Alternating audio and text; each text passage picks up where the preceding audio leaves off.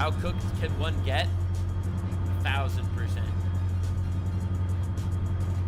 369 for the mean. All right, maybe, I don't know. We'll see. Did you see Dr. Mike reacting to him talking to the 20 anti-vaxxers? I didn't see it, but I don't know. Maybe I'll look at it. So I was made aware of some Dr. Mike drama after all this. And it's a little scummy. Bro was doing like this big COVID lockdown thing. And apparently he was caught partying on a yacht during COVID after he told people to social distance. That's really slimy. But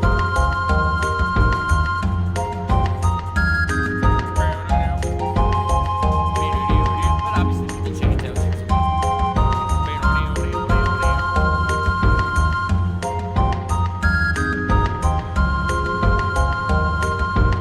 The UK government did the same. Yeah, well, the UK government's cooked, man. I don't know what to tell you, bro.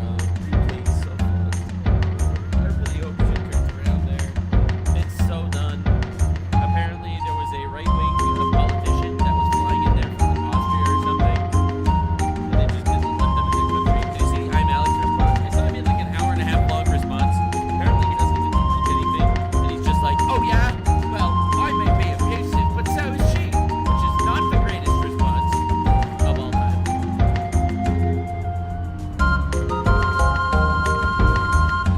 A teacher in MS added students' faces to AI porn. Oh my fucking god, are you serious? That's crazy. Those take the better take. True! Not the greatest response. I was being facetious. They banned all ninja swords. Yup, that's the solution. Problem solved. No ninja swords.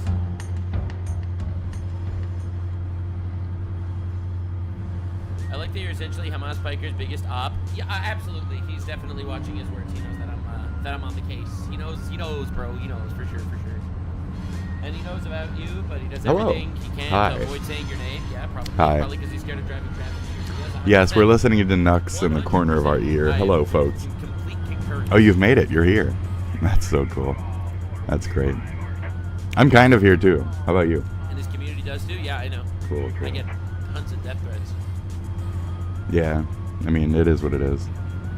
Tons of death threats. So I'm going to keep him on mute, and I'm going to put him in the corner and rack up my time on his channel here. Hi, welcome to the show. Good morning, folks. Scootaloo. Let's get to where the fuck we're going to. Okay. Now, I have some very important things that I want to cover today. Besides Nux making another Hassan is, what, is he like 1,000% fucking... He's like a frittata at this point. I mean, what? 360. What? 360. 360% fucked. He's buying an Xbox. Xbox in heaven. Or wait, an Xbox in I don't know, Jahannam. I don't know.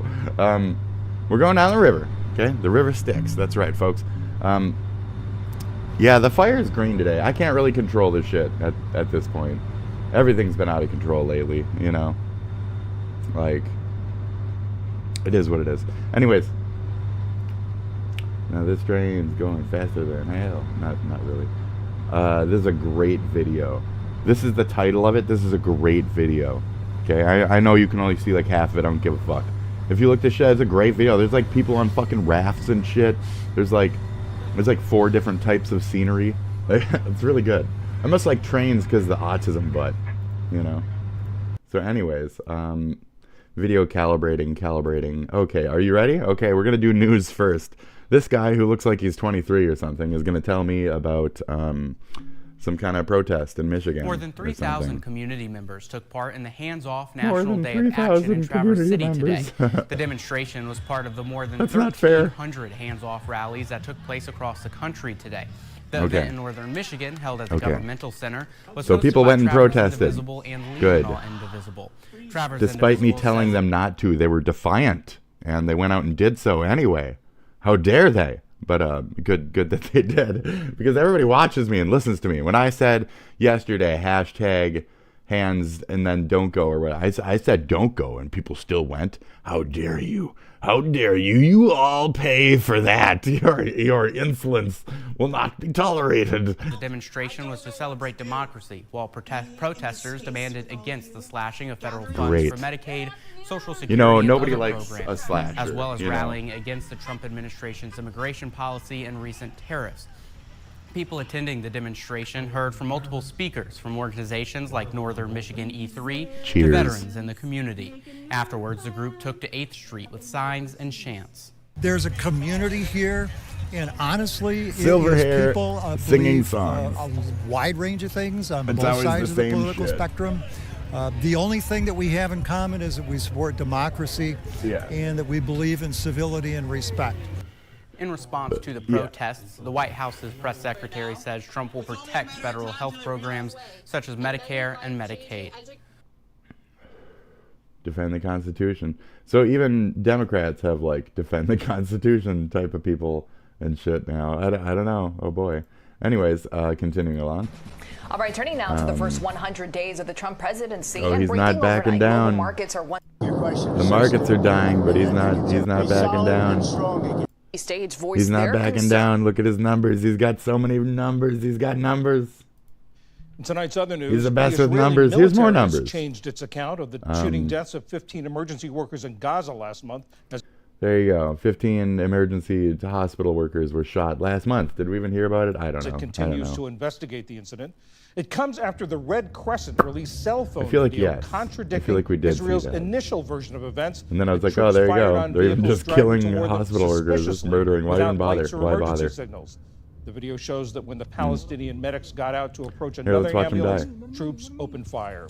Great. The UN said it found the workers' we don't get to watch them die. later. According to the they found their bodies a week later. Wow. Just mobbed like fuck and left there to die. Oh, okay.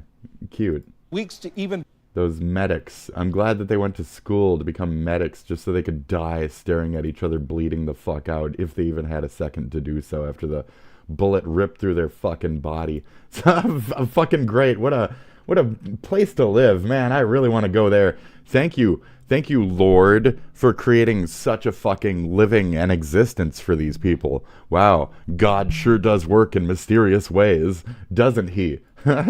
Shit. Anyway, okay. It's just very, very scary overall. Okay.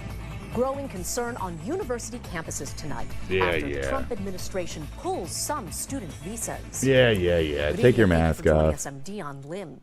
Some Take your mask off. International students studying at UC Berkeley and Stanford are being told to leave the country. Okay, leave the country. ABC7 News reporter visas are being revoked for us on the Cal campus with details and Palestinian demonstrations. For students sadly ironic that has tied to political activism.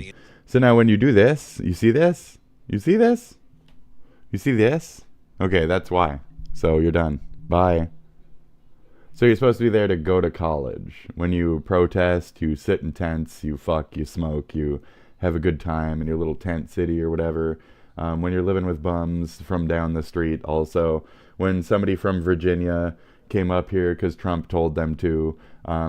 When you're just putting a bunch of free Palestine shit all over the fucking campus. As far as I'm concerned, if any of these people are not from this country and they're here on a student visa, they can get the fuck out if they're not properly learning and my country is paying for them to learn and shit. Or even their country is paying for them to learn.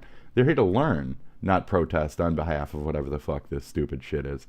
And if they were actually smart, they would wait until they were graduated and use their betterment to betterment.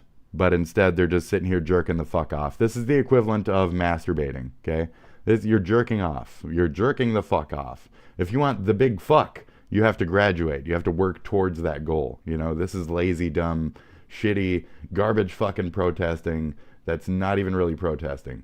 It's just people doing meth on the front of college campuses. Like, what even is this? So, fuck right off. Goodbye. So if they're taking visas, they're taking this and that's it. I don't really buy, like, check everyone's ID up in this bitch. And then kick them out. You're not supposed to be doing tent cities on the fucking front stoops of college campuses and shit. We have, like, dorm rooms and shit for this, you know? Anyway, as far as living is concerned. Yeah, this is dumb. So this is not like, you know, a park downtown. You know, this isn't a park downtown where you do meth with Leonardo the turtle. He's not actually Leonardo the turtle, but he thinks he is. He's got real leadership skills either way. Anyway, Because South Sudanese community is reacting to news impacting their families here I feel like abroad. she's reading something up here while at the same time keeping an eye on me. The Trump administration announced this weekend it's revoking all visas and preventing new ones for South Sudanese passport holders. Arbella Put the teleprompter a little bit more down. Chara Petch hasn't seen her mother for 28 years. In that time, Petch has had 4 children. What is this? Nebraska community organizer reacts to restriction of South Sudanese immigration In America. So nobody wants any immigration. And her 6 siblings to. We could potentially lose a lot of family members. Lincoln to raise awareness about what's happening in South Sudan. With the latest development, they're looking to do more and put another protest together. So they want to get on it too. You know, everybody wants a protest because of some back home shit here. And it's like, you know, our troubles are not your troubles. And when you're taking away like our students and shit and making them focus on this dumb shit, like that's where I'm like, you know, you're fucking them out. You're fucking over their futures in a different way. So I get it. You're protesting. Again, graduate and then use your stronger, you know, graduation brain strength to get some shit done. Otherwise, you look like a weak fool. A weak fool. Okay? Let a weak fool tell you that. A weak fool would know what a weak fool looks like. Okay? Thank you. At least 17 dead amidst flooding and tornadoes. Okay, we checked it out the other day.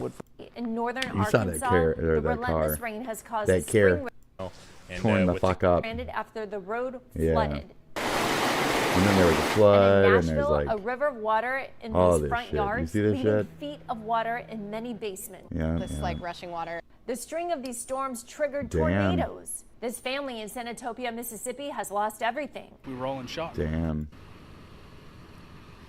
Very hard. Yeah, it's hard to talk about it.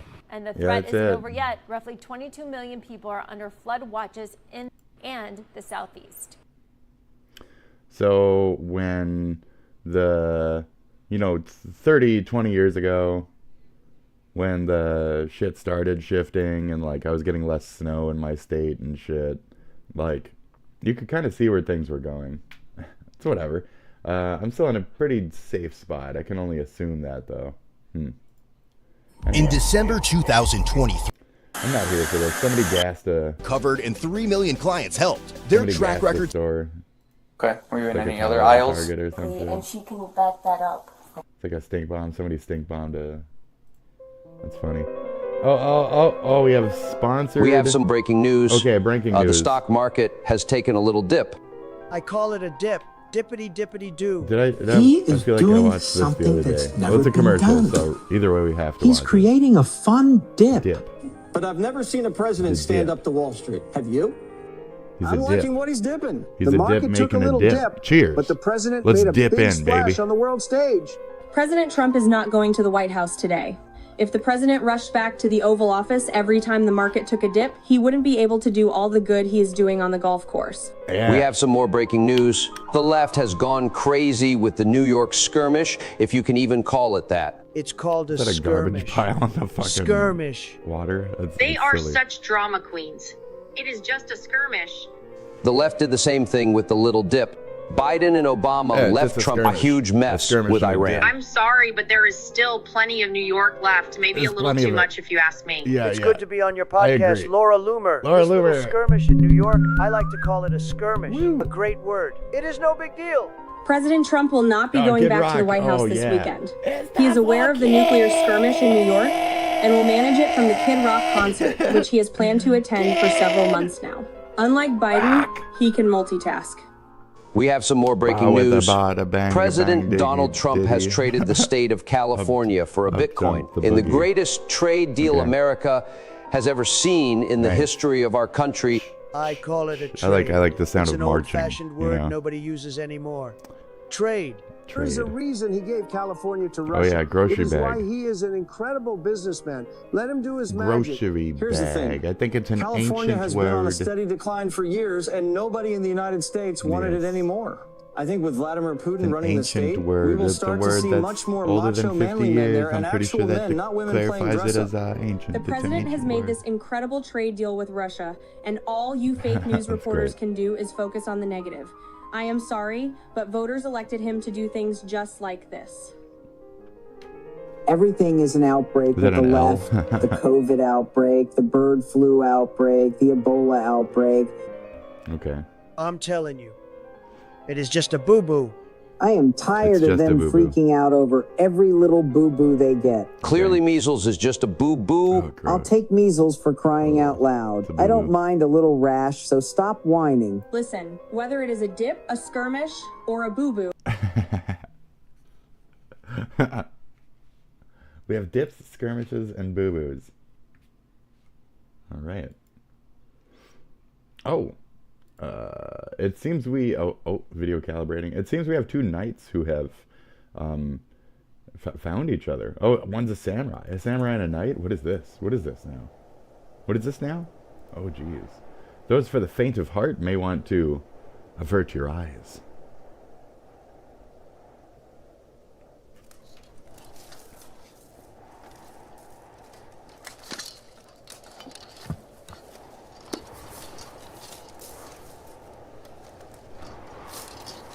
Okay. It's getting shady.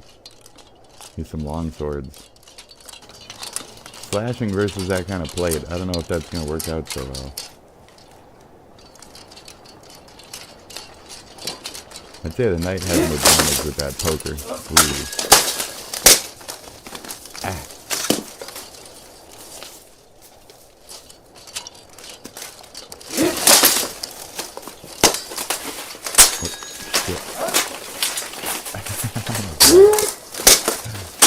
Damn.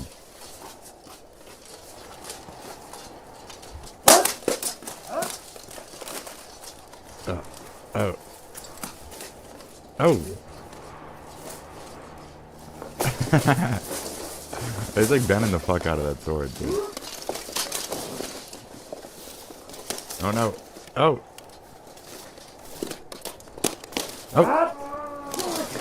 Oh. Oh, I thought, oh shit. Oh, he got him with like a little washizaki then. He got him with the little tiny guy, little Tonto. That's nice. No? Oh. Oh, we don't know what. Oh, jeez. Oh, it's brutal. Oh, jeez. Fuck.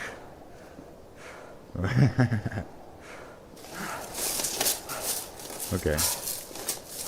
We stab each other? That's good.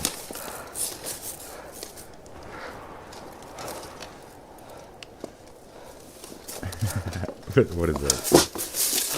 It's like after.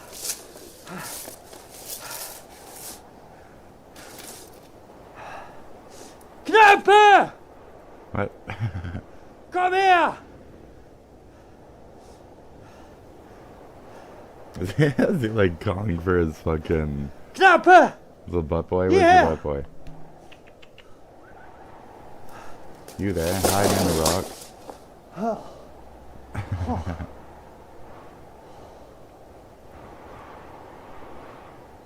Okay.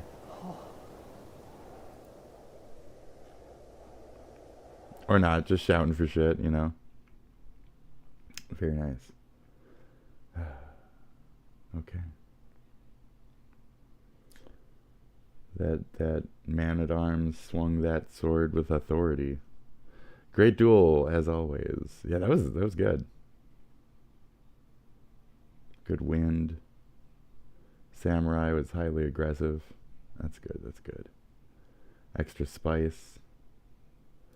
Samurai fingers. How have you guys not broken your fucking fingers, right? Like, how have you not completely wasted your hands yet? Anyway, oh, because it's fictional. Oh, the one guy's dead. That's why. Yeah. Good job.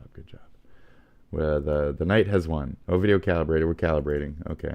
So this is a surprise to nobody. Shit. New York City woman who decked a pro-life activist claims that she was provoked into violence. That's right. You made me punch you. Of course. Sorry. Claimed her antagonistic victim goaded her into violence. Rivers wrote in a Facebook post. So she even goes and puts out a Facebook post. And everybody, please go sit your stupid ass down. Bro, it's over. I'm not pro-life, but we need to let women choose. Your behavior is unacceptable. Why would you go out and make a post about this? Social media is probably the best thing that's ever happened to the police. I will not allow my image to be defamed by this woman's actions. Anyone who knows me knows how respectful I am. The fuck? How do you type this shit, bro? What are you doing? Are you crazy? I don't even litter. There's no way you believe I'm punching people for disagreeing with my POV. I do believe that. Things took a turn when Craven asked whether foster kids should be killed because they're not wanted, and Rivers responded, why not? Wait a minute, not only did you punch this girl in the face, but you also says that they should kill foster kids because nobody wants them? This bitch is crazy. She's crazy. Okay. She's crazy. All right. This is the whole thing. You don't get to kill the baby just because their dad didn't want them. You can. Should we kill the kids in foster care? Why not? Why not, if that's the case? We should kill the kids in foster care that aren't wanted? Who's going to take care of them? I need to know the percentage of people who take children from foster care and abuse them and molest them. I love it. Within context, it's even worse. What an era we live in. Well, I'm not the one who admitted they would be okay with killing babies in foster care and killing children that have been abused. That's not the point. What I'm saying. That's really. Yes. That's what it was. That's what really they got her with. Ooh, I felt it coming too. She's even out there tweeting. These are the problems I have for real. The problems you got for real. You got a problem of going to jail. Bitch, you are fucking. Then she you are started crazy. Throwing hands because she got her feelings hurt because she got made to look stupid. And I can tell probably a person like this probably gets made to look stupid a lot. I got a feeling that she started throwing hands. She started throwing hands because she got her feet started throwing hands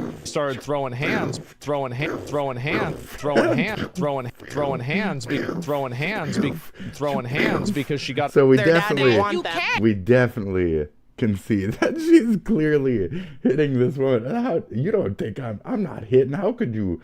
That's I would never do that. There's no way you believe I'm punching people for disagreeing. Oh, no, I don't believe her at all. I don't believe her at all. The problems I have for real. And she got her feeling throwing hands because she got her feeling. And then she started throwing hands because she got her feeling. And then she started throwing hands because she got her feelings hurt. Because on hands because she got her feelings hurt. Because damn. She got that made sucks to look too. and I can glasses. Tell probably a person like you this always get like the corner of the glasses bury into your fucking face and shit too. This is not the first time that somebody's made her look stupid, and it's probably so she just fucked her glasses not be the last time is another part of that. So fuck that dumb bitch. Okay. Oh my God, there's more of this. City anti-Trump, anti-fascist protests, and I have one question: where the fuck is Gen Z? At home, masturbating, gooning, working, gooning. No, sir. Gooning. Is this thing on? Gooning. Gen Z is gooning. They're gooning. Okay, they're gooning. Well, they go bald. Okay, Gen Z has a balding gooning problem. You don't believe me? Here, watch. Does Gen Z have a balding and gooning problem? Here, let's ask Rock. Okay. Does the Gen Z have a gooning and balding issue? Does the Gen Z have a gooning and balding issue? Are they?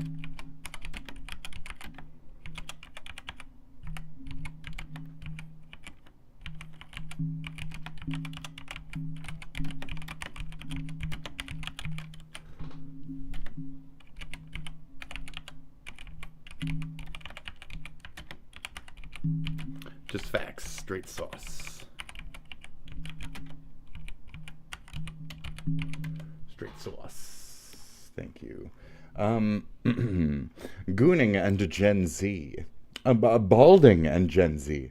There's some discussion about whether Gen Z is experiencing hair loss or noticeably more than past generations. For some reason, this is true. It's now hitting. It is hitting. Some online forums, like Tiredness, have Gen Z folks lamenting early thinning, balding, baldy bald. Some guys as young as 17 going fully bald. But is this unique to Gen Z? Not necessarily. Something about a China study. I don't give a fuck about other countries. There's no direct link between gooning and balding. That's right. So you can go ahead and stroke it as much as you want. That's not the thing that's making your hair go away. Okay, great. Still, there's no solid proof that Gen Z is balding any faster than millennials or X. But maybe faster than boomers. So eat it. Does Gen Z have a gooning and balding issue? Gooning, a thing they do, not a crisis. Okay. Okay, that's good.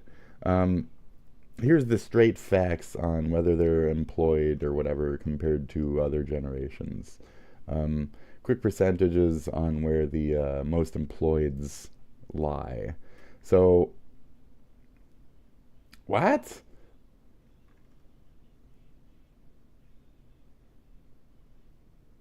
Oh, it's how much of their teens were employed. I get it. I was like, why does it say teens and young adults and shit? So what percentages of each generation's teens were employed? Okay, that's actually even more interesting. Millennials, period, the highest. Gen Z, young adults after that with 68, but otherwise they're at 71. So millennials and Gen Z. Gen X is the hardest working with 79% with their teen workforce. So there you go. It kind of dithered off after that. Boomers, 12%. Basically no boomer teens had a job. Okay, good to know. So there's a massive spike, though, in X-Gens and millennials as far as, like, expected workforce for teenagers. Or just wanted. I would say wanted, because that was, like, the 80s, 90s culture, and it was more about, like, shopping and shit. So people were, like, encouraged to get a job, because then they could buy shit that they wanted. Oh, my God. It's almost like capitalism was fucking at a peak and working well. Anyways.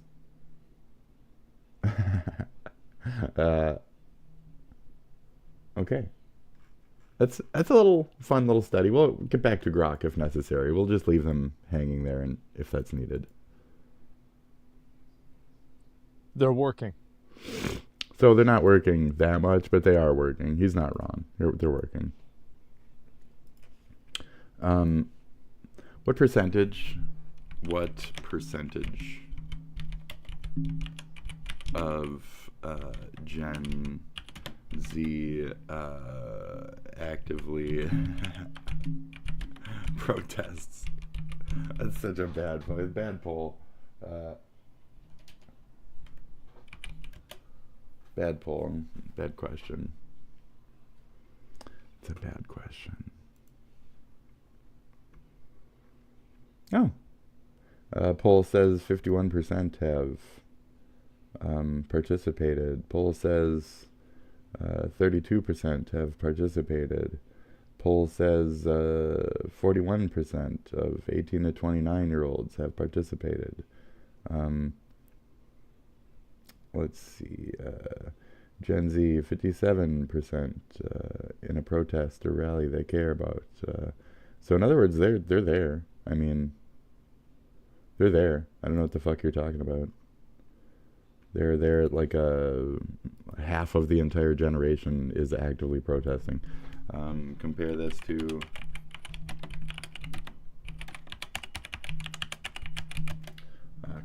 millennials.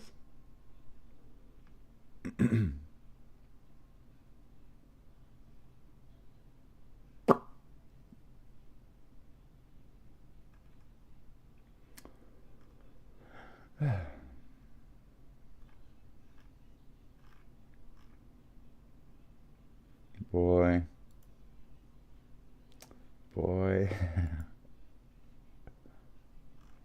It's thinking about it. Okay.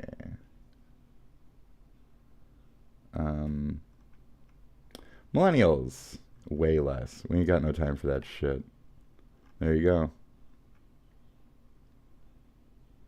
Oh my god. Raw numbers? Do the raw numbers part. Straight comparison. Gen Z. A little over 50% actively protest. Millennials, about a quarter protest. So, Gen Z protests outpaces millennials by 20 to 30 fucking points. Amazing. 50% plus comparatively and actual physical turnout. So, this bitch is dumb, and they are there en masse compared to anyone else, really. It's going to be the old silver-haireds and then, like, the younger gens. That's how this is panning out. These people are cheering. They're talking like it's just the 60s. It's like the 60s, and they're having conversations. And oh, God. Why are you wearing that? And who are you? Now it all makes sense. It's all a nostalgia trip for boomers to fight against computers. Yes. And I mean, kind of. Oh, no. Yeah, That's what it all is. Yes. They're cosplaying. Okay, normally I don't give you that angle. But I think here, this is funny, and I think he's a little right on that. It's like, so for the boomers, it's like their youth. It is a nostalgia trip, huh? And then for the, for like the Jones generation, the little bit younger than them, it's like their chance to finally participate in that grand, fight the, fucking Vietnam participation type of shit. So they get to like grandstand and shit like never before. Isn't this fun for all shapes and sizes? This is their version of going back and playing classic WoW. Yeah. Interesting. Walking slowly. Okay, There's I like no that. fight I like here. that comparison. There's no youth here. It's all 30-somethings and their children. And then seniors, and God bless everybody who showed up today, but I'm really fucking disappointed in the youth turnout. Where is the abortion youth is turnout? God's plan. This is They're working. Bitch, no, they're there. They're there. And also, I think a lot of young people don't have as much investment in the stock market. So the tariffs don't seem to be as much of a tangible evil to them because they don't get to observe the negative effects. So you're just riding this like young folks don't care about the stock market theory that you just developed the other day. Big surprise that a bunch of old people that have capital are mad about their capital gains going down. Who could have ever guessed that? And also Security. A lot of young people are moving away You pissed them off to begin with by poking at their Social Security. It was only a matter of time. From this too. Because they see this and they're like, well, this is my future and I don't want to sign it away to like some illegal immigrant. I don't want. No. Wrong on what you just said after that. But this is why we're gathering together and working together as left and right. And this is something that scares the more conservative types because like what we're working towards is that denazification of what the government has become. And ultimately this is the like second or third wave of that like Tesla togetherness that the initial Nazism has caused. We're starting to march into actually concentrating on where to put the numbers that matter towards the things that we want, and judges are making calls to bring peoples back to spots where they don't belong, but it's okay, it's because it's America.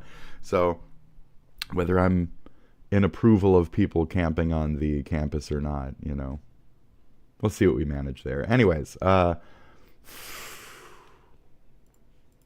want to sign slippery it away. road. Is this like I'm skipping this it's bitch. like I ain't here for this. It has the same conceptualize the idea that somebody has prior engagements or obligations on the weekends because they've. So yeah, that was a hands-off person. Freaked out because there was no youth there. They're probably there. And it's not because the youth is moving to the right. And it's not because they have or have not been brainwashed by anything. What portion of the youth vote. Gen Z and millennials. Alpha is red or blue. Which way did they vote?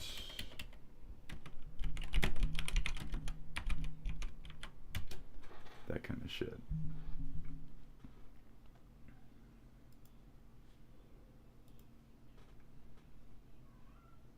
Oh. Asmon doesn't do this? I guess not. Anyway. Gen Z, roughly.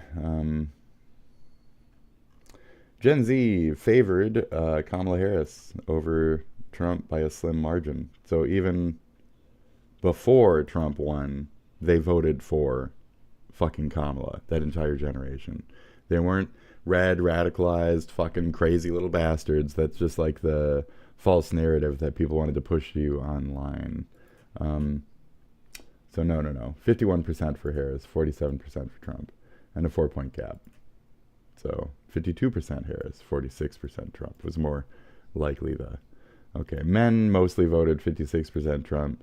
Women were 40% Trump. Okay. Race split. It's whatever. I don't really care if we need to go back to that. Millennials. More for Trump. More for Harris on the women. More for Trump on the men. That's rough. That's rough to hear, guys. Millennials, come on. Shame on you. Black millennials. Oh, that's Harris. I thought that was said Trump for a second. I thought that... Whew, I was going to say, what the fuck? Okay. So no. Blue lean. We red lean. So no. Wrong. Incorrect. There isn't voting yet for the alphas. All right, good. Youth.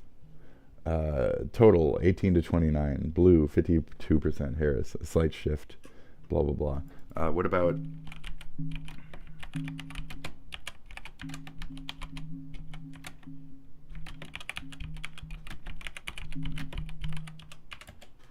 What about now, 2025, 3 months after Trump?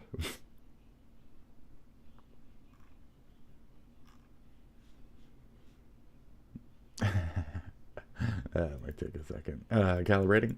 Lived a life of privilege for so long that they don't even understand that many people don't have the privilege to go out and protest. They don't.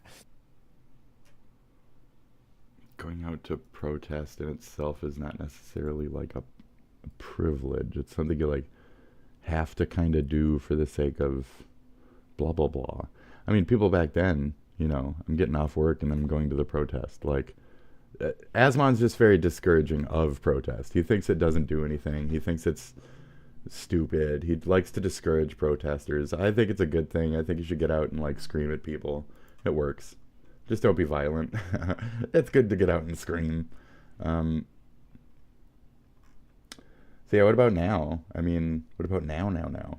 It's still pretty split, but it's mostly 52%, 50%, 52%.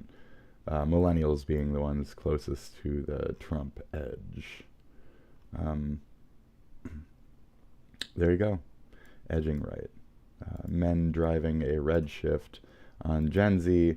This is saying probably. This is assuming maybe 52% now. But it's not like a major thing. It's only that 1 or 2%. So, there you go. And then Alpha didn't even know. I wanted to see if it wanted to assume anything about their leanings. It did not. So, there you go. Okay. Life was a lot easier back then. You're just going down the train, going down the river, going down the train. You'd be looking at each other again, going down the river, going down the train. You wave to your friend going down the river. As you're going down the train, you're going down the train. You feel it on the tracks. You're going down the train. You're worried about the rocks? Don't worry about the rocks. We're going to play our horn. We're going down the train, going down the tracks. We're going down the tracks. We're going down the train. We're going down the river. We're going to see our friends soon enough. We're going to see our friends coming down the river as we're going down the train. We're going to wave. We're going to wave at each other. It'll be a nice time. I've been looking forward to this for the last hour now. Been looking forward to waving to my friend as he's coming down the rapids. He say, "You coming down the rapids?" I say, "I'm coming up the tracks." I'm coming up the tracks. He's coming down the rapids. We're gonna say hello to each other right there, right quick.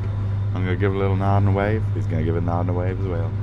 We'll be right on the way, right on the way. Going up that train up the river. going up the train on the river. Down the rain. Oh, calibrating. Oh, shit. Like many people, this is another really big thing, is that they have like elderly parents or grandparents or some sort of other person that they're a caretaker for. And so they have to invest time into that. No, the olds are going to the protest. Anyways. They have to maybe help with a family business as well. They have maybe, let's say, like there are kids they have to help take care of. Smoking weed. On the weekends because, you know, they can't afford childcare. Basically, we... Dailies. Somebody said, shut up and do your dailies. We have a spectrum here. Dailies, you got to do dailies. You got to do your dailies, bro. Poor, the closer your life is to playing co-op. And the closer you are to being rich, the closer you are to playing Honkai Star Rail with autoplay while you're being a whale. So you have to run, and you have to use your thighs and calves at the same time. Here we go. You can't do this? Do you understand? Like, think about how I can at least get a few meters. Like, you can't even do anything. Breaking my things. I can get a few meters. You can't move. Everything takes so... Oh, there it is. Okay, another one. All right. Oh, God. Jeez. Student loans. Oh, what's that? Have to crawl. Wait, a minimum balance for my bank account. Wait, what? I have a... Wait, what the hell is this? An overdraft fee? What's an overdraft fee? What's this here? Oh, God. Damn, so I have to pay money for my bank account to put my money in the bank account? What the hell is this? Oh, no, I can't buy in bulk because I don't have enough money to invest into that. I can't afford a Costco membership. Oh, God, jeez. Okay, no, I can't afford to buy a good car that's... jeez, I'm late to work again.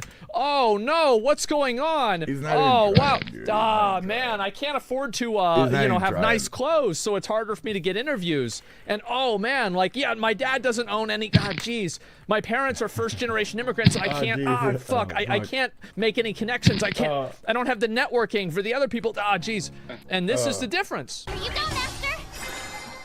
Azure Dragon, white guys. So, my dad owns the company, and so as soon as I graduated from college that he got me into because of my legacy. And it was really hard, and I really struggled along the way, and I was homeless for a while, and... My legacy connection to the university, I was able to immediately join my father's company, and I started off making $150,000 just in the mailroom a year, and I was able to also connect with some of his his connections, and then all of a sudden I was a lead designer for a new game that allowed me to basically even advance that even farther and be able to invest my money into this startup that was able to return 10 times the value, which allowed me to buy my first home. And what it does is it just runs a plugin that automatically creates environments, and then I use that on the game, and I just kind of lazy shit it out. And that I bought from another family member and then I just hired somebody in Korea to finish up the rest of it real quick. I just outsourced the rest of my actual lead design work. Sold it to me at a discount. Using my plugin that I had somebody else create for Unity or whatever. I have to buy a new car this year because I've had this car for 3 years. Yeah. And so, you see how this happens? My McLaurin is really getting old. Yeah. Have I made my point? I have? Lovely. The upper class mind cannot even comprehend this. This is the reason why they...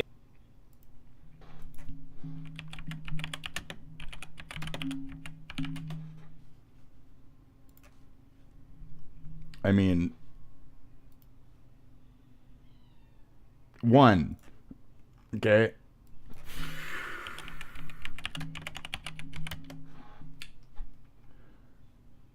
2. How's that Nux video coming along? Let's check this out. All right, these are the weapons, right? These are terrorist weaponry. Oh, shit. Get him, Nux.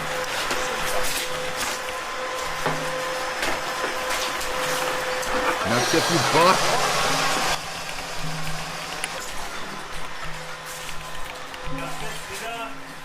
That's pretty fucked up, man. Yes. All right.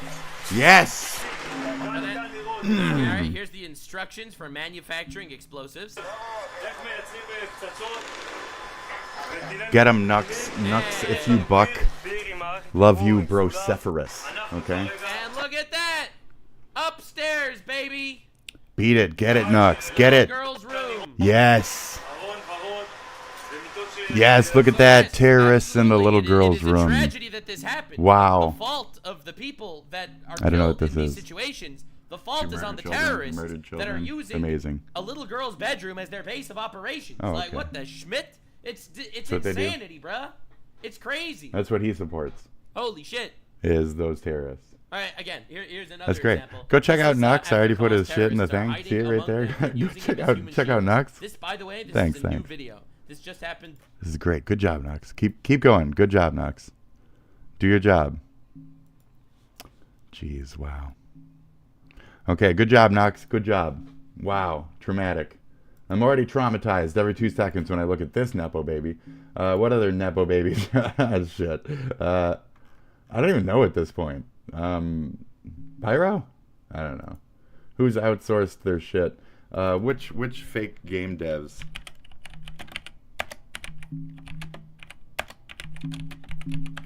Like Jason Thor Hall.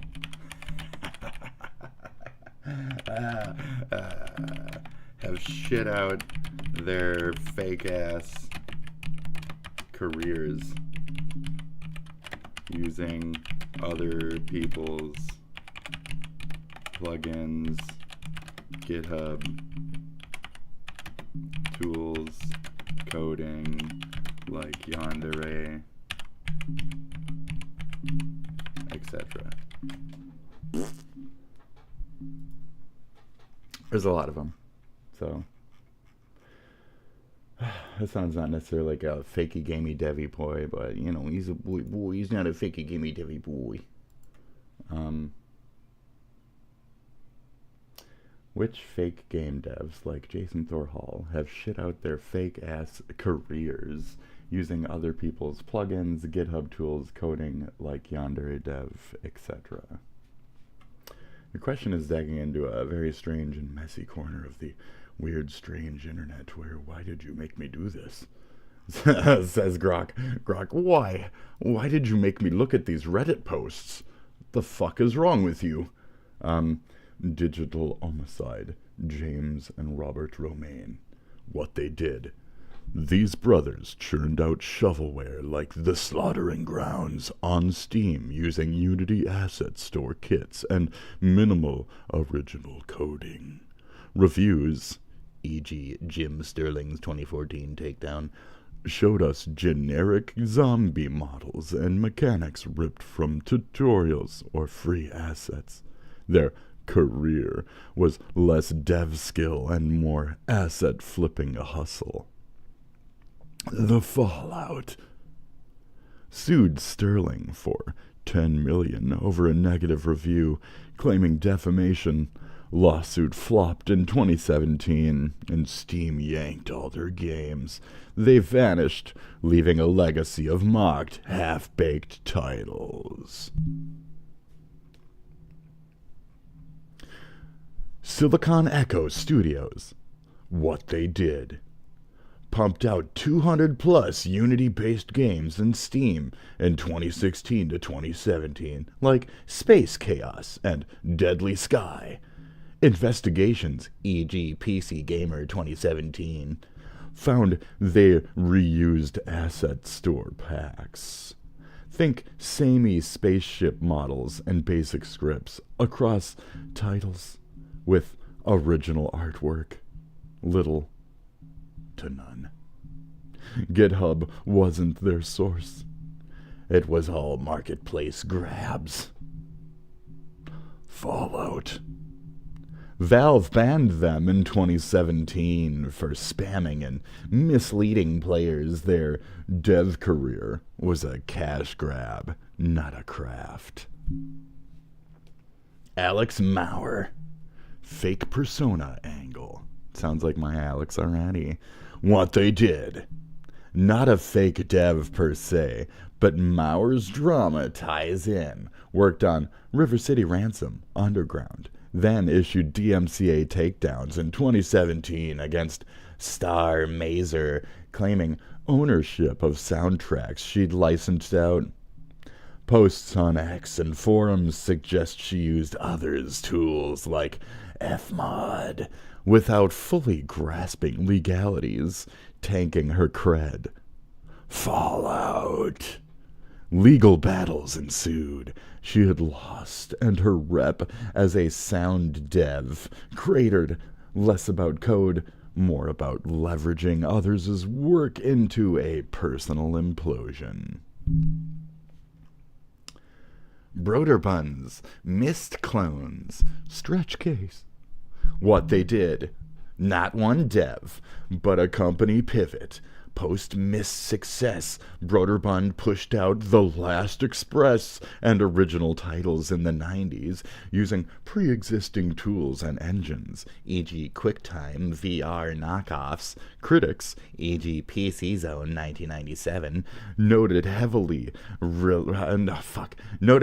reliance on third-party tech with clunky integration, not unlike Yandere Dev's asset soup. Fallout. Last Express flopped commercially, despite hype. And Broderbund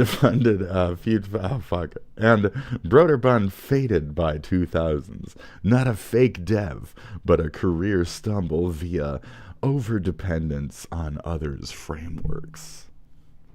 Jason Thorhall. The Control Case. What he did. You named him, so let's check him. The ex-Blizzard employee. 2004, 2010-ish, per hits of 2016. Now runs Pirate Software. But built hardbound using Unity, but he's upfront about using accessible tools like Aspirite, free if compiled from GitHub, and GIMP. No evidence he's shitting out a fake career. His code's not public like Yandere Dev, but he streams dev work, showing competence. Critics might jab at his Blizzard 2 indie flex as overhyped, but he's shipped playable builds, arguably. Fallout. Still kicking as of 2025, no major scandals. There's a couple. We can move on from this. Pattern match.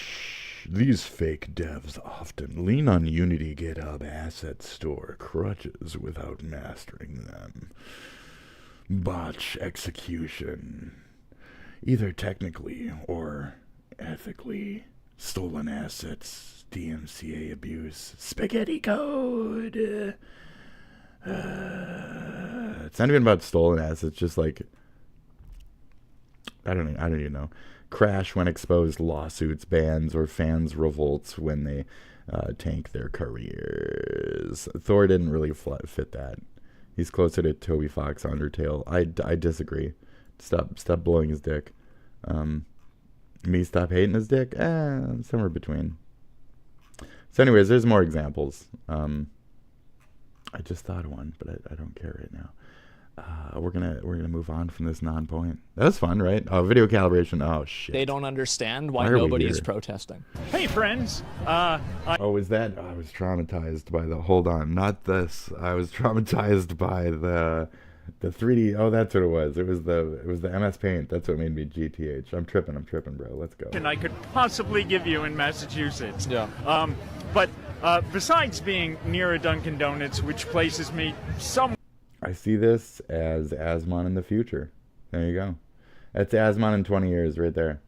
Somewhere in Massachusetts. I mentioned I'm at the. That's Asmon in 20 years. Hands Off Boston great. March, Yeah. and it is the slowest march I have ever been in, and I could not be more happy about that because. Why is it the slowest march you've ever been in? Okay. It's because old people don't walk fast. That's the reason why. That means that the There's nowhere to streets go. between the park and City Hall are entirely filled with people who like are here. you making broad arm movements, so they're giving way too much space for each other. You know, you got to tighten it up, get a good strut going, folks. Let's get some marching. March. Because they're very angry about what's going on, about Trump and fascism. That's true, trying to it's true. That's why they're there. Many reasons. They're clapping him. He doesn't want to even be on there. He doesn't want to. How is he trying to control the media? Doesn't every president try to control the narrative? I mean, they try to control their own narrative, but one of the things that Trump's has done, for example, is the renaming This guy's the not Gulf of Mexico. The question and then not allowing the Associated Press to. I don't care about the Gulf of Mexico. Something about his relationship with. See, this guy needs a raise. They need to pay this guy more. The media. This guy does not need a raise. Okay, he doesn't even say anything. I mean, can I see that? Can you hold that up? I'm just curious. All right. I'm not here for the these. So those are two people who were there on behalf of some fucking stupid internet shit. The title of this is "Protests Aren't Even Real." The Trump protests are totally real, dude. He's trying to bank off that commentary that Elon had about everything. It's George Soros. George Soros is like dead, dude. He's got fucking 3 feet in the goddamn grave, dude. Like, his dick hasn't moved in forever. That's 1 foot. You know, I'm pretty sure he's in a wheelchair. I don't think he moves much. That's the other 2 feet. So. To save democracy, obviously. It's so like pay 2 for feet the under, bonuses. dude. Yeah, He's like yeah, gone. it's boomers He's like that are gone. cosplaying the 60s. This is their version of classic WoW. That's cute, though. It's a cute little commentary. And they will say, we want to go to this school board. Any of us are looking. This. Turn our allies against us, steal our money, throw 71 million people off Medicaid that people. They sped him up so he sounds a little crazier. No ideas. All you have is hate, racism, He is crazy, stupidity, though. and greed. That's me in the future. A round of applause for that Yes. right there. He has been waiting a while for that. You have hate, that was stupidity, and greed, and anger. I mean, I'm going to be honest, it's pretty smart. Yeah. I'm sure the old dude said some shit. I say some shit, Mention too. Social Security is not an entitlement. It's something that put in 8% of every one of my pay. Part of the whole, like, fighting the SWAS by having it as a symbol is you're still kind of perpetuating the symbol. That's why I try to hide it behind his ear a little bit here. I did have it like front and center for a while. I didn't feel right about that.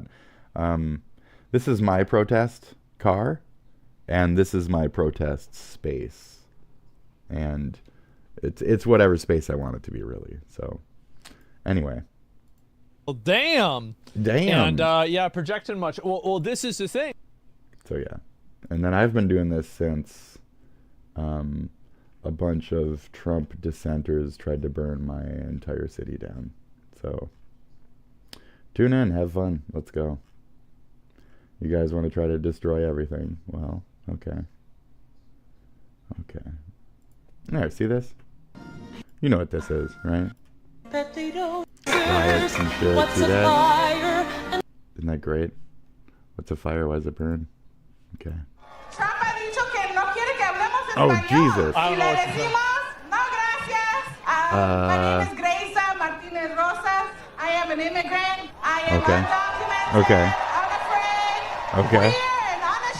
Okay. Let's Why go. would you go up there and say that? Why would you do that? The White House responded? That's what she does. Oh, She licks.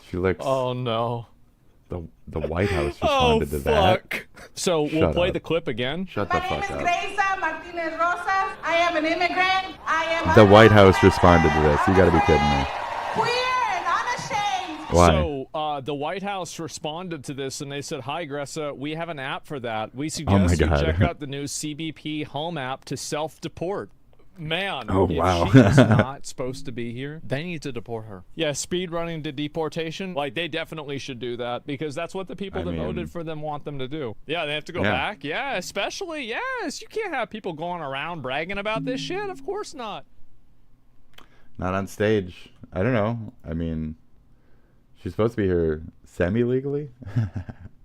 The Hobbit movies are good. I will not have you talking shit about the fucking Hobbit movies, dude. Completely forgot. That was a plot point in this. Shut up. Else I can give it credit. Dude, the Hobbit movies are fucking great. Hobbit movies are great. Shut the fuck up. When they get in the barrel, do you have the barrel scene? Can I get the fucking barrel scene? Dude! Give me the barrel scene. The barrel scene.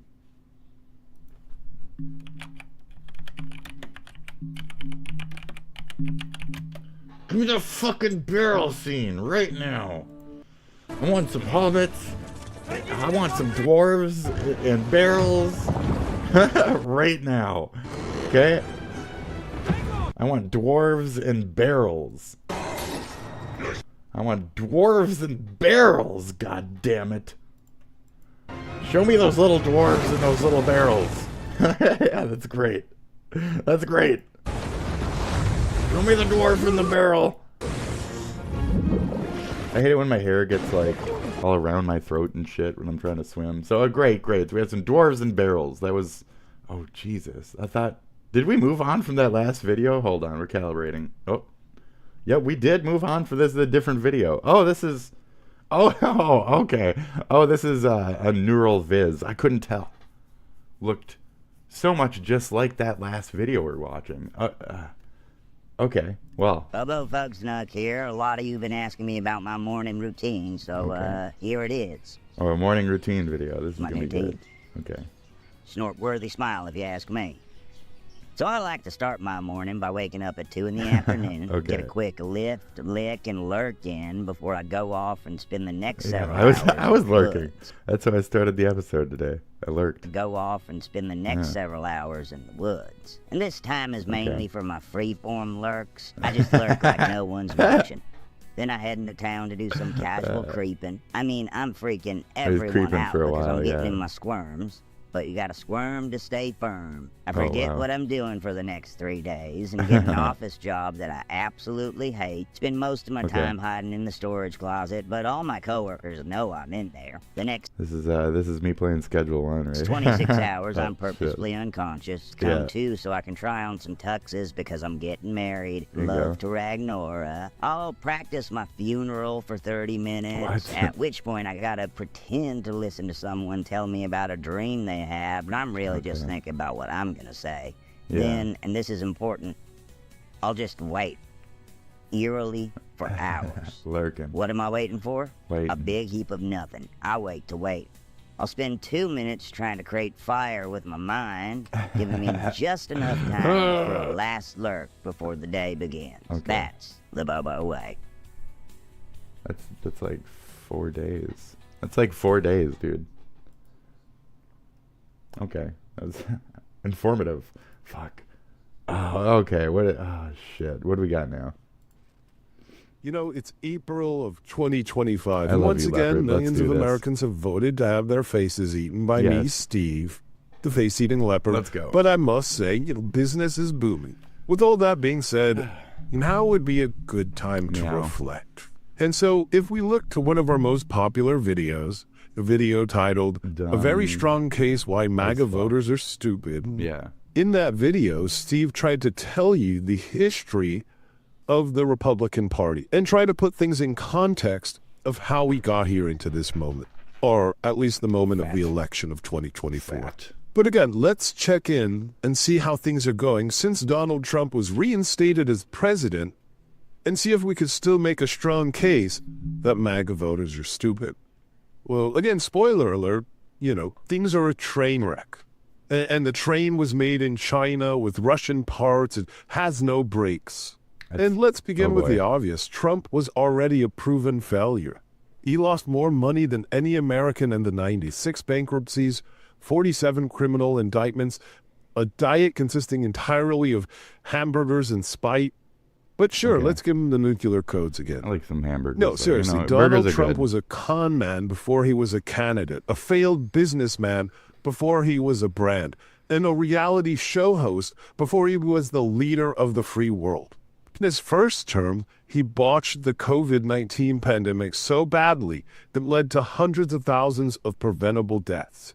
He tried to bribe Ukraine into smearing his political rival. He was impeached twice, indicted, incited a violent coup attempt, and spent more time yelling at dishwashers than addressing climate change.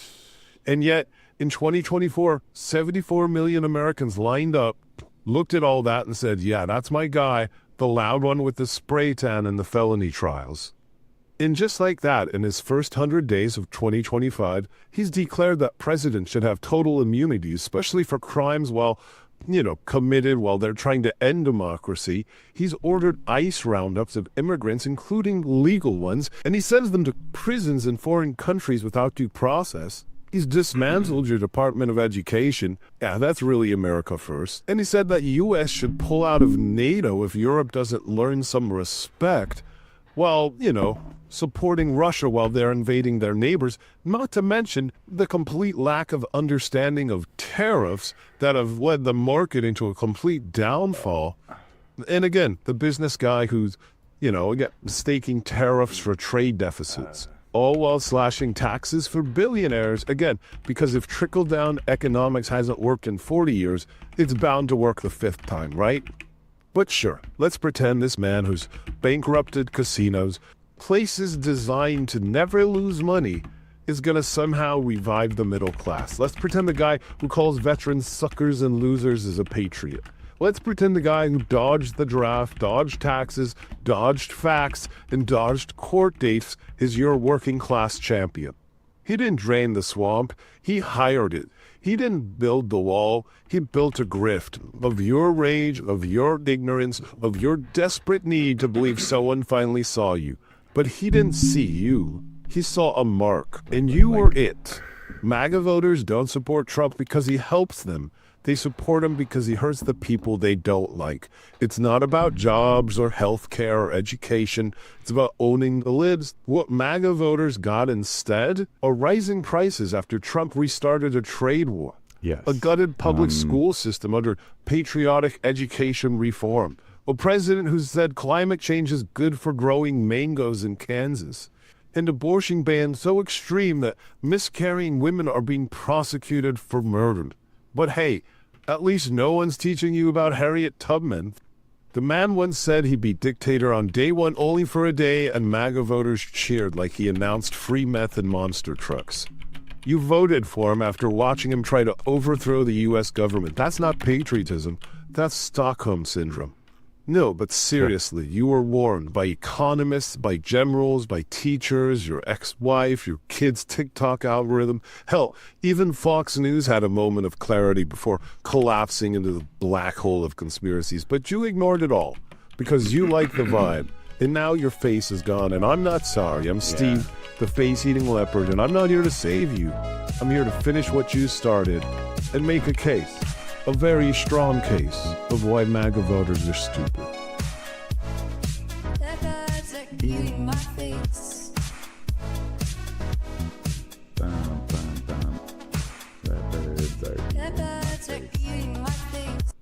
Great. It's another leopard. Uh-oh.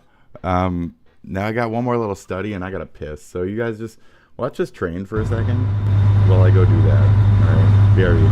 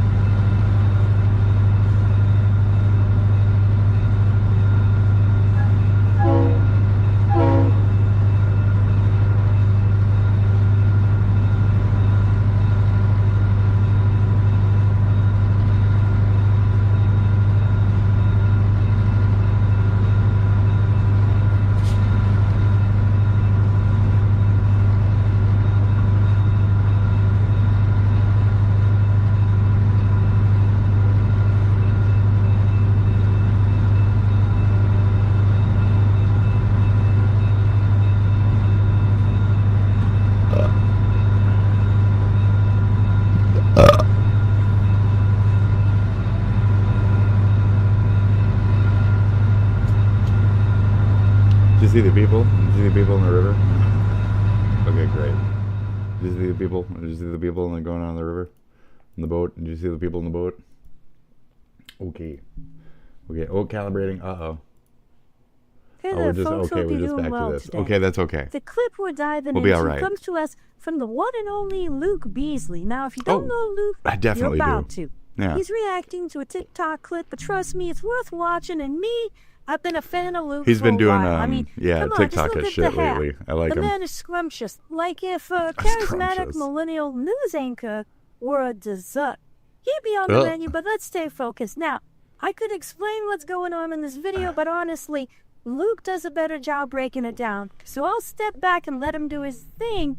A son asked his mother about the current news and Trump's crashing of the stock market, and this mother is a supporter of Trump. And so, without her knowing, a little secret camera there, she gave her take on why the stock market is crashing.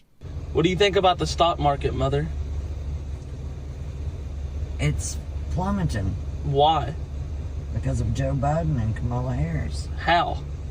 Because they've got our country in shit shape. And now Donald Trump. And so there, we saw, there are some real ha-ha moments, but also that are kind of equal parts cringe and comedy where you laugh, but you also feel that secondhand embarrassment creeping in. But underneath the laughs, there's something deeper. Something kind of unsettling, actually. Okay. Imagine being a young person today.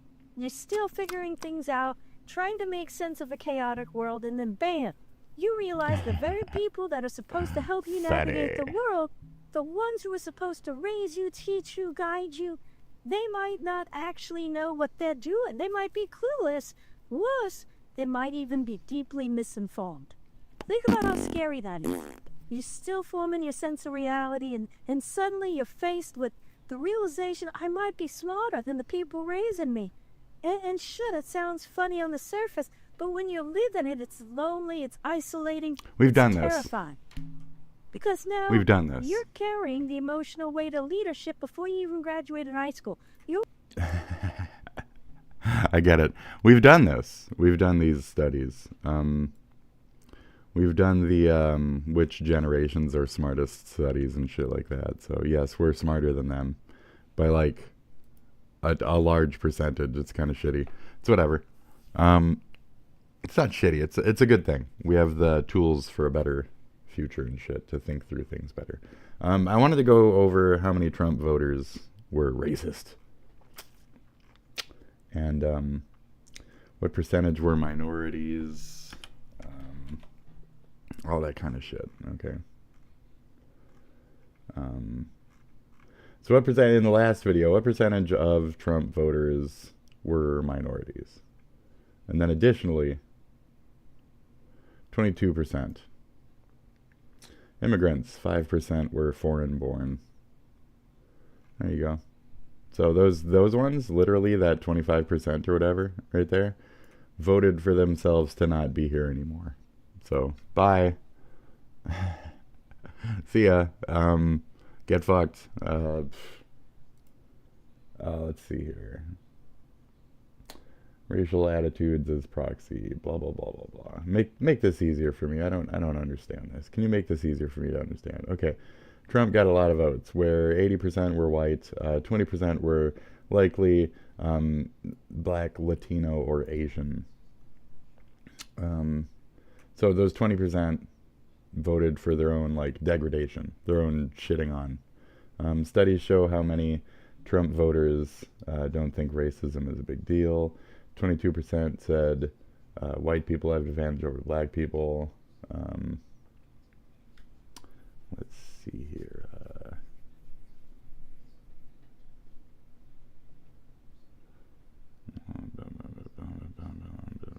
Migration, minority voters, blah blah blah blah.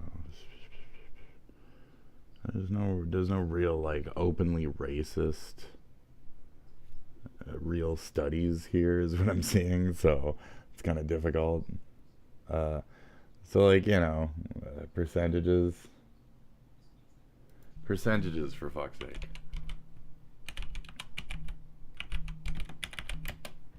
Percentages for fuck's sake.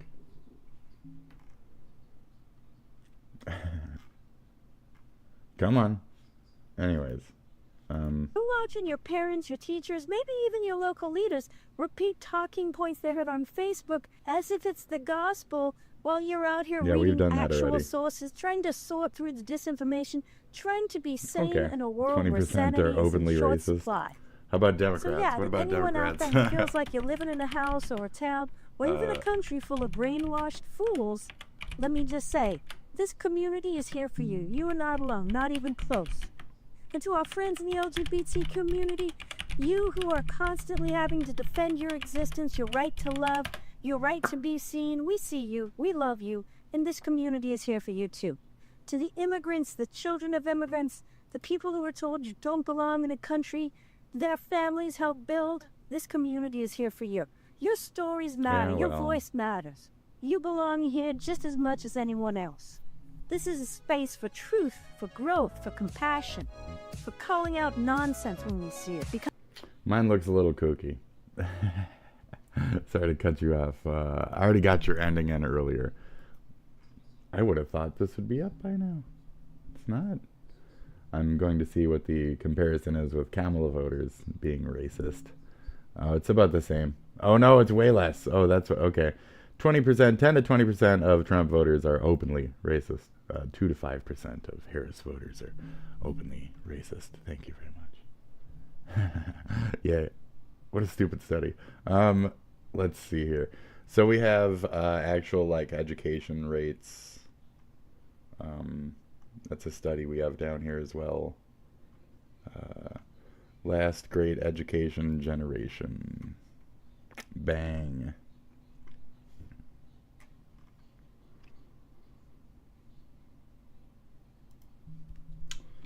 What presidents or laws, initiatives? I had that whipped up. Let's ask that question. What's it in reference to? Say it to me one last time just to rub it in. Emphasize how fucking stupid other generations are compared. Alright. Millennials are the goddamn geniuses of America, leaving every other generation choking on the dust. They've got 90% high school grads. Boomers stumble at a pathetic 77%. A whole 17% dumber. And Gen X barely crawls to 86%. Still 5% too stupid to catch up. College, millennials crush it with 39%. Boomers are laughable comparatively at 26, fucking 25%, 56% more idiotic. 56, that's all I'm thinking about. And Gen X is 33, is still 18% short of brilliance. These clowns couldn't even dream of the smarts that millennials fucking bring. High schoolers outsmarting fucking sorry ass college motherfuckers, scoring 8% higher on tests while they fumble basic shit. Everyone else is a fucking moron compared to millennials. End of story. Yes, our high school education is better, if not comparatively, than the fucking 80s like college grads and shit. Like, our high school is better than their college. Like, what the fuck? So yes, brilliant. Thank you. What's the other points we're making here? I forget. Oh, what are the things that made it so these things were that way? So this shows us again all the incentives that specific generation, that the people had to make it that way. And it's a lot of like, you know, democratic fucking initiatives to make sure that education was a standard in this fucking nation, and we've been dissolving that lately. So that's a fun little thing. So that's a cool study. I posted it somewhere. I don't fucking know. Oh, we're calibrating. Oh fuck. Okay, where are we going now? Hey, tough guy, you mind if I whine real quick? Okay. I just had a day. I'm a tough I'd guy. like What? to decompress here about What's up? You know that old gag in cartoons where a character steps on a rake and then it flies up and hits him in the face? I was thinking step on another the rake clown, again? and then you got the That's neck what today and felt like with off the stage, right? Like I me. was bouncing from one disappointment to the other like it was pinball. If my life is an anime, then today was just a useless filler arc that everyone would skip. Now this is going to be more... It's a Sideshow Bob, right? Sideshow Bob. For the Simpsons fans out there. More than just me shaking my fist and bitching about my day. Okay. I'm going to give you a review of 2 things that just recently It's came Penguin. out that It's a I Penguin was day, a little bit. extremely hyped for, only to be let down in a big way. Let's start at the beginning. I'll take you through chapter 1 here. It'll be like an Ashton Hall morning routine, but without the ice water facial. So I got up. We like prepared facials. breakfast, We like facials, 4 though. hard-boiled eggs. I'm a big egg We enjoy guy. our Big whoop. facials, You want to fight okay. about it? Fuck your mother. It's the breakfast of champions. I was pretty ecstatic. Good hard-boiled eggs and feeling great. I He's then rich. Came up here to the dojo. He's rich. He can afford eggs. I took a picture of some eggs that I ate the other day. It's a luxury food, you know. Do you want to see my egg picture? It was quite exquisite. I haven't seen eggs in such a long time. I was really thrown away by this egg picture I'd managed to get. I think we could all benefit from seeing it right now. These are the eggs that I made the other day. Okay? Now, I could only afford 3. The commissar or whatever the fuck came in, and there you go. And they took the rest, but that was my eggs. That was my egg picture. I had to make some eggs. I had to take a picture of it. Okay, it's very, very important. Take a picture of your luxury foods. Okay. Oh, why would I say that? Oh, because I'm a millennial. We take pictures of our food. What do you want from me? Those eggs for $57. To my domain here, and I immediately hopped on Path of Exile 2. $57 fucking dollars. Days ago, 0.2 dropped. Nobody cares. Nobody plays that filled shit. from PoE 2. It's the Shut new up. update. It's for rich boys. It's for rich people. I pumped about 250 Nobody plays hours in that the first shit. league, Shut and the up. second one's Shut around, up. And I started it last night. Nobody plays that Well, shit. Yesterday afternoon. Ain't It's nobody play that much shit. Worse. The leveling is so tedious compared to what it was. Ain't nobody play that this shit. This isn't a unique take. The vast majority of Path of Exile players are really It's a bad upset game. with the current Just state of get the game, fucking, and I totally oh my god. understand why. I booted it I was up. a I little played tardy it for the like party 'cause I've fucking been a day and a partying half, and I was like, schedule no, one, so I I'm didn't good. play Maybe it not, legally maybe on like drop. 3 hours. So I picked it up It wasn't even yesterday that much. afternoon. Fuck I that was game. not enjoying it. No. But I figured, it was just Act 1. Maybe Act 1's just exceptionally slow and boring now because they made an effort to slow down the pace of the game and a ton of nerfs. But now I came back today, this morning, and I pumped another like 5 or 6 hours into it. Now I'm almost done with the campaign, and it super sucks. It's not hard per se, it's just tedious. Keep playing Schedule 1. Everything has been nerfed, so I do no damage, but all of the mobs come up and they fucking shake me down for my lunch money, 100 to zeroing me often, which isn't some new phenomenon. That happened quite a bit in the last league as well, but the problem's been exacerbated here because everything feels so much worse to play. Well, I'm playing on a witch. I didn't play any witch last league, so I want to... This is something I'm very discontinued, disinterested in. I'm not here. I'm not here for this. Bye. Have a good one.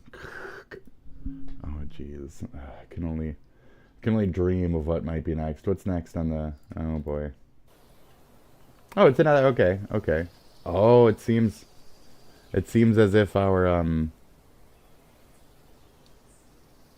samurai have sent in another samurai to take out,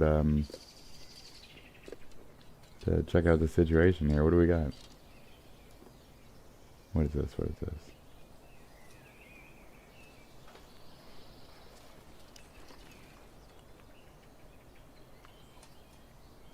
Oh.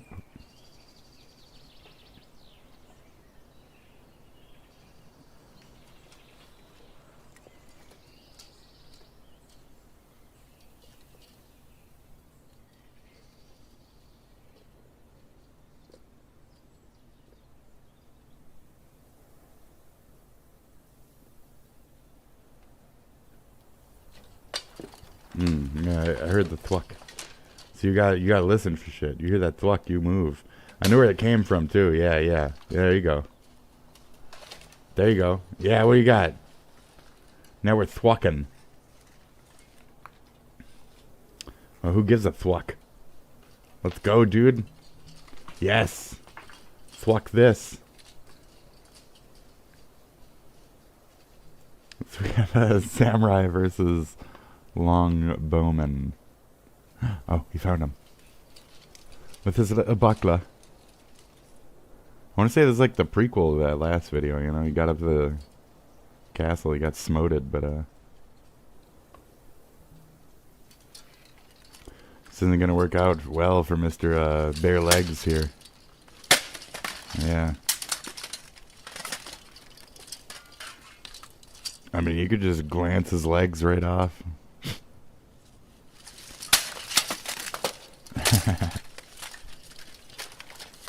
That's silly.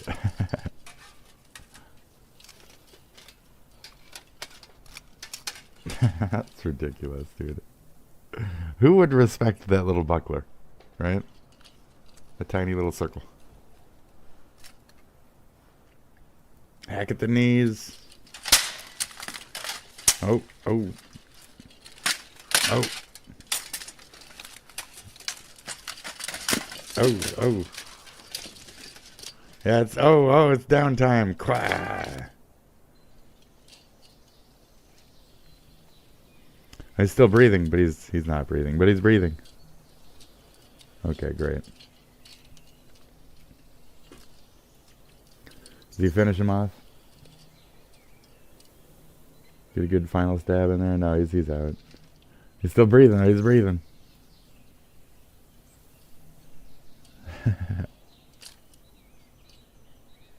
Okay. It's great, great. And then I like to think, you know, he got to the top and then he died at the top of the thing. Okay. Let's address the elephant in the room. I'm the hottest person in the world. And if you disagree with this sentiment, I don't agree. Need your business. I mean, okay, so my attraction is fucked, right? Okay, cool, cool. From there, okay, we're going to, since they're saying they're beautiful, I don't necessarily, you know, go around saying like, oh, I'm so pretty, I'm so pretty. Unless I'm like, you know, kidding or trying to bolster myself. I mean, if you need that, that's fine. Now to crack into that. Now, my forehead, I like to think it's proportional. I have to think about like symmetry, right? Now, she looks like she'd make a very nice like skull. You know, she'd be a good Horatio. You know what I mean? Like, there's an extra, you know, 4.2 head right there. Like, You know, the original cartoon came out in 1937, and it's very like scalular. She has a very, yeah, see that, like the cheeks and shit. She has a very like cut formed upper face. In a dress of an iconic Disney princess, I deserve to be paid for every hour that it is streamed online. If she was fat, she'd probably be like, you know, Weird. you get some fat on her. Weird. I don't need your Yeah, I'm business. weird. I'm weird. I'm a narcissist. I'm a narcissist too, though. A little tiny bit, Everything I but do. not like this, you know. People will wait in line to see. I don't need your business. The actor that y'all hired to play? So let me see if I got this straight. Walt Disney and Mark Webb hired Rachel Zegler and her talent, her positions, her politics. Walt Disney and Mark Webb also hired Gal Gadot, her positions, her talent, her politics. Disney decided to not hire the right people to play the Seven Dwarfs. Disney decided to make the storyline about decentering men and having being Snow White be independent, and which is in line with a lot of the remakes of the Disney movies in the 21st century with Ariel. She had a lot of, didn't she?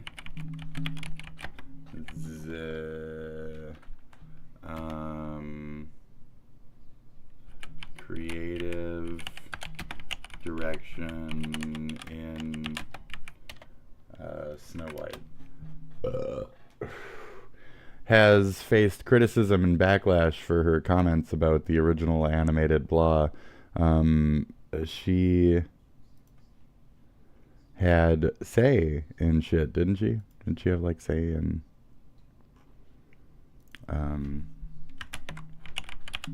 didn't she have fucking gun shit. God damn it. Man, the control button on this fucking mechanical keyboard is too easy to hit. So, didn't she have creative direction in some form?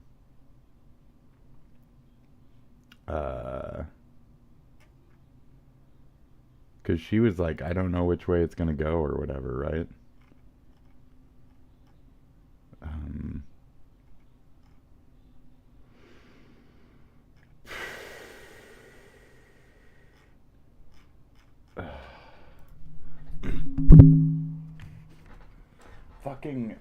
Grok? Why do I have to ask Grok everything over just a standard fucking Google? Is the real shit here. This is the real conspiracy of like why everything is shit lately.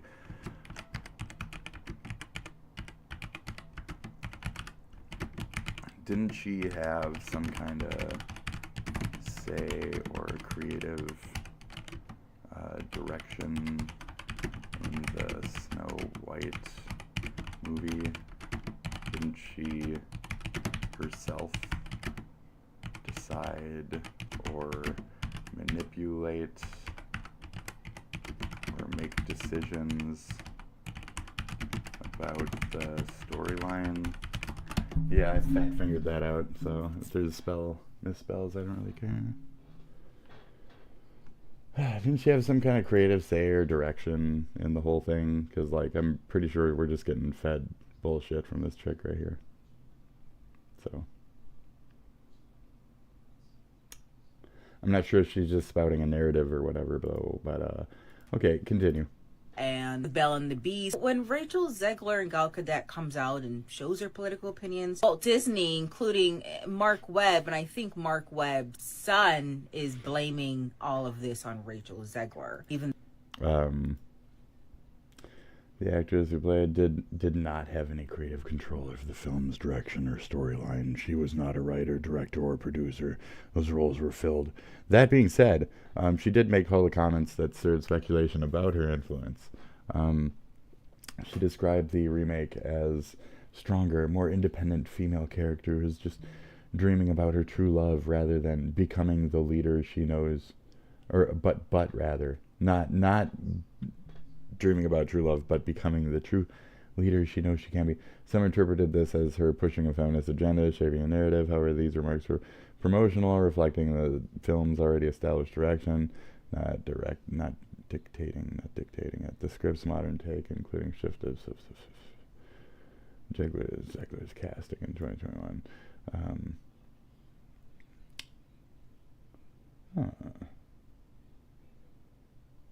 Long before her, the script was already went over and shit. Okay.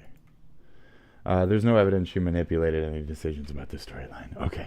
Okay, I wanted to make sure on that, because she did have those commentaries about how she was... Okay. I wanted to make sure on that. Okay. So she's not pushing a false narrative. That's good to know.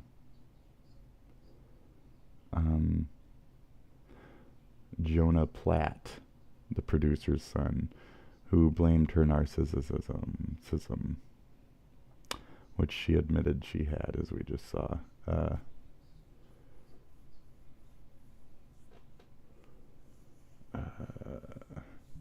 The CGI dwarfs, lackluster costumes, and tonal missteps were all not her call. Okay. She was to act, not to steer, but the movie's creative direction rests on Disney and the productive team's shoulders. Oh dear, it's good to know. Though y'all hired Rachel Zegler and y'all knew her political opinions, and y'all hired Gal Gadot. What about? I think you're lying. Because there are rewrites.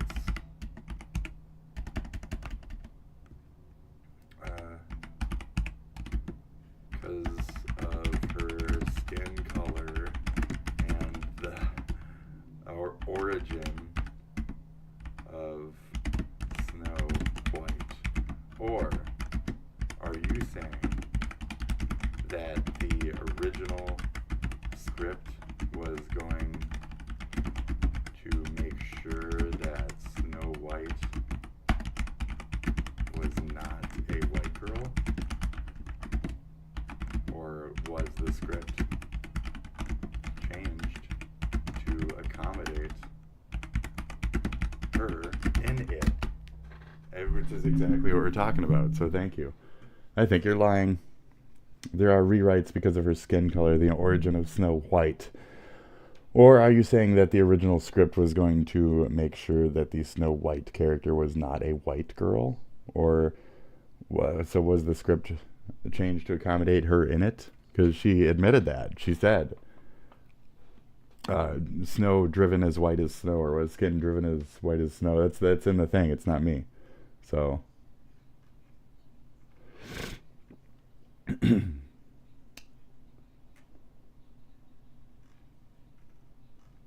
Okay. It comes from her appearance. Blah, blah, blah. Skin as white as snow. Lips as red as blood. Hair as black as ebony. In the remake, Zegler told Variety that the name stems from having surviving as Snowstorm's brilliance. This isn't a shift tied to Colombian heritage specifically. She didn't demand it, but it reflects Disney's broader intent to monetize. So just because you're pivoting to say that Disney made the decision, not her, doesn't mean that she wasn't a part of why the decision happened. You know what I mean? So, Mark Webb and Mark Platt. Producer's son, Mark Platt. I think this gal is confusing Mark Webb and Platt, maybe. Or maybe I don't know. Anyway. The script was always going to avoid a white girl. No definitive evidence shows that the original draft explicitly rejected a white actress. Development began in 2016, long before casting, and Disney's live-action remakes suggest a pattern of diversifying classic tales. Zegler's casting likely influenced the Snowstorm angle, but it is not like the script was rewritten to mid-production. I didn't say the creative team, not Zegler. Could they have kept the skin as white as snow origin? Sure. It's a fairy tale, not a documentary. Casting doesn't have to match descriptors literally, but Disney chose to pivot, probably because anticipating backlash either way. The script accommodated that rewrites her entire origin. That's the point, though. So, you're not being direct with me. So, you're not being direct with me. That's all.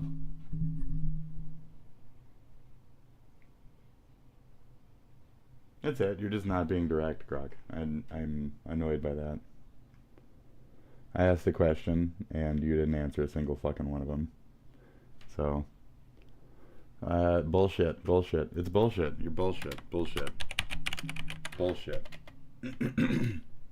So, was the role meant to be other than white woman, or... So was the role meant to be other than a white woman, or was Snow White's origins rewritten just to accommodate the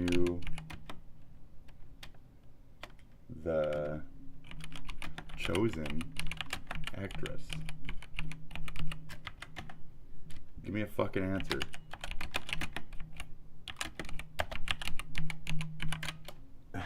Give me a fucking answer.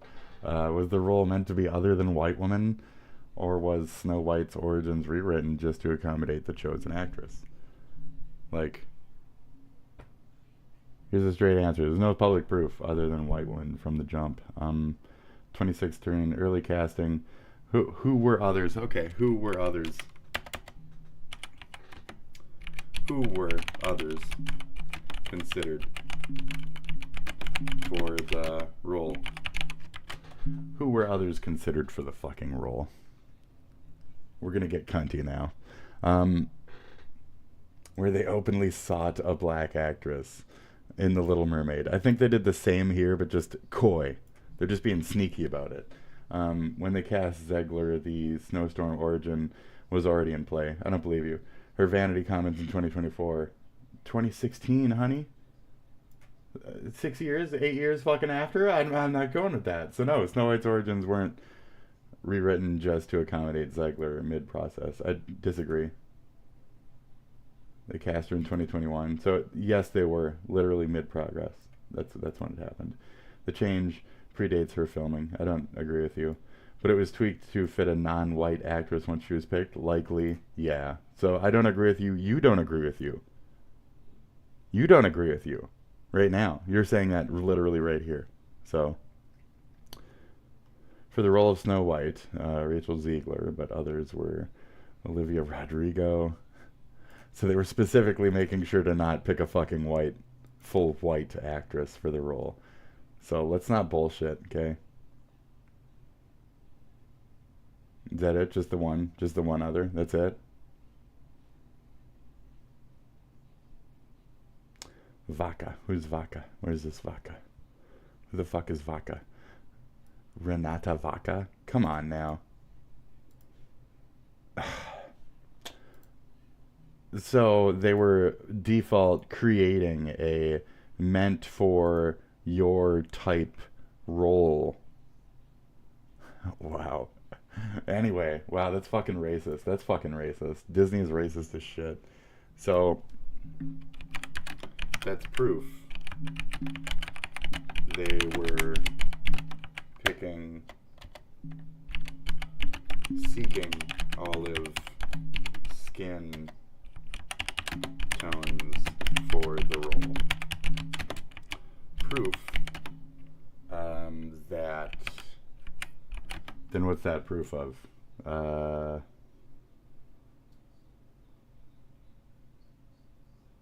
Snow White was trying to ruin the movie from the get-go.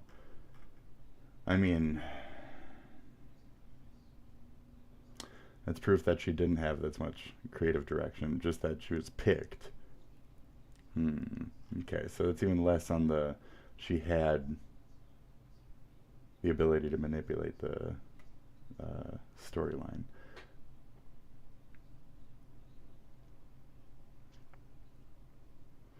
So the original script was looking proof that the original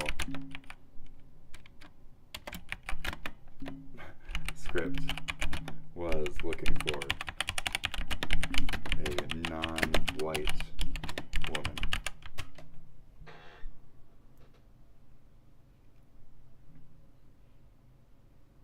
Okay, racist ass fucking Disney.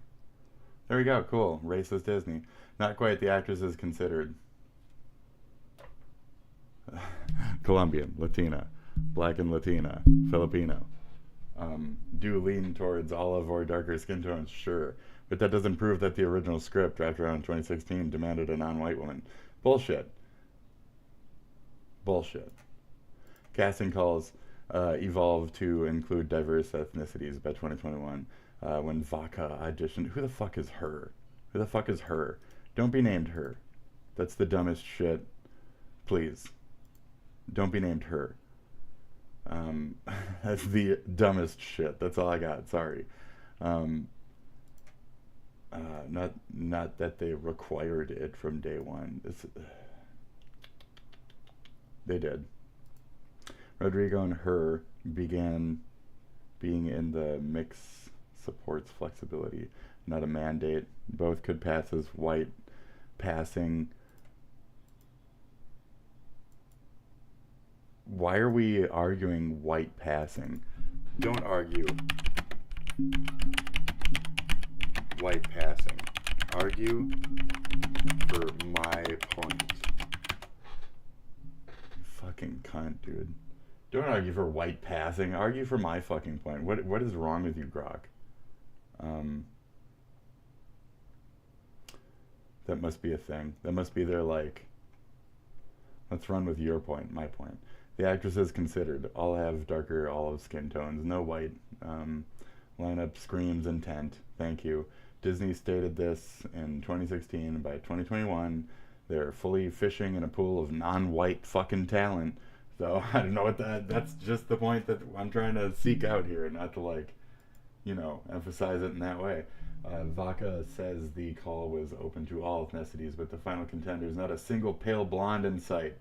So I was looking for that, like somebody in the room saying, like, all these bitches next to me all kind of look just like I do. You know?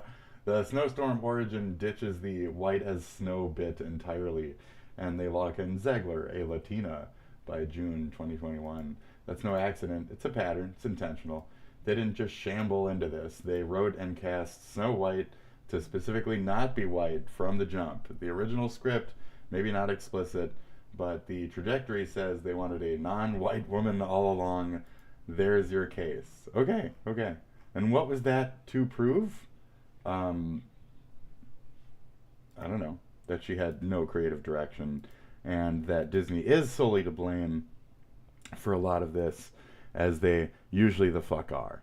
So we should be a little easier on Zegler from that angle of, like, she didn't manipulate the storyline, but she did yap her mouth off about the political angles. So, if they focused on marketing the movie and the characters and the stories in Snow White on social media, I wouldn't think it would have been this serious. Instead of pinpointing and blaming all of this on Rachel Zegler, the actor that y'all hired to play, y'all. I think she was a mouthy, dumb bitch after the movie came out, and she should have, like, I don't know, shut the fuck up and, like, weird. And yes, would blame a lot of this on racism. Weird. Boy, oh boy. You can't blame any of it on racism. You can, but you can't. So, I mean, I'll say, like, y'all wanted a movie? Y'all got a movie. Like, what do you want from me? Oh boy, oh boy, oh boy. So once again, we got to talk about what seems to be officially a get woke, go broke, or go woke, go broke story involving Disney's Snow White. Okay, because this movie, which I'm not even sure if I can call Snow White, right? I'm calling it Woke White, okay, or Snow Woke, or Snow Woke. I'm not entirely sure what people call it, right? Snow I'm Woke. just saying it's not Snow White. This movie is expected to let me get out my raise napkin. over $150 million.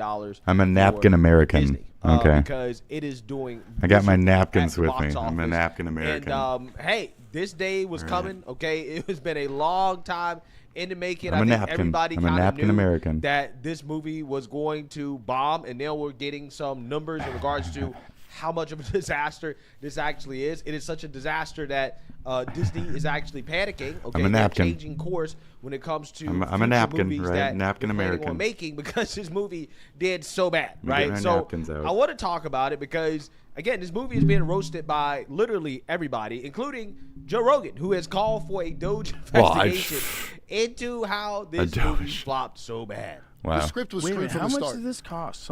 This is Oh. Doge looking at this movie. Was it like producers? They spent $250 million making that movie. But imagine you spend $250 million and you get some young girl and you don't kind of talk to her about, like, hey, you know, don't get political. You're young, and I know you have opinions about things, but should be just about the movie. Well, let's just to defend Big Head Girl, let me tell you something. The message of the movie is to be that bitch. That's the message that they wrote a script that's telling girls, I don't need nobody who tells me I'm a 20-year-old girl, so obviously I should run my mouth all the time. That's the theme of the new Snow White. No, really? Yes. Now it's not the same story. I don't know if it's the theme. It's So now they put it all on her. The Power Now that Girl failed, theme. this happened. I get She it. made I get what the he's cardinal saying. error of saying Free Palestine on Twitter. So she could say all that men are bad and it's this and that, but once you do that, now they've put the entire weight of the failure upon her. When really, it's like making Jimmy Fallon apologize for doing a Chris Rock impression when Lauren and a team of lawyers and consultants decided if it was okay, the amount of brown they put on him to simulate Chris Rock. Right. You think Jimmy Fallon made that call? But he's got to sit there and apologize to a white... Robin DiAngelo comes on. I'm not watching this. Am I dreaming? And he's like, he's clearly drunk. Yeah, so you see that, you heard that. Okay, the finger pointing has begun. Okay, we're going to talk about it, but first I want to read about just how bad this movie is currently doing, okay? Because it might not even make $100 million, right? This is pretty embarrassing. All right. Disney's Snow White Napkin took in American, just ready to go. 1.5 million on Friday Great. in the U.S., dropping I feel 60% great from with its that. daily That's total a fucking 1 statement, week ago. baby. The movie's now in fourth place at the domestic box office and Love it. currently sits at $72 million, Napkin putting it in American. serious danger of failing to hit the $100 million milestone in North America. This would be a disastrous result for a film with a reported production budget of $250 million. And Yeah, so, so again, that's like at the low end of producers. what He's they trying to can say it's like a right? grift. So realistically, Rogan. once things all said and done, they're going to spend probably about $350-400 million total on this movie. It is not even. But it's like, what a perfect thing to do. You fuck up the market, you make a couple money here. You fuck up this market, you make a couple You're money gonna there. make $100 million domestically, right? Domestically, just any Bet on a you have lot failure, of con- dude. Bet on a fucking failure. The fact is that she's just not a very likable person, and she made it clear that this movie was not going to be Snow White. And to That everyone was Platt, not the other guy. who hates when I win, I the will winged always victory came win. to the Louvre in pieces. I will always win. Look at that fucking sculptula at the back of that fucking cave. Look at that thing.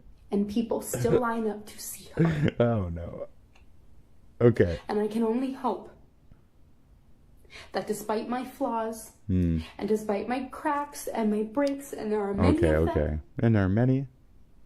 And I'm still spoiled rich, and I could just fade from life, and I could have just not been a thing to begin with and lived a perfectly secluded, quiet, over-rich life as fuck. I could have just been quiet. Here, crying. At every premiere, and everything I do, people will wait in line to see.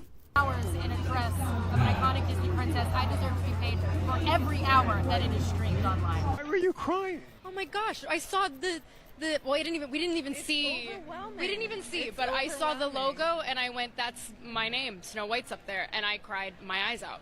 What was it like seeing yourself for the first time in full Snow White drag?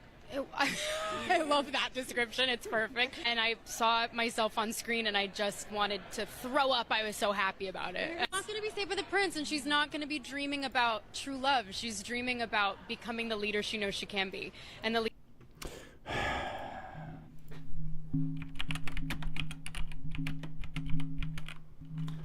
Let's go.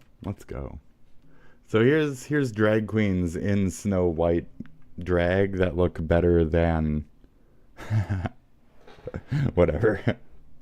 Do this yourself. Investigate for yourself. Have a good one. Or just any of them look a lot better than, I'd say, yeah, she's a little bit more in the evil direction here. Anyways, yeah, you enjoy that, you guys. Here, this one's amazing. That looks really nice. That's nice. Jon Snow White.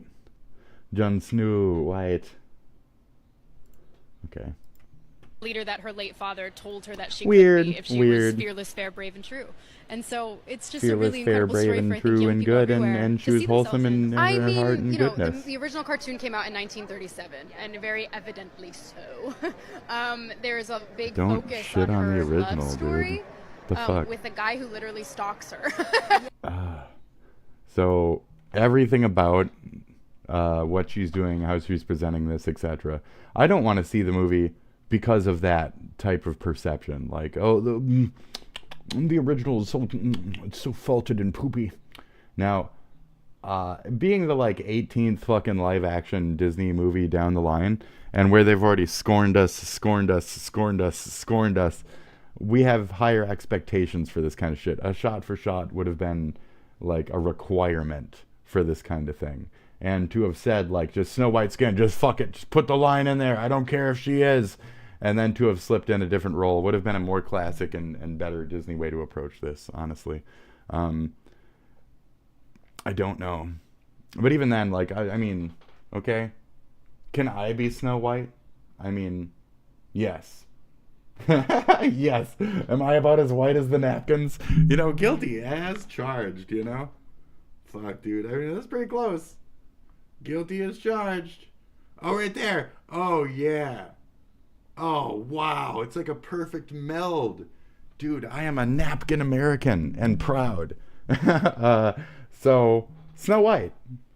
Weird. So we didn't do that this time. We didn't do that this time. Instead, we made a failure of a movie where we should have just called it Snow Brown. And, I don't know. Snow Brown and the Three Dwarves. Yeah, just three. Let's downsize a little. Let's go with the Three Dwarves and the three camaraderous companions. Okay? Brown, white, and the three camaraderous companions and dwarves. There you go. Dwarves and companions. We swear they're not a polycule. Shout out Hassan. How's that going? By the way? How's our man? Endurance. that immortality is dead to me. It's what ruined Westworld. Westworld season 1 was so good, and then it fell off so hard.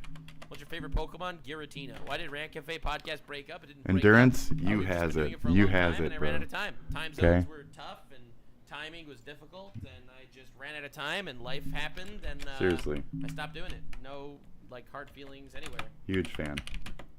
Have you seen the Claymore anime? Yeah, it's good anime. It's good anime. Definitely fell off for the last 4 episodes. They changed it from the manga. Seriously, huge fan. I watch your shit regularly. Thank you. Anyways. So sad. Do you like Giratina because it causes destruction? I Calibrating. like Giratina because he's like sympathetic Satan. And it's a really interesting I like concept. Mahwile. Currently into playthrough, but I've been watching YouTube videos about universe lore. I don't know what you're talking about. Favorite Black Clover character? Favorite Black I like Mahwile because it swallows. Anyway, oh, here he is. Mr. Beast is 100% Great. cooked. For those of you that are unaware, Mr. Beast called me a little bit ago, and we actually had a whole conversation in regards to the criticism that he gets. Criticism including Mario Leona is awesome. They doing crypto scams, not allegedly, but actually hiring registered pedophiles. A lot of crazy shit that this man's done. So- If you are not familiar with the Mr. Beast Nux drama, you can catch up to that on your own time. But the short of it is, Okay. Mr. Beast told me in a call that because I basically told him, you got to address criticism. I don't know if he's serious or not, but he could be serious. So anyways, this is... Mr. Beast is finally 100% fucked now. Okay? Mr. Beast is 100% fucked now. So this is a story about Mr. Beast addressing criticisms and addressing all of them, not just the certain ones, and in the right way. So this is Mr. Beast slowly becoming Mr. Cow. So Mr. Mooo, Mr. Beast. So yeah. You can't just let criticism fester and you not deny allegations that are credible allegations. So you guys should watch it. Mr. Beast. Just watch it. So that's just a lie. That's not true. They were gonna help us with some hurricane relief projects, but it didn't end up happening. So he's just addressing all criticisms, and he keeps putting down this like sad, crying face and shit, and people have noticed his like oh my God, pity me patterns and shit, and like he's unbothered, and then he sees the lol at the end there. You don't really gotta justify yeah, yourself. rich man every... shit. Exactly. So yeah, true. Not enough sobbing emojis. Yeah. So that's what we're dealing with, is just generally not enough sobbing Please, emojis. bro. Okay. I think you forgot something. Yeah, true. Not enough sobbing emojis. All right. Okay. So yeah, check that one out. Mr. Beast is 100% fucked now. He just is.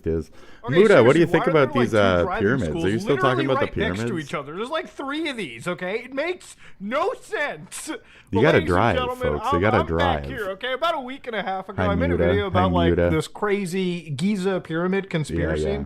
So for anybody that doesn't know, right now, this is I know, with the reverberance and shit. And there's like a battery or whatever. the Shut Giza up, pyramids, shut up. okay? Like the Okay. 3 pyramids of Giza. And recently there's been a bit of a conspiracy, a new finding potentially, Right. that maybe, just maybe, there's an underground city far below that may lead to an actual super ancient civilization. Now, what is the evidence for this, ladies and gentlemen? Well, the evidence for this is a group of researchers who have published some of their really crazy would findings. love to see that. And Yeah, come on. crazy indeed, because if this is true, If this is could true. absolutely shake up the entirety of history Dude, as we of know it. civilization, Egyptology for sure. could be in. No, ladies But, and gentlemen, like- we did not, okay? If you're looking very carefully at this is what we call AI-generated video, all Yeah, right? it's the same And it's shit. gotten so good to the point that I wouldn't be surprised if somebody, most notably an elder person in your family, probably sat down and maybe if they saw like 3 seconds Oh my of this, they god, were they're like, whoa, oh my god, they're finding this shit. might actually be real. Oh my but god, it really no, isn't. no, No it's scientists went not. this deep into it. You can even like In feel fact, the cameras if you look and very shit, closely into any of these AI videos, I'm sure you'll find a lot of things that Also, just don't the, make any sense. the hallways aren't that For big instance, and shit. why did the ancient people that created this not realize that basic symmetry hasn't matched? Why did these And then pillars like there wouldn't be any sunlight and water and look shit, really and- fucked up and out of place and this and just find out any of that, exactly what any of was that. claimed that this So- structure suggests a lost civilization existed 38,000 years ago. Which Now, is a most possibility. archaeologists believe that So- 38,000 years ago, human beings were basically dwelling in we were cavemen back then, if anything. Yeah. So nobody really expected there to be crazy prehistoric 38,000 years ago. The shafts and chambers they identified below ground are said to be a similar age. Just like the... Really? You can tell that from the technology they were using, the SAR microwave, like, Dopplers? Really? I didn't know they could get age from that. But I don't think so either. But there is actually some... Wait, further research built the pyramids were destroyed. proves it does around not provide 12,000 age. Yeah, this is... traditional slaves. Some of them... Anything is Daily Mail, that's UK shit, so take it with a grain of salt, you know? This is the Wadi al-Jarf Papyrus. Now, this is probably just hieroglyphics to you, but some of this does actually contain what I believe to be the diary of one of the overseers involved into it. So at least it serves as a way to show people that there was some planning, there was some actual, understanding of, hey, this is how we're going to get these things built. This is not just slave labor we're going in with. We got, food records. We've got apparently what appears to be, villages for these people, complex systems. It is, in fact, what appears to be just one of the oldest construction jobs. So I couldn't dig up a pay stub for you guys, but what I showed you may be the closest thing to a pay stub you could see, okay? Or at least some understanding of the modernities confirmation of something of building a giant fucking triangle that's supposed to house the dead in, okay? Any proof. So on conspiracy side of YouTube, there's a video that I found 4 days ago, 118 views, okay? Now this is a side of YouTube where you really have to dig into the trenches to find stuff. Yeah.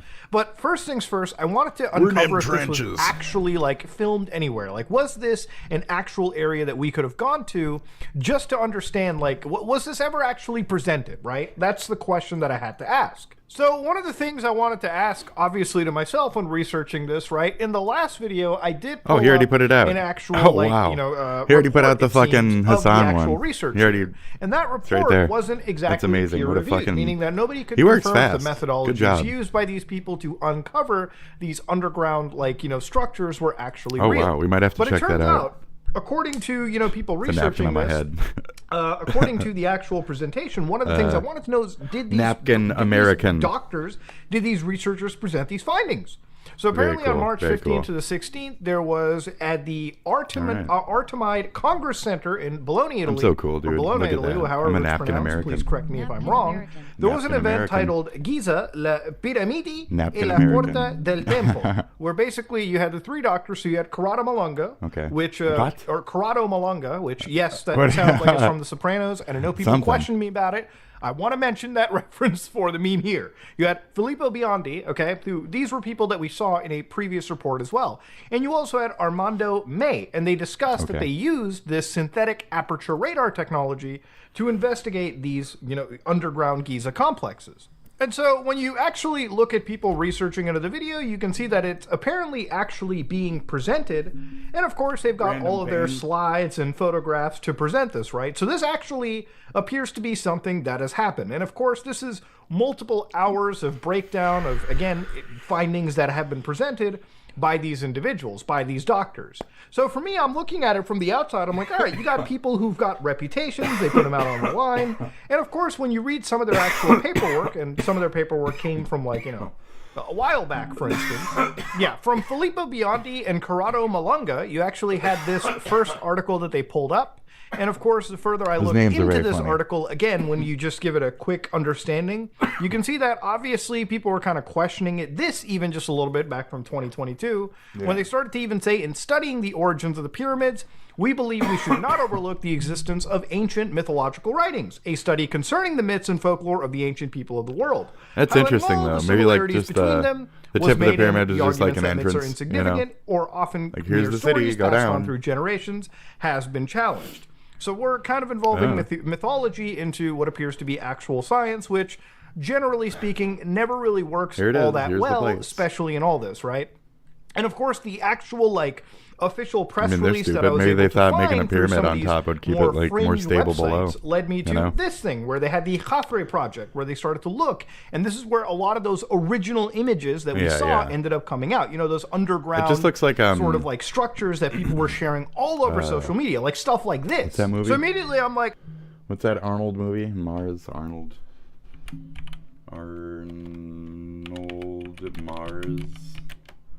movie. Yeah, Total Recall. So Total Recall, he does the thing.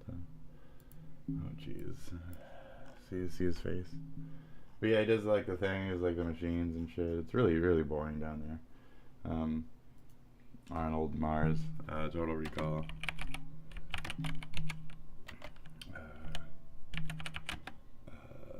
The like hand part.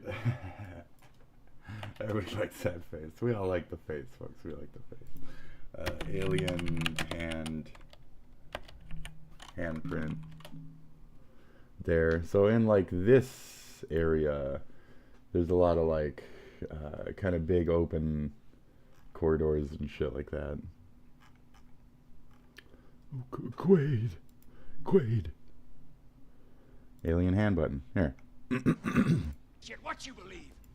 In 30, I didn't want it to. So yeah. But it's a bunch of those, right? It's a bunch of these or whatever. And Mars, oh my god, Mars, cross.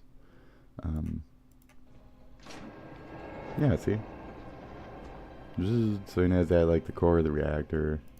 But just before this, it's a scene where, like, he's looking across it, and it's just a bunch of, like circles and shit going up and down and shit. And, okay. Anyway, great, fantastic. I'm not crazy, right? Like, I can't be crazy. There's got to be some truth to this. So I started to check the scientific methodologies involved, which was something known as SAR. Okay, so SAR, let's redeem what the fuck this actually is synthetic aperture radar Doppler tomography. So generally speaking, the idea here is you want to penetrate underground structures. And the thing about it is there's actually use cases for this. Like, it's not crazy technology. It has been used for valid things like earthquake detection, things like structural engineering. Yeah, so they're poking at it, they're figuring it out, or water erosion was actually just a simple sign of natural weathering, which makes sense. Obviously, I'm not an expert, but I can understand what, like, he's basically like, oh, we support our person. So what's been killed, the time, and blah, blah, blah. If you look at the research papers, you actually read things for yourself, as I have. A lot of their findings become pretty, I guess you could say, nonsensical. Speculative. You know, the fact that none of their reported very technologies have actually been proven to reach those depths is already the first red flag. Right. They haven't really provided any examples of how their specific variant of SAR technology reaches that depth, which, again, is another red flag. That's kind of where I was like, bullshit, and all they're trying to do is some bullshit fucking theory about some Anunnaki battery shit from a conspiracy in the fucking 60s or something. I don't have shit for that. I don't have the mental fucking, like, time for that shit. I'm gonna take a quick pisser. Alright, folks, I'll be back in just a moment. I gotta piss again. There's a lot of coffee in my system. You know, got a lot of coffee.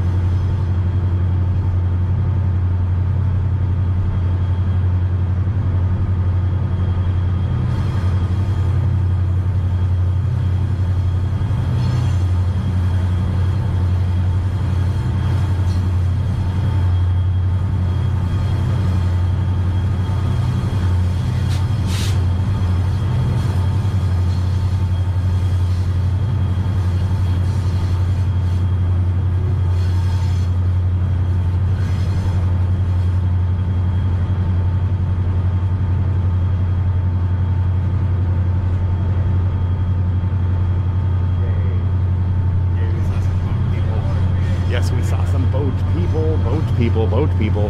We saw some boat people. We saw some people on their raft. On their rafty boaty boat.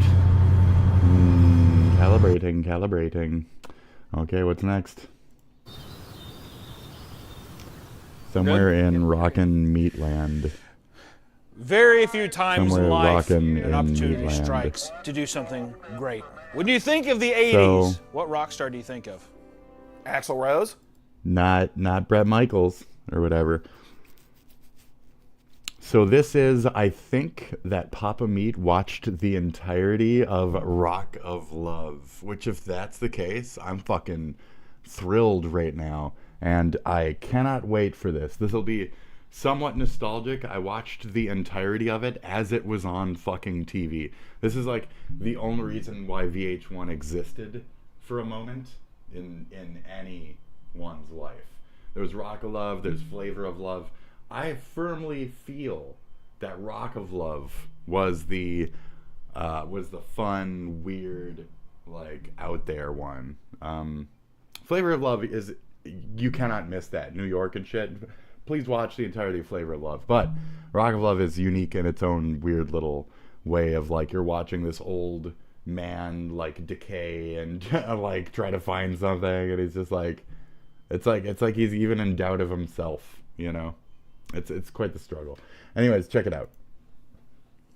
What do we got? Is that what you're doing, Meat? Vince Neil. Is that it, Meaty? What are I you doing, think Meat? Oh, Bret geez. Michaels.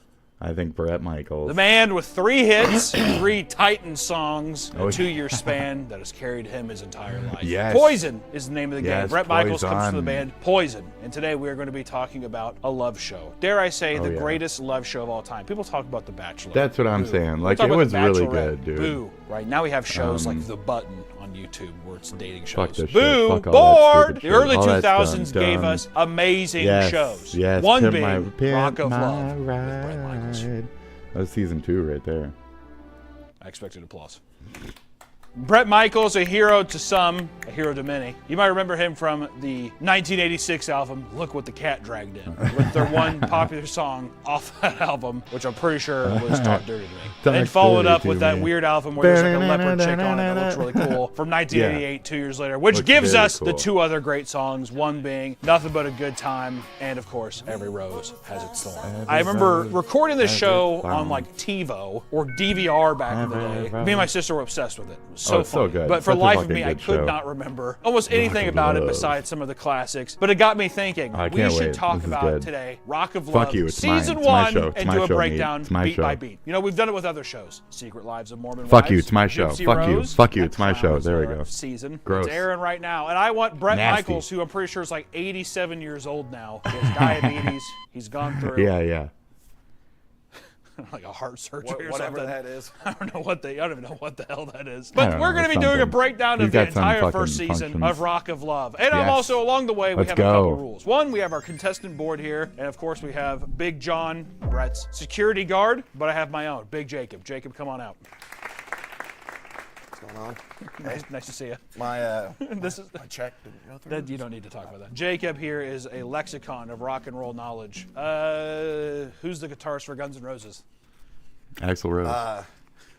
Slash. Slash. Axl Rose, bro. It's a steel Axl trap. Rose, everybody this knows one. that. But he's going to be our Slash, Big John Slash. here. He's going to help me out with the lanyards because I'm that's one arting thing right that now. Bret Shut up. Michaels does is he It's gives Axl Rose. lanyards Everybody from knows it's John. Axl And as you Rose. see here on our board, we Okay. have our own lanyards. John, go ahead and read us off our beautiful contestants. 25 of the most beautiful girls in the world. We You'll have hear that immediately as the first episode starts. 25 of the most Beautiful women girls in the in the world. world. Bret Michaels has to Beautiful say women. 25 of the most beautiful women in the world. And let me tell you, he's lying. Early 2000 Jesus. standards. I think Brett might I mean- be fibbing just a little bit. one. We have Raven, Aaron, Dallas, They were Krista, good, though. Yeah. Tiffany, Tamara, Mia, Let me Kimberly, redo my headset. Jess, Kelly, Lacey, Bonnie, Magdalena, Brandy M, Lauren, I remember a lot of these. Samantha, Meredith, Krista, Brandy C, Jessica, Tawny, Rodeo, Brandy Heather, Q. Faith, and Pam. Heather makes it far too. Whoa! Did I do a good job? That's fine. That's why we pay him the big bucks. That's why we pay Big Jacob the big bucks here. Okay, we have 3 boards. Well, damn it, Jacob. Switch the thing so we can see the faces again. Something's got me over So we have 3 boards. This is how this is going to go. We have our contestant board where we're going to be able to talk about the contestants as well. Whoever we think is going to lose, or as contestants do lose, we're going to move over to John's sloppy seconds. And then, of course, we have our winner board, which showcases the beautiful, ever luxurious Bret Michaels, and who we think is going to win and who we will crown the winner. Between the episodes, we're going to guess who is going to win and who's going to lose, and then we are going to move them and place them accordingly. 11 episodes. I want to be in the mind of Bret Michaels by the end of this. I want to be able to choose by episode 2 who Bret's going to end up with. All right? 25 women. That's a lot of women. But without further ado, let's get into Rock of Love. Wasn't it Heather or whatever? Was it Heather? Who wins? I forget.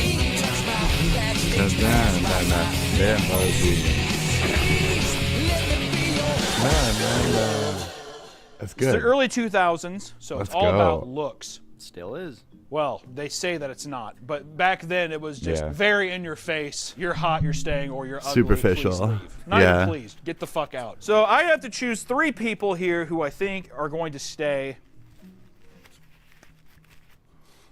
It's odd. They all kind of look the exact same. I don't know if you guys are getting that as well. You know what? Already I'm getting a big Faith vibe. Maybe. I don't know. I don't know. It's like all like early 2000s fake plastic trash. I guess. Do you not know who Heather, to pick? She looks like she would good be in pick, buddy. porn. There So you go. That's one of them. Something. Yep. Going Heather. So this is even now you're on the right track. This is before I'm even watching Shit. it. I'm just saying that. Listen, I'm guessing, and then by episode 2, I'm locking Lacey's in. a That's what I psycho. gotta say. She I'm just fucking saying makes right it now, though. She's gut down. reaction. If I was Bret She's Michaels, like a fan. She's good. I'm She's gonna fine. guess who I think is gonna win the show. Do They're it. all revolting. You know what I'll say? I'm gonna say another one, no. Brandy. Brandy. Oh, Mahoney. good shit. Yes, go, buddy. What's the next one? She kind of looks like she has like that early 2000s Dude, like. he's picking them. He's picking them. In the early 2000s, it was all just like you. Cheers. Let's go. Porno. She also kind of has like a weird like if Avril Lavigne was like white trash, and like maybe Bret Michaels would like that.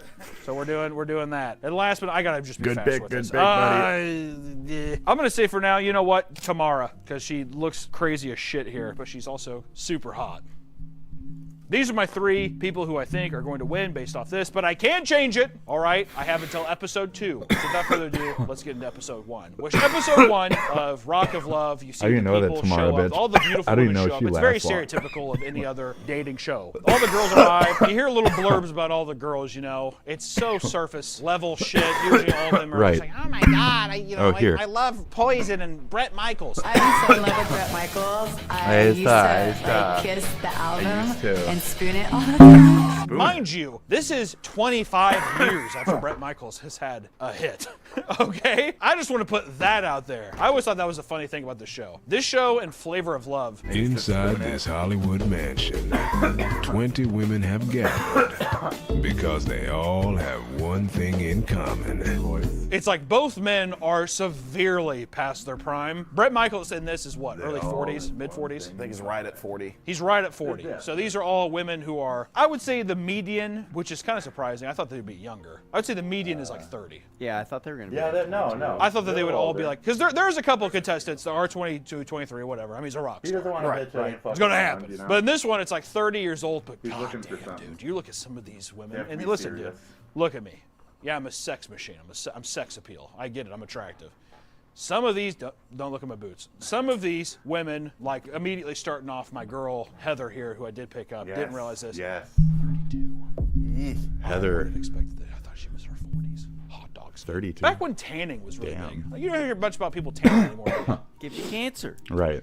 Fun. So the first episode, Bret Michaels put on keeps some red repeating for 25 the- beautiful for the women. red. 25 of the most beautiful women in the world. We got 25 hot women, 25 more beautiful women in one place, 25 of the most hottest women. He says it so Most much that you would think beautifulest. that they had him do multiple takes of the first line, and they just kept all of them. The hottest women. 25 The hottest, most beautiful women. And immediately all the women 25 sent over of the Bret. most I want to beautiful, fuck Bret hottest Michaels, women. and I'm not afraid of it. I'm going to get me some rocker ass. Fucking Brandy. I love rock star stuff. Really, yeah. almost to where I think 90% of them bitch. I'm have gonna no fuck idea him. who Bret Michaels is, which is justifiable. I didn't know who Bret Michaels was until the show came out when I was younger, if I'm being honest. I mean, everybody's heard the Every Rose Has Its Thorn It's song. funny. One of my favorite songs was Every Thorn Has Its Rose.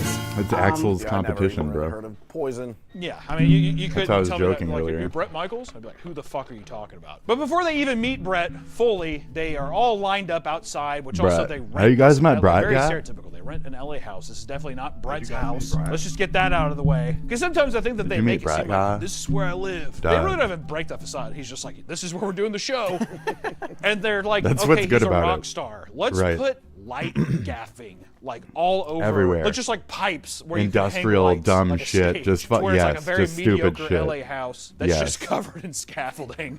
And they have a little stage outside for them, and they're all sitting there. And that's whenever we get to meet probably the I remember best her. character She sticks of the around for a little series, while. Big John, That guy, Big John's fine. who is Big Bret's security guard since the Poison days, I think. I don't Yeah. know. He's a large man. So my first impression of Big John was, wow, this guy is big. He basically gathers everyone outside. It's 25 women outside, and he points out 5 women. Granted, just to let y'all know so far, no woman has even met Bret Michaels yet. You have gone through the trials of signing papers to be It's on the tough show. having hair, done all isn't the it? stuff. You've packed a suitcase. It's and tough now- having hair. And then now John It gets picks everywhere. out You got to get 5 used to women. it tickling And you I'll all the have place, my all own over the place, Big Jake everywhere. can You come got to out get used to and it. cover these Tickles. He picks out 5 women: Meredith, Kimberly, Kelly, Pam, and of course Tiffany. Kelly and Tiffany make it a little further. I Kelly, think though, for that sure. the people on the show definitely brought in a little stuff, and I think that they were Oof. making a bit of fools out of him. Pam, Meredith, Tiffany. Tiffany. Big John's job doesn't seem so easy now, does it? Who are you looking for? Which one are you It was missing? Bonnie, right? Yeah. Who is it? Bonnie. No. It's not? Meredith. Pam, Kelly, Kimberly, Meredith, and Tiffany. Pam, Kelly, Pam. Tiffany, Meredith. Meredith. And then he tells them immediately to pack their bags and go. Kelly, Actually, that Tiffany, their luggage Meredith. is at the end of the fucking driveway. They couldn't even give it to him. So go ahead and put them up on Big John's sloppy seconds. Ruthless, Big John's unbelievably sloppy ruthless seconds. tactics here. 5 Wait, people wait, immediately oh, before goodbye. even meeting Bret. Can you That's imagine? amazing. And also, I just want to say this because this is based in LA. Not all of them live in LA. A lot of them are like, yeah, I flew from Chicago. Imagine Is that literally flying it? out He's to LA like, and "You're then too ugly?" basically being like, you're the ugliest person here, go Oh. home. Ooh, That's what that's happens. rough. That's also why Rock of Love with Bret Michaels. That's is these 5? what other show does that? Ooh, that's Don't cutting. correct me. No other show's done it. There better not be another Yeah, show. I don't think There you there's. go. There's no other shows. We're not going to check I into really it. need your fucking game to step up. I mean, I'm sure there's a lot of. But you know what? YouTube One shows of the and shit, girls, but, Tiffany, does not accept to go home. She Ooh. refuses, and Yeah, she Tiffany, bangs on yes, the door so Tiffany much sticks. she pisses off John. She comes She's back, crazy. she's just like, she's pretty, I think she's already drunk. Yeah. She Oh, can yeah. tell she's already smashed, but she comes back. She's Tiffany, waffed like, I'm out. not She's gonna fuck go. yeah. She I'm bangs on the door a bunch, Stan. disrupts everybody. Fuck you So all. I'm standing there. I'm like, what the fuck is that? And she begs Big John to be back on the show. Yeah, yeah. And you know what? Big John, because he has a heart of gold, he says, She you know makes what? it. Fine, dude. She I'll let makes one of the it. fucking dogs back in. I Yep, was a little she pissed makes because I it. mean, how the hell did she get back in the house? I mean, what Yep. did she do? Suck someone's dick to get back in? So you gotta come back in and bring Tiffany. Just please. She showed that want, you know. Don't touch me. I'm the talent. You can't touch me. Tiffany's back, which I'll be honest, there was, out of all the women, I would have kept Tiffany out. Also drama queen. She's not even a drunk, she's Tiffany, a drunk. Get out. She's a drunk. Tiffany. She's like a 52-year-old drunk Tiffany, woman who's get just out like, of here. Man, I want to meet Bret. Don't threaten me with Fuck a good out. time. Oh yeah, that's her I'm here catchphrase. to Don't party. threaten me with a good time. Jesus Yum. Christ. Don't threaten me with a good time. Too much. Oh, no. Says it way too much. Which, if you look at this, you definitely also think that you bring a girl back in because if you start off the show, the season, the series, and immediately John is like, I'm taking the 5 ugliest women and sending them back off, I don't think anybody's going to like John. And he is a cornerstone, Yeah, that's a rough. pillar of industry for the show. So That's you know fine. what? He's a You good show his dude. sympathetic I side, his think. I human mean, side, he lets him in go. the show, at Already least, you know. redeemed. Even though I would have said, you know what, John, you're just doing your job. From here on in the first episode, the girls play with their boobs together, which, you know, to give the show Yeah, credit, you the know, girls, at rumps least and it's more shit. appropriate to his age. I feel like a lot of times now we would be like, you would think Eventually early there's 2000s games would and be a little stuff. more exploitative. Like, I'm 18. Because all the rock stars make songs about 15 and 16-year-olds and shit. And Bret Michaels just like, just old enough or something like that. But Bret's classy. So then the girls Here we go. finally Oh, get there to he meet is. Bret. Yeah, he's God the damn, it's guy. monumentous. Woo, here he is. Hey, Bret. Yeah, there he is. Look at that. Yeah, they get to meet their I don't dude. think Oh, any look at him. person- There I'm he wondering is. if Oh, any person- boy. This is no shade of Bret. 'Cause I Oh, love wow. Bret. don't think anybody would have that visceral reaction if Bret Michaels walked. I feel like Bret Michaels could walk into a Starbucks. The world would be fine. I don't think any chaos would happen. But people are losing Kid their Rock, minds. They're though. very excited. And the first thing that Bret does in No, the show whatever. is he's got to take pictures of them for their lanyards. He's like, Damn. show me your sex appeal. Show me Give me your your- sexy side. I'm But really, doing it's just this a way for the for one by lanyard. one for people to come in, Honey. grossly make out with them, and then they Aye. kind of like do some very white trash. I know they spread. What's the with the pussy pink lips or they show their background? boobs Like, or something. oh, Some of the girls Jesus. just flash the camera or they Oh, do wow. whatever, and You can't do get that. Brett's, you get Brett Oh, sitting down in his it's- green room. She makes it though for a while. She's a firecracker. I gotta be honest with you, I was having a lot of emotions. She's a pouring through my cracker, a member. I'm firecracker. feeling extremely horny, Oh, and I'm telling you, making ready- out with him. I'm ready to explode. And then you got to I'm hand him getting off that to Big herp John, mouth who does going. God knows what with him. Adds him to his collection. All right. Yeah, it makes them all little Russian. We know nesting what's dolls. happening. I love Yeah, the we- cowboy hat. That's what he says. We know what's That's what he happening. says. I love a girl in a cowboy hat. It is just purely sexy, and I knew even if I didn't want it, she was gonna have a piece of me. What the fuck? He then goes out to make out with every single woman, and Brett makes the weirdest noises when taking the pictures. Pretty much, he's just like, "Ah, yeah." Oh, jeez. Oh, yeah. Oh, yeah. Uh-huh. Ooh. Oh, jeez. Oh, yeah. Oh, yeah. Oh, Jesus. Coming his pants pretty much. He's just like, oh, baby. Oh, fuck. Yeah. Now the girls are just kind of waiting on the staircase like, wow, I wouldn't have done that. I'm not that trashy and desperate. I hope Brett notices. And then they get go up and they like, just fucking spread boob their it. asshole open. I'm one of the classy girls. It's a Which man. one of the That's girls, man. Heather, Yeah, Heather. fucking from the 3. Heather's already. insane. Heather, She's who good. I She's have good. That was a deemed already great winner. pick. Good she tries pick. to impress Brett Good. I by think she might even be flashing the her tits, winner. Which let me Like, tell you something. Don't remember that from the show. Why it felt so weird is because if you watch the show on Amazon She's Prime, just in which it. is She's on Prime, fucking done. It's all totally uncensored. So you Hand get to see her bra, tits. It's hand really weird bra. 'cause they'll like cover middle fingers and stuff that wasn't that was censored before, maybe the broadcast or something, or some words might be censored. But full on tits, ass, all that stuff. Back then they're definitely like, Insane. oh, just do it. It'll be censored. Brett will like you more. That kind of stuff. And now it's on. 2007, no one even knows what the fuck a streamer is. You know what I mean? But after the pictures, Brett talks with the girls to get to know them more, right? He's very down to earth. Brett Michaels, I'm going to tell you right now, episode 1, season 1, he's a charmer. I think Brett is a good man. He's a classy guy. It's very hard to not. Yeah, yeah. I guess that's what it is. Charismatic. That's the word. The diabetes. It is. He also talks. That's one thing with the show. The Brett Michaels brings up diabetes. his diabetes. That's that napkin. I've It's been that white juvenile napkin, diabetic, right? right? I take 4 shots a day since I've been in 6 Oh, years Jesus. He doesn't say Fuck, dude. diabetes. He says diabetes. And it's obnoxious every time. Yeah, I got weird diabetes. Backed it up. He'll be doing a challenge. I have diabetes. But one of the girls, while he's talking to all the people, one of the girls gets jealous. She's I not can't getting even enough imagine. attention. And there's a lot of jealousy between the girls. Obviously, it's a fucking dating show, right? And everyone is trying to impress Brett with bullshit like pole dancing, playing drums. It's fucking annoying, drooling over his tattoos, stuff like that. It's obnoxious. It's dog water, trash TV. It's wonderful. You're gonna lose brain cells. Lots of dumb bitches. Brandy C and the 2 blondes who team up together are extremely, extremely annoying. They say something like, "Where's our babe? Where's our baby boy? Where's our man? Where's our baby boy? Where's our guy? After Brett. Where's our boyfriend? Oh, yeah, where's our boyfriend at?" And they're like, "Yeah, we're the blondes. We're friends because we're blondes." Oh, Brett's no. in the bathroom with a gun. He's just like, Brett's a blonde. Brett is a blonde, has been in a violent. wig for probably 36 years. At this point, I think that motherfucker's been wearing a wig for a long time. But one of the contestants, surprisingly enough, the one that they let back in, the fucking tramp herself, Tiffany, gets extremely Tiffany. drunk and starts arguing with all Tiffany. the girls, and it's obnoxious. She's rolling around, slurring her words. Tiffany's and it'd be amazing, funny dude. if she was pushed in the pool that they're all hanging out in and she drowned. If they had just like an alcoholic drowning session. She got drunk. She's like, "Oh," they're just like, "Oh, she can't swim." She did drop the N-bomb, and no one cared. Oh, yeah. What? Hey, that's not a nice word. Oh, yeah, it is. That's 2007. All right, Transformers yeah, getting ready to it come is. out. Charlotte She's probably fucking- could have dropped one of the bombs then. And no one would have mattered. As long as him and Bumblebee saved the It was day. with an I A. think Shia could have dropped one too. But this is That's where not Tiffany good. starts grinding on Brett, and it's just gross. She beat my penis to a pulp, and it was a dry beating. What are they doing?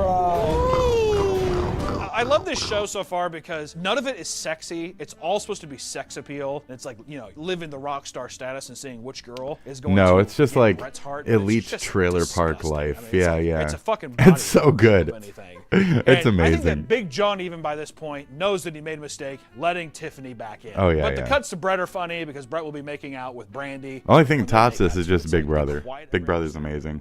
Amplify like the.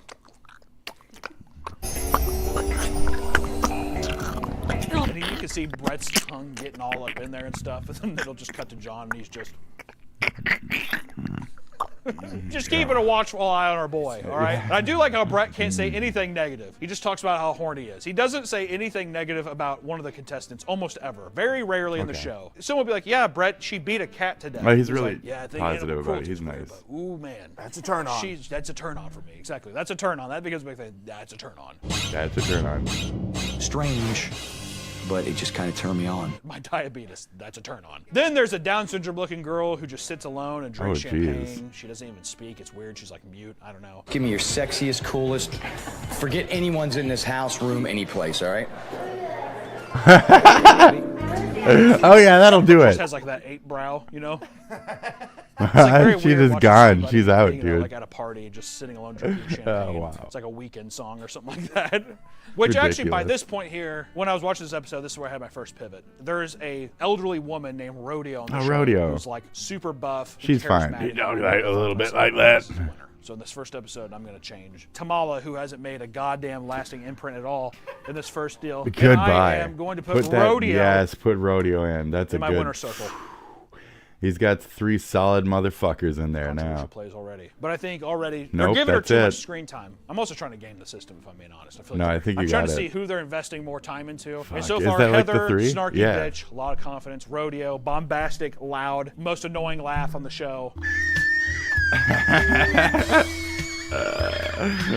Oh no. MILF. And That's terrible. I'll say it, MILF. I Who's will say your it. third? During the elimination rounds, Brett comes out in a duster. I and forget how it who he works had is as the a whole third right episode, now. He gets to know who people are, and then now we're at the end. Where Brett and Big Is John it her? stand there, and he has to In hand the out middle, stage Lacey? No, pass not- lanyards it's not to see who's Lacey. going to stay. Instead of It's, roses. It's very nice. who did And he I'll tell pick? you something. Looking at the set, the show just feels it's so cheap. Like maybe in the early 2000s, Lacey doesn't come in people were until, like, like, oh, this is a mid to show, later. and like I can't She make kinda that, so it feels fancy. plays a what it game is. at But first my and then God, sweeps it in feels like later. they just there's no way any money went into the show except She's there for to just paying Brett play the just to game. use his name. I don't know. So what I'm gonna do here is Big Jacob come back. These are our ladies who didn't make the fucking cut. Here you go. ahead and take off Krista, Raven, Krista, Jessica, Raven, Lauren, Jessica, and Bonnie. Lauren, Get them out. Bonnie. Big John, you get to eat. Jacob, this is how you're eating.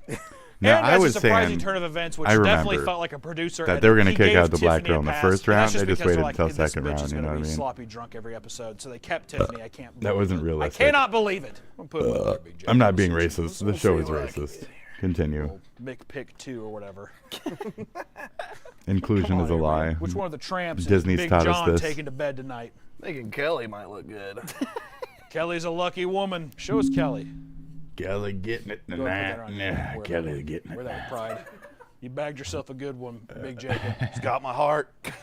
What? Oh Which no. is just such a weird humiliation ritual if you think about it. He has you come down, he's known you for a day, hours, if that. Okay. And then he gives you a lanyard, and he basically has you, he's like, will you come down here? And he like, gives him a hug, and he's just like, okay, bye. And you're supposed to say, but it just feels like such a humiliation kink. But we move on to episode 2, which I think I'm still happy with this. Actually, if anything, you know what? I'm going to move Brandy out. By the end of this episode, I need to lock in. And I will say, I think a person that I want to keep, that they keep showing, that's also a bitch, that's friends with Heather, is Lacey. Oh, okay. It was Brandy for Lacey. I think evil. that's like the end turn. Even. Lacey looks evil. She looks like That one falling to the ground. She's the winner. She's the. Why is she on the winner's circle? Yep. Because I have listen, I'm She's just saying a I think this gamer. is who She's Brett's crazy. gonna win. I'm not saying that I'm like, She's oh, fucking I'm a big crazy, fan. dude. They're all dogs. Yeah. I'm just saying she's getting a lot of screen time. I'm You hedging can my tell in bets, those dude, first 2 right? episodes. Showing her a yep. lot. Lacey's talking a lot of shit. He has confidence, dude. I think Brett's gonna like that. You can't get into the Rock and Roll Hall of Fame without yeah. breaking a couple eggs. Is he even in the Rock and Roll Hall of Fame? She is there to like prove that she's down to be like a band. This video is Like, she sponsored can by handle Fuel, the leaders in flavored air. We are human, which means we all have habits we need to. I don't know. band It's like some stuff. Anyway, thing. that's a really short Cinnamon hard commercial. to keep your company while you're building The better fuck? habits. on Okay. screen. Thank you, Phil, for Fum. sponsoring the video. Fee-fi-fo and fum. back Check to out you. Fum. Episode 2! All the ladies start waking up at like around 3 p.m. because every episode they give these people alcohol poisoning. I don't know how these 30-year-olds are living. I have one Wake bad up, night of chug. drinking now, and Drink I'm up, like, chug. I'll never drink again. I'm kind of in that mode. Tiffany's passed out on the couch. Me The show too. just highlights her being a drunk bitch, really humiliating her. Really, these things are just being like, do you want to look like a clown in this episode, right? Heather overhears Aaron talking about her ex-fiance. See, that's why the fucking we have the apex predator up here. Oh, the flame changed color? 'Cause I didn't even I notice. think this is the stallion that's going to go all the way. I don't It's like, control she has any of an this ex-fiance, anymore. and they're like, she doesn't really like Brett. Yeah, She's hungry. I barely control the volume. The volume with ghost has somebody been fucking with us. You Sorry know, about and then that. Aaron's like, Hey, it's not really with somebody if we're broken up, so... and all the girls start drinking immediately when they wake up. My liver hurt watching the show. It's so much drinking. It must make me. I almost want to drink now. Fuck. Do I have anything? I probably do. The girls start playing really shitty music on cheap I got a bunch music of liquor. equipment, I haven't like touched they it yet, basically though. went to I'm Walmart kinda and they have, scared, like, you a know. kit. I think they have some music sponsors. I think one of them is definitely Fender. Like Fender sponsored this show because they have like Fender guitars. Encourage and they hand me. them out as Okay. like Fuck gifts off. later. But Lacey, once again, that's why I Subathon. moved over. She I'm said, drunk. she's like, I want to show Brett that I'm like a Let's do musician. that. Because then this No? is what I'm Okay. thinking too. Big brain plan. She's gonna sabotage everybody. Oh, I lost a because subscriber. She sees getting in Oh, with Brett, maybe sucking fun. Brett off. She gets a record deal. That's why Lacey, I think she's got that dog in her. Also, Bret Michaels has a song that I hate every bone in your body except mine. Legitimately a song he has. Check it out. 2000s. It's terrible. I hate Anyways, every Jesus bone Christ, in I'm your like, body but Brett mine. shows up and he's like, oh man, look at these. He's like, I think I have to That's funny. interject and play with it. And he plays and it's fucking horrible. I mean, it's like watching a scene of like One Flew Over the Cuckoo's Nest or something. Geriatric maniacs just hanging around. They're like, because Yes. everyone's drunk again immediately. Oh yeah, then we get. Oh, yeah, then I got my yeah, eye on they're Jess out. for the first time, really. And I'd Jess? have to say, easily, She Jess comes and goes. is the most attractive person on the show. Which She's made cute, me too. think She's immediately innocent, but that she there's gets no clouded by way these Rodeo could compete. What? She got the cowboy hat. Brett loves a girl in a Rodeo. cowboy hat. That's This is true. my personal pick. I'm like Jess married. Love the girl in my cowboy hat. All right, she's got that scene, like that white Jess. trash scene, like trailer park vibe, early 2000s snake bite, kind of like verb the noun band That's a good aesthetic. pick. I fuck with it, and I'm feeling pretty happy with this so far. But basically, Jess turns Lacey away, and then, see, now we're getting a little cat fight between Lacey and Jess, and I like that. All right, Lacey's kind of a can't say that, gonna get demonetized. Lacey's like a super annoying bitch, and Jess is not dealing with it. She's my queen, and I love her, and I want her to win. Which Penis. that's when Lacey basically drags Cuntiness, Jess into the pool, and I'm cuntiness, very surprised cuntiness. that they were able to do that, or Cunty, you know, cunty, whatever. cunt. But that's when Big John finally delivers a letter to the ladies from Brett talking about the next challenge. And every time that he delivers a letter to the girls, it's like a song. It's like a poem that they have to read, but it's all, there's like notes. It's in front of sheet music, so it's weird. But basically, yeah, Big John hands off the letter. You can tell he's eyeballing his prey a little bit. He's hedging his own bets during that thing. All right, ladies, good luck, but hey, the losers, keep your chin up. He's got his own agenda. Yeah, he gets back there. But he's like, the challenge at hand her out is, next. is phone sex. I need a love who can get on the phone, get me hot, and give me a good time. hey, she's still there. Because, you know, he has Talk Dirty to Me as a song. You've heard that song, right? Talk Can't dirty play it. to You'll me. copyright the shit out of it, but still. Ba-na-na-na-na-na. Which, another drinking game to do during the show is take a shot every time Tiffany says, don't threaten me with a good time. Don't threaten me with a good time. Oh, no. You'll die of alcohol poisoning. Brett shows up in his pajamas for some reason. I don't know why he has to. I guess it's supposed to be like, oh, because it's like when I'm on the road and I'm on the tour, I need to have a girl that can like get me riled up I from have the road. pajamas. As if he's not cheating on When I'm on the every road, wife he has and every I city need a with girl some, who can like, really lot rev lizard. me up. I think this is the with, one like, scene in the text whole show messages where he and has shit. no bandana or hat or anything. Okay. Oh, yeah. Maybe. All right, but That's that doesn't. fair. That you don't dock points on the king for that. I'm just saying it's real hair. Yeah. They hook up some blood dick monitor to Brett to basically check his blood pressure to see, which is so weird. It's the like, fuck? I don't know. It's like something that like basically checks his heart rate and stuff through his cock to see when he gets the most aroused. keeps by slipping. whoever's on Keeps the phone slipping. with him. This is a win-win for me as a diabetic because I could keep my blood sugar levels perfect. We get like all kinds of cringy stuff of people talking and all the yeah. girls like, oh my god. He's a little going back and Beetlejuicy, forth, isn't and he? Brett's reactions to a lot of it's pretty funny. Oh, Beetlejuice, Oh fuck! Brett was just made for this show. Oh yeah. There's no humiliation to him. He's Still just sagging. like, fuck you, sure. Hold on. Oh, fuck. And there's some girls like Tamara, she doesn't do anything, and Brett just hangs up on her. If you got something there, it was purely by accident. I jumped the cord or something. It's pretty funny. Magdalena sings a very sexy song to Brett, and she basically says that he's like a king or something, and Brett even says, I like being a king. I like that. I treat you like a king. I like being a king. Rodeo knows how to handle a phone, which kind of made me want to switch it back. Fuck, I'm gonna do it. Rodeo's making all the right moves, and Lacey's being a bit too aggressive to where I think Brett's gonna notice that she's a problem. Rodeo's sitting there basically coming on the phone. It's like watching an old woman do that. It's just, I don't know. And yeah, Brett's just like, oh, fuck. Yeah. I want to press you against me. Oh, I'm so into it. Brett then shows the results, the top 3 and the bottom 3. Why he has to show the bottom 3. The bottom 3 felt kind of, I was like, what the fuck? He's like, you weren't doing anything to me. I was soft, super soft. And everyone's like, ha ha ha. And then he like shows the top 3 and he's like, yep, I was hard. I was super hard.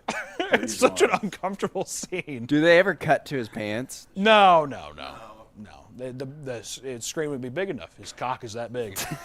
Aaron, Rodeo, and Lacey win a date with Brett. They're the people who win. So every time they win a challenge in the show, it's pretty funny. You have to do things to win a date with Brett. Is that how it is in other shows like Bachelor and stuff? I think so. I think so, yeah. It's Okay. there's always some kind of challenge. Well, in this show, it's basically like it's really stupid challenges that then result in you going on a date with Brett that is just as equally retarded. And it's very rarely a one-on-one date. Usually it's a group date to where he's just like, hey, listen, I have a great time.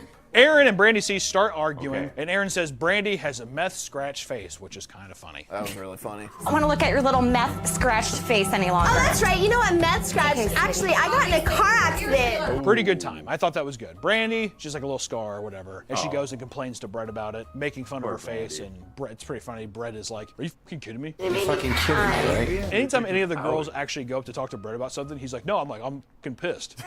That's not okay. That's not okay. Are you fucking serious? Really? But then immediately, once again, because we've said this before, he refuses to say anything bad about someone. So he's like, I'm sure there's a heart of gold somewhere underneath those double D's. I know under those humongous double D's, there was a heart of gold in there somewhere. There had to be. You're like, God damn it, Brett. Wordsmith. Charismatic son of a bitch. You just can't hate him. You can't hate him. Obviously in the show, they're going to try to get conflict amongst the contestants. But there's like a weird beef between Dallas and Lacey where Dallas is talking about how she's like, I basically eat and wear animals and I just want to kill all animals. And she's like, that's fucked up. You know, I'm a vegan. I'm a member of PETA. I'm really passionate about PETA, and I realize what a heartless, hateful bitch she is. Or whatever. But then it becomes this weird thing where she's like, Dallas is like, if an animal is here right now, I'd just bludgeon it to death. And you're like, what the fuck are you talking about? Fucking psychotic. It is psychotic. Sorry, there's an animal right here, right now. I would slit his throat. But I bet Brett would be like, but honestly, kind of hot. Honestly, that's kind of a turn on. Which Big John then again passes down his next note from Brett the next morning, once again sizing up every bit of prey at the table. It's like a cartoon bulldog. It's like a cartoon. Every time Big John comes in and like gives the notes to the girls, it's like looking at like the Tom and Jerry bulldog eating a cartoon steak.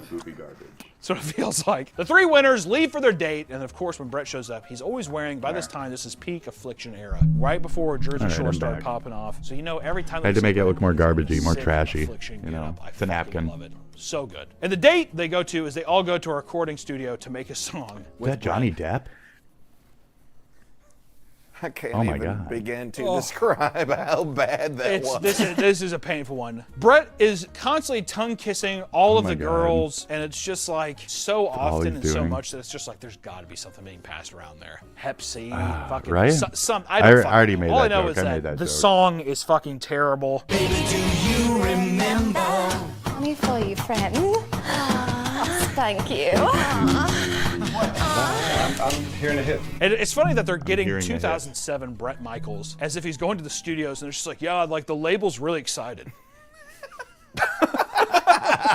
Yeah, the label's really stoked on what I'm putting out. So he's like in there and it's just like, we're gonna lay down this thing and there's gonna be a lot of, it's like your time has passed. It's unfortunate. I'm like, dude, you have every rose has its thorn. Be happy with that, right? They're making the song and it's like all like really sexual and weird. And like one of the girls is like, I don't want to do this. I'm too nervous. But then we come back to the house and Heather forms a group of girls called the A-Team.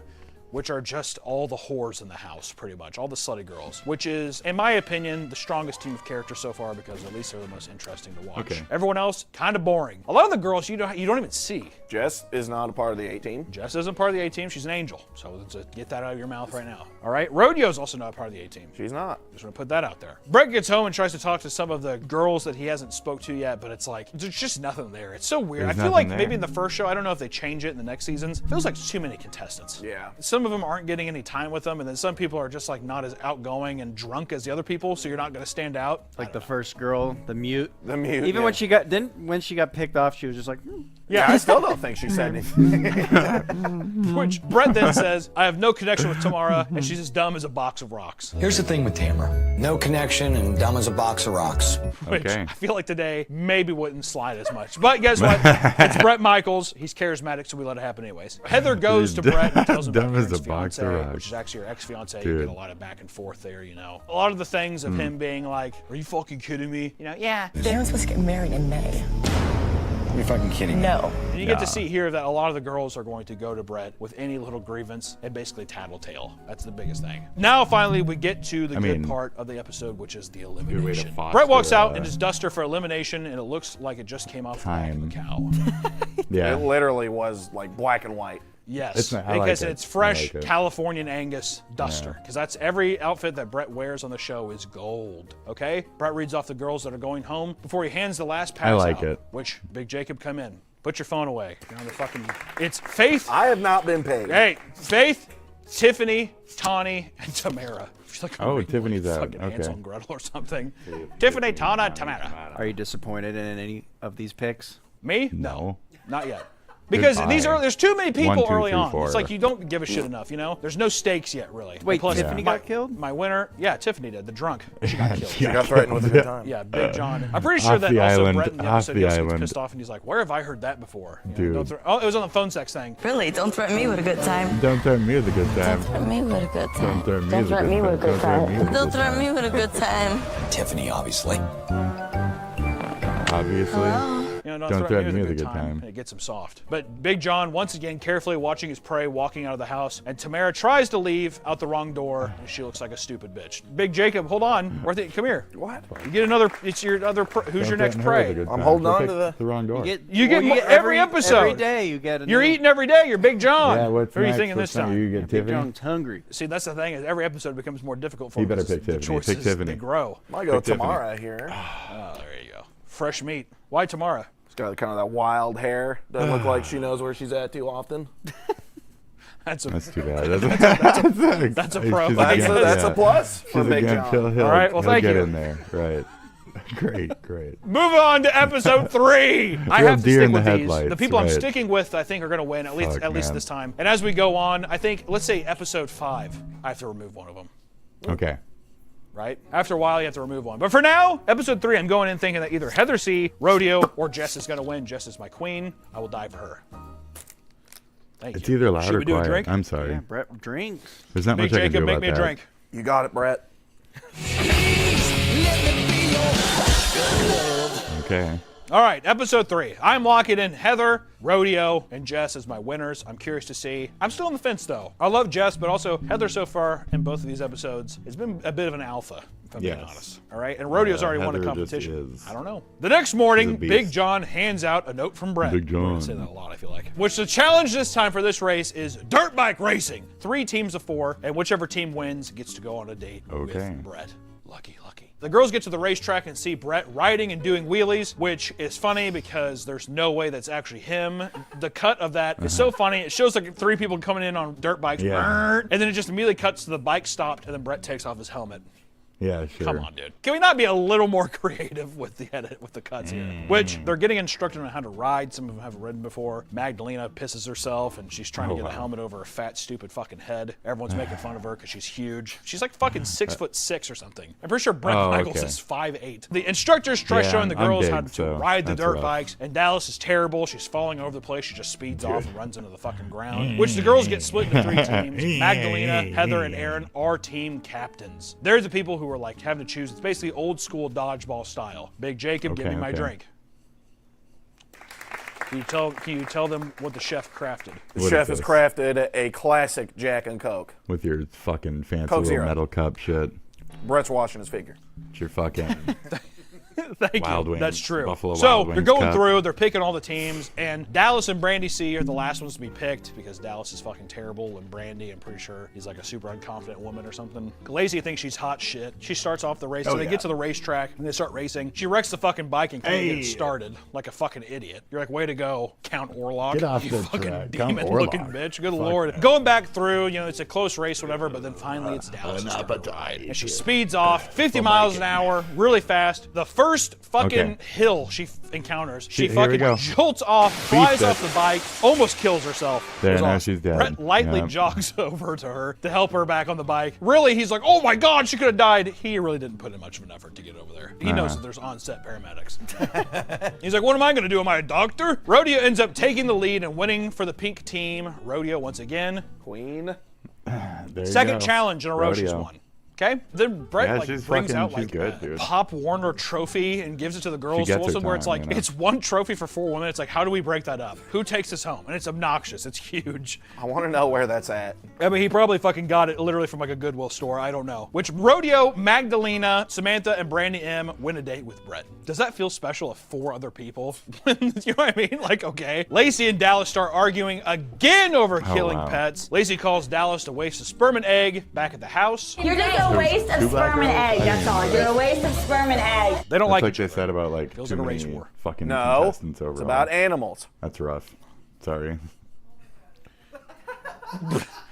They shove each other and break some of the cheap vodka bottles behind the bar. Producers definitely told Lacey to keep pressing Dallas because she won't leave her alone. And then Fuck is this? Rodeo comes out of nowhere and like, I don't fucking know. Jet leads the fuck out Oh my of God. Rodeo Oh, and wow. sends her off base. She's like, this is enough! I've had enough! Which it is fucking annoying. I was like, it made me cringe watching that. Lacey like pressing Dallas the whole time. I was cringing super fucking hard. Like it's like schoolyard fight, shit. Where it's yeah. like, won't leave you alone. It's just, the cringe was very real. And let me tell you, by this time, I was bought in. I'm bought in on all the sauce, if I'm being honest. I'm like, oh no, she didn't.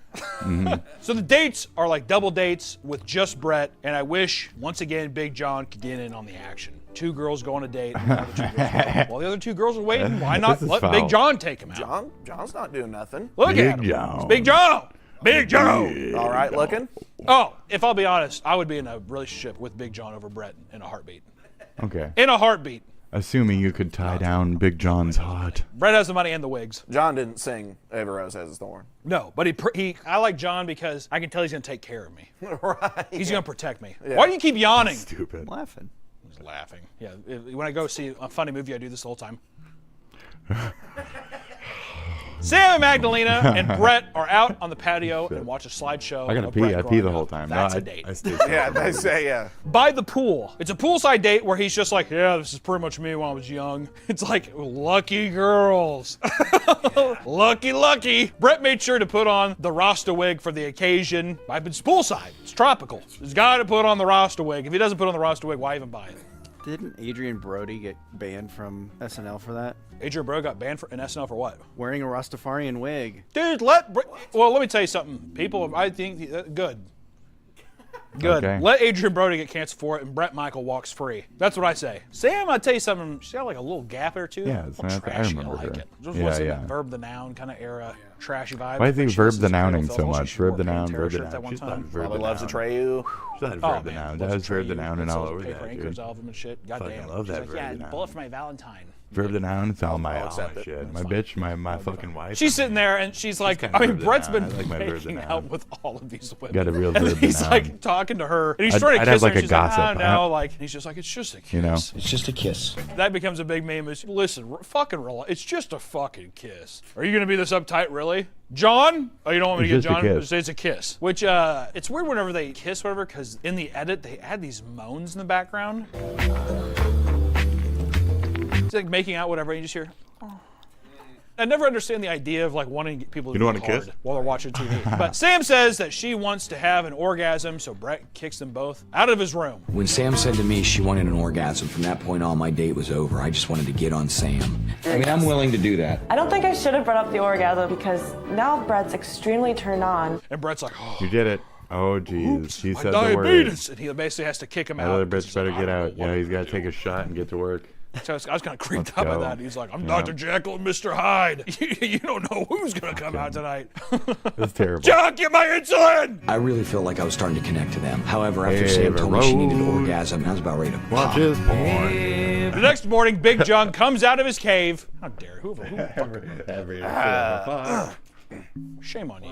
Next morning, Big John comes out and gives a letter once again to the girls from Okay. Brett. And this time, Rodeo and Brandy M hop Rodeo. into a Hummer limo. Super early 2000s. I mean, when I saw that, I was like, God, this is so trashy, dude. I'm pretty sure on Not our trashy, prom, it's there's people that had like Hummer limos. And it's exquisite. like the kid who's Okay. like, my dad has the biggest plumbing company My in dad town. has Rodeo the and Brandy plumbing M hop in the company. Hummer limo with My Brett dad to owns the tailor-made concrete bikinis. company. Tailor-made? Yeah. Every girl's dream. He's like, every girl's And dream made all is to the get a bikini roundabouts in the customized. You're like, city. where the fuck did you come up with that, dude? What do you I got mean? limousine now. I'm actually almost positive he says it's every girl's dream to get a tailor-made bikini.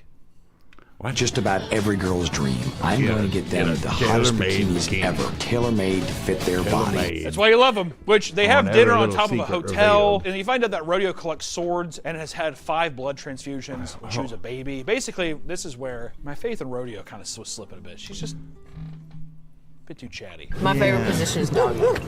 Is it? Is it?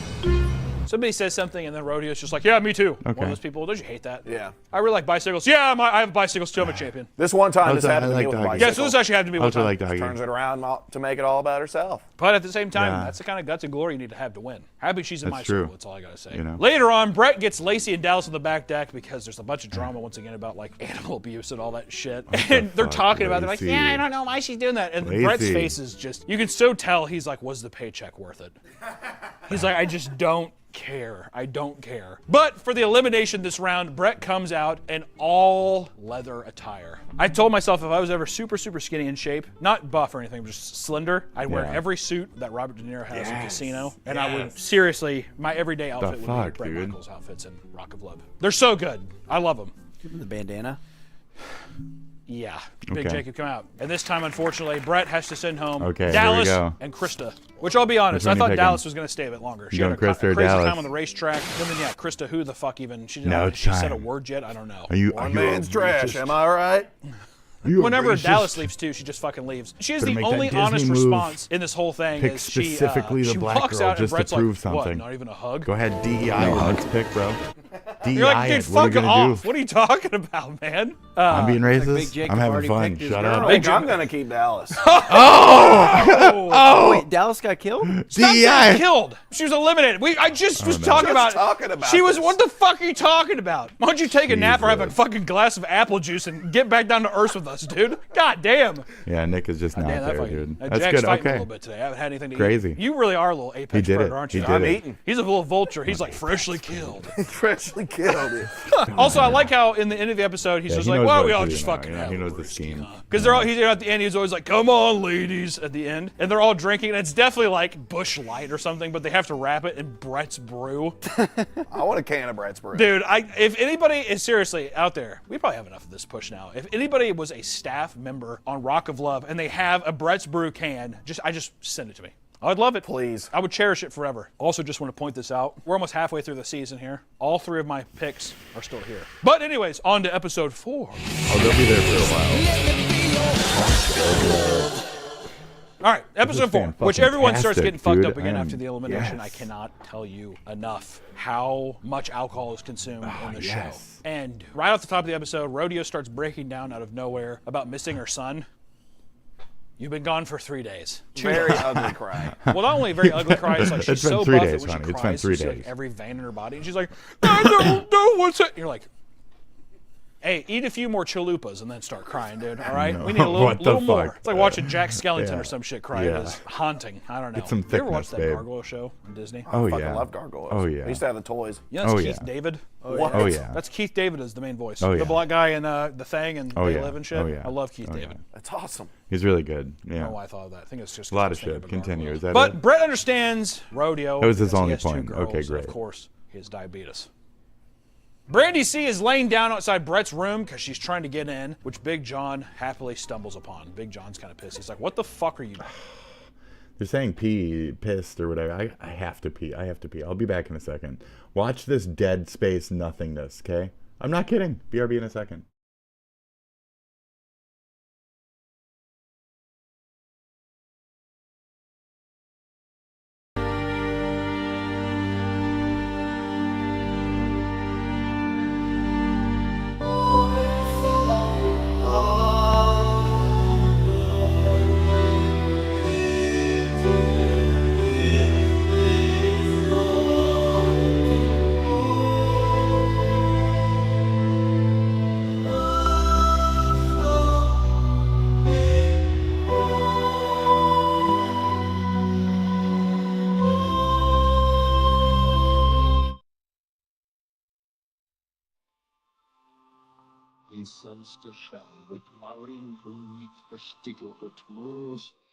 And like a busy, long, dual sailor, the sound that will answer several of certain answers.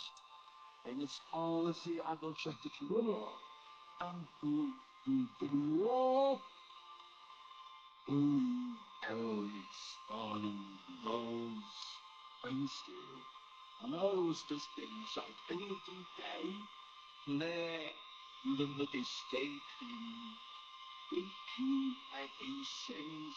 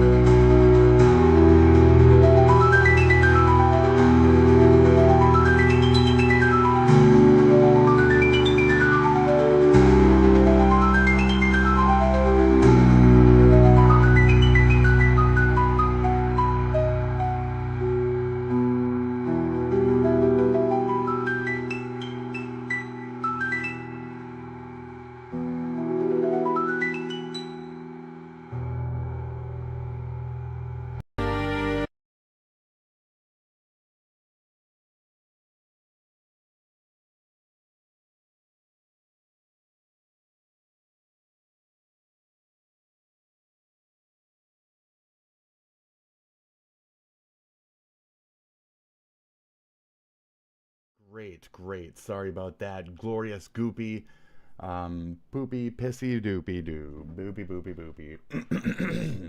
Num, num, num, num. I'm back. That was a weird little song thing, and fuck off, and here we go.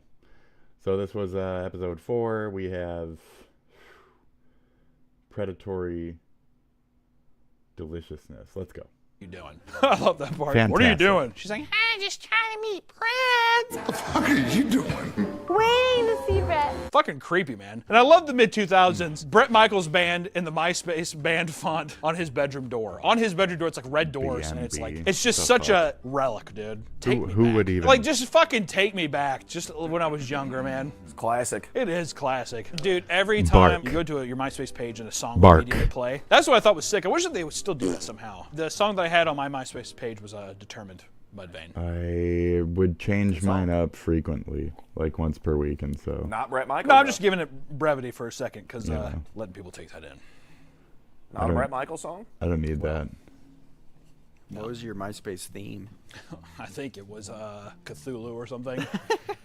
It was Cthulhu or it was like some other horror thing like that. I can't remember. I had 4 friends on MySpace. Tom was one of them. Mm-hmm. I shared on MySpace with my brother and Joey. I don't recall. It's cool, man. That's awesome. Brandy starts crying. Okay. I don't know how I'm supposed to. You have anything else you want to say there? No, that's about it. All right. Brandy starts crying, and Big John says she's not getting into Brett's room. I love that. This is when, once again, I mean, Big John's always been a fan favorite of mine, but I just want to say this solidified it. He's a bodyguard. You're not getting in. You're not getting in. The next morning, everyone wakes up to Brett fake playing You can't get in which is pretty there. fun. He's sitting there. I'm putting my entire life on it that he is not playing this harmonica.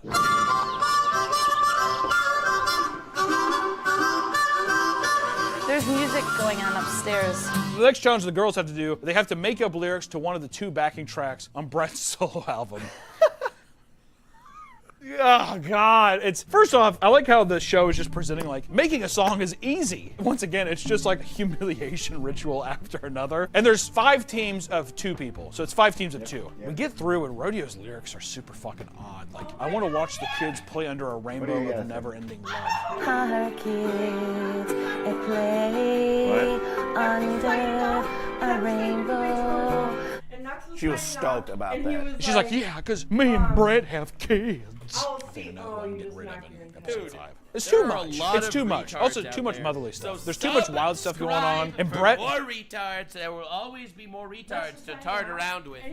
Thanks for being here.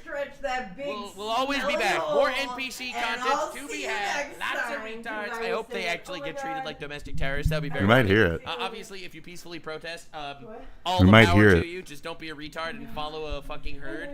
But I gotta fix my thing. Look at that. Any actual acts of violence? Fuck you, sir. Have a wonderful day. Enjoy your big, smelly hole getting stretched somewhere. Enjoy your big, smelly hole getting stretched somewhere. Stay weird, fam. Nice. Yes. Yes. Big smelly hole. Shit. Anyways, I have to redo my thing now. So you guys are gonna watch me recreate the rest of my scene back to normal. Look, the mystery is gone now. Do you see it? Do you see how boring the life is? The mystery is gone. Oh. I've been revealed to be a fraud. The fraud that I am. Okay, now hold on. I don't want to step on this. You know, there's a couple of these sitting around. Oh, geez. Oh, this is a hazard. Oh, okay, we're gonna do this. I'm gonna stand on this. And, okay. Oh, you said you're in there too? What? Yeah.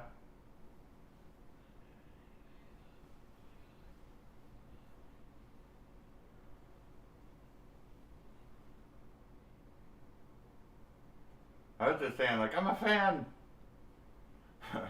I'm a big fan. Knocks a few bucks.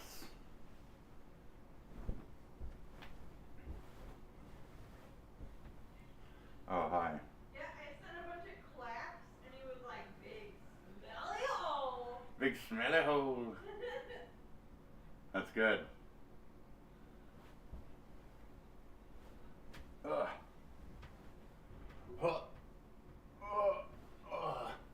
I don't know unless I'm this tall.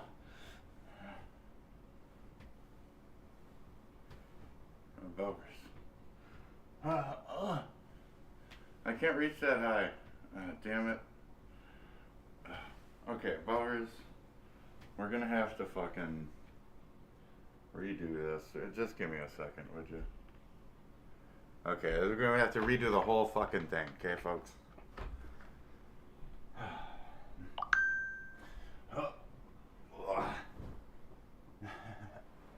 Truth revealed. Clothing. Oh no. Okay. There. Now. I'm tall, but I'm not that fucking tall. These ceilings are fucking huge. Alright. Let me put these in my mouth.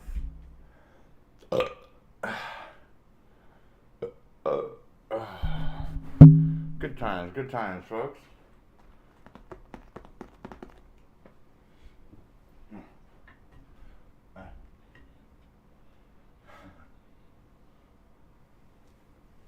Okay, what do we have here? This part is unnecessary.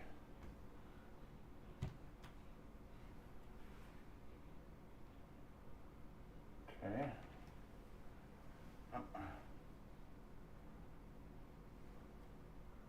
Oh dear.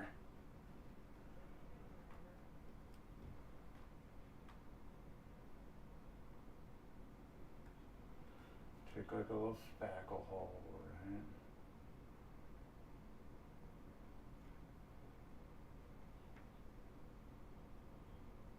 Okay. He's not Russian, he's anti-communism. I don't know then.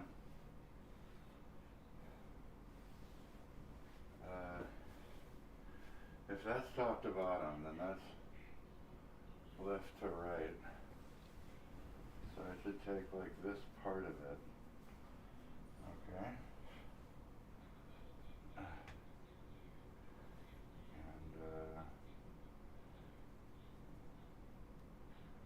right here.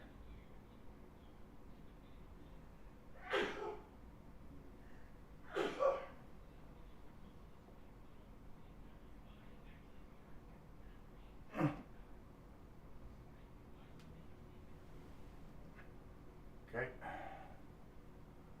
And now,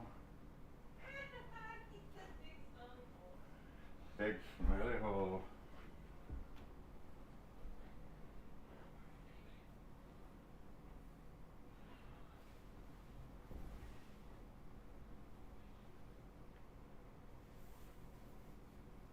The fuck, man.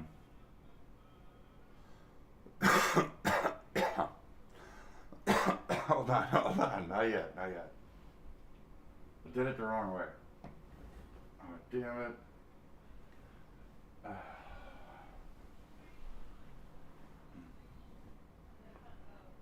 Okay.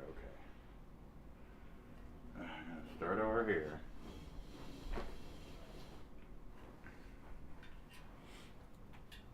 Start right here.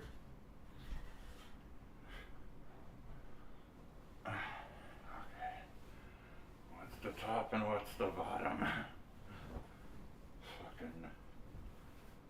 Alright, so there's like. Where's this? Yeah. Normally it's that. It goes like across the bottom. So we're gonna want like.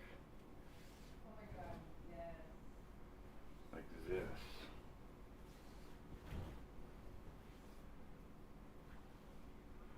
Fucking.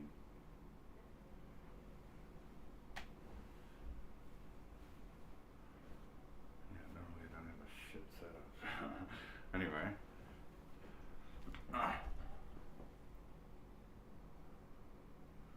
It's a bad one for me.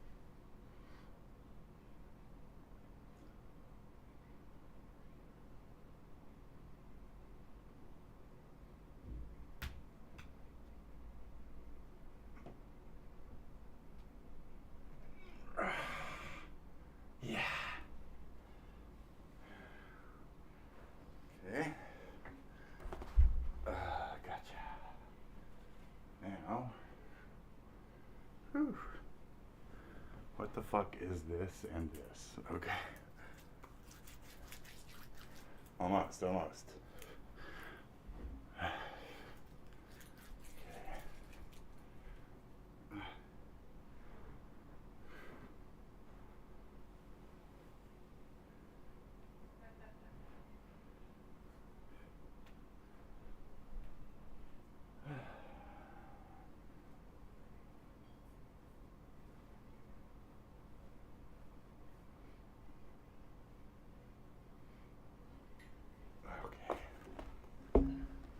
Chair goes in, chair goes out.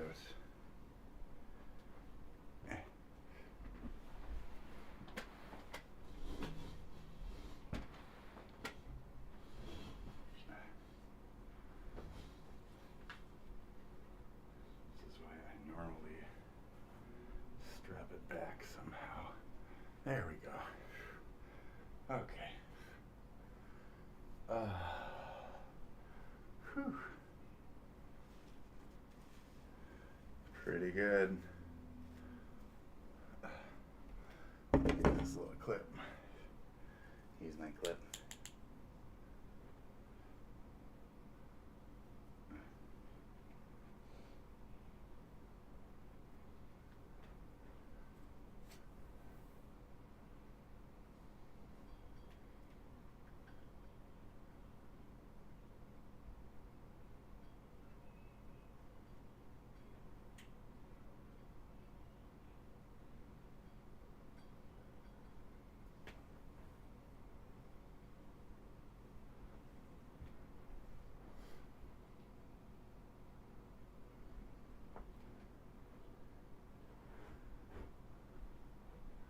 Nice.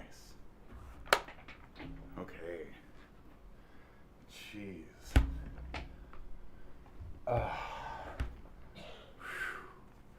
Okay.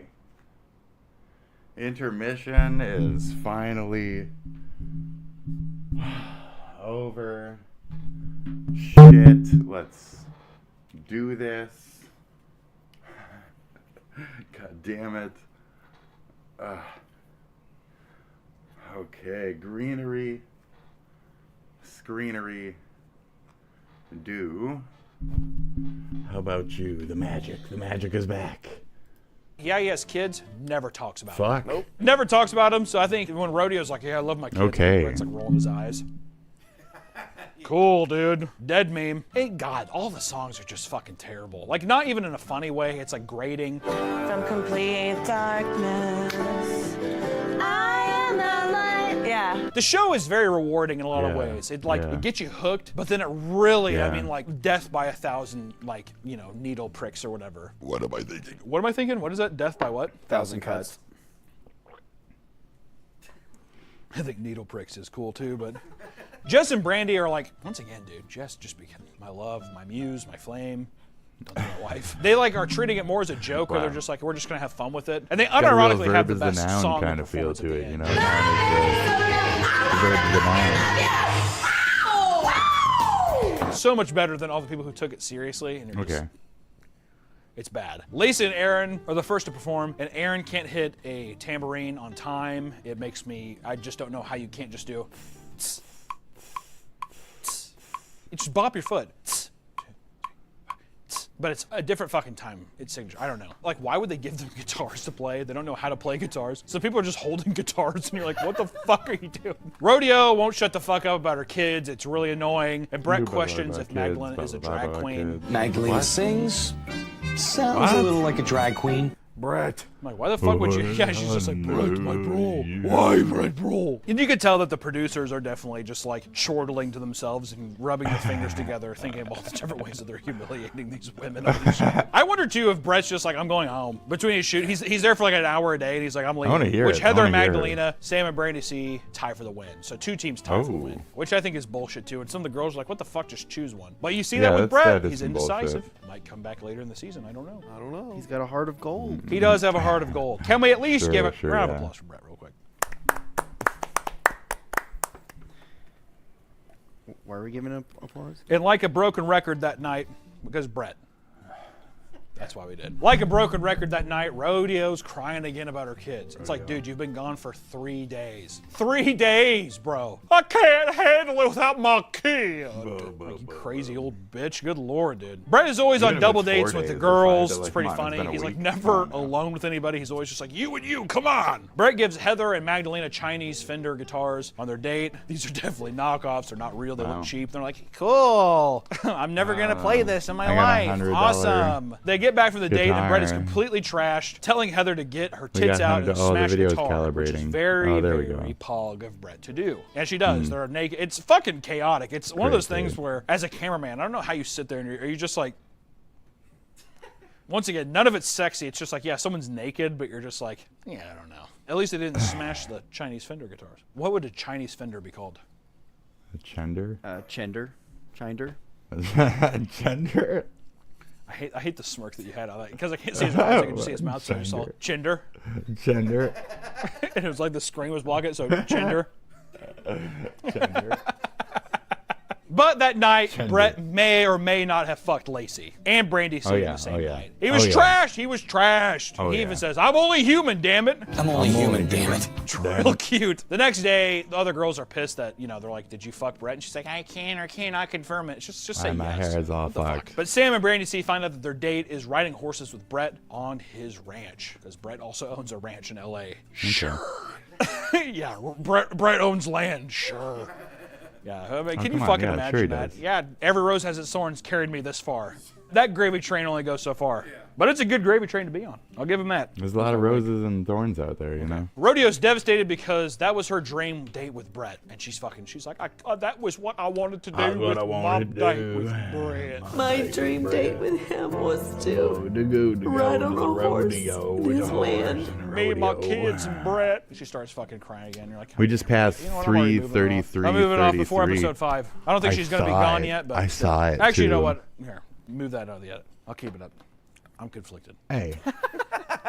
Brandy C just throws you'll out find Brandy C's out. horse You'll that find she's out, riding. friend. Looks borderline retarded. Just gonna put that out there. Keeps dabbing his hoof in the water. I have my own horses, and let me tell you, my horses don't do that.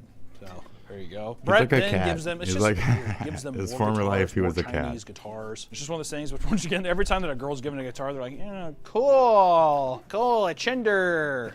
It's awesome. Sam is wearing a really sick Harley Davidson T-shirt. It is actually fucking dope. I want that. Vintage Harley shirts. They're hard to come by. I need some. Please, someone send me some. And 5 or 8 Fender. Sam confronts Brett on fucking Lacey. Fended. You know, why would you do that? Fender I thought we were knees. all here. Fender knees. Which I'll tell you what, Sam's become kind of a favorite of mine. You know, I don't know why. The Pantera shirt got me. It was really the Pantera shirt. Okay. And ever since then, she's grown on me. More so, she seems like an actual human being and not just a drunk slob all the time. So that's nice. But she's just like, hey, Brett, why would you fuck Lacey? And Brett explains that he also had trust issues.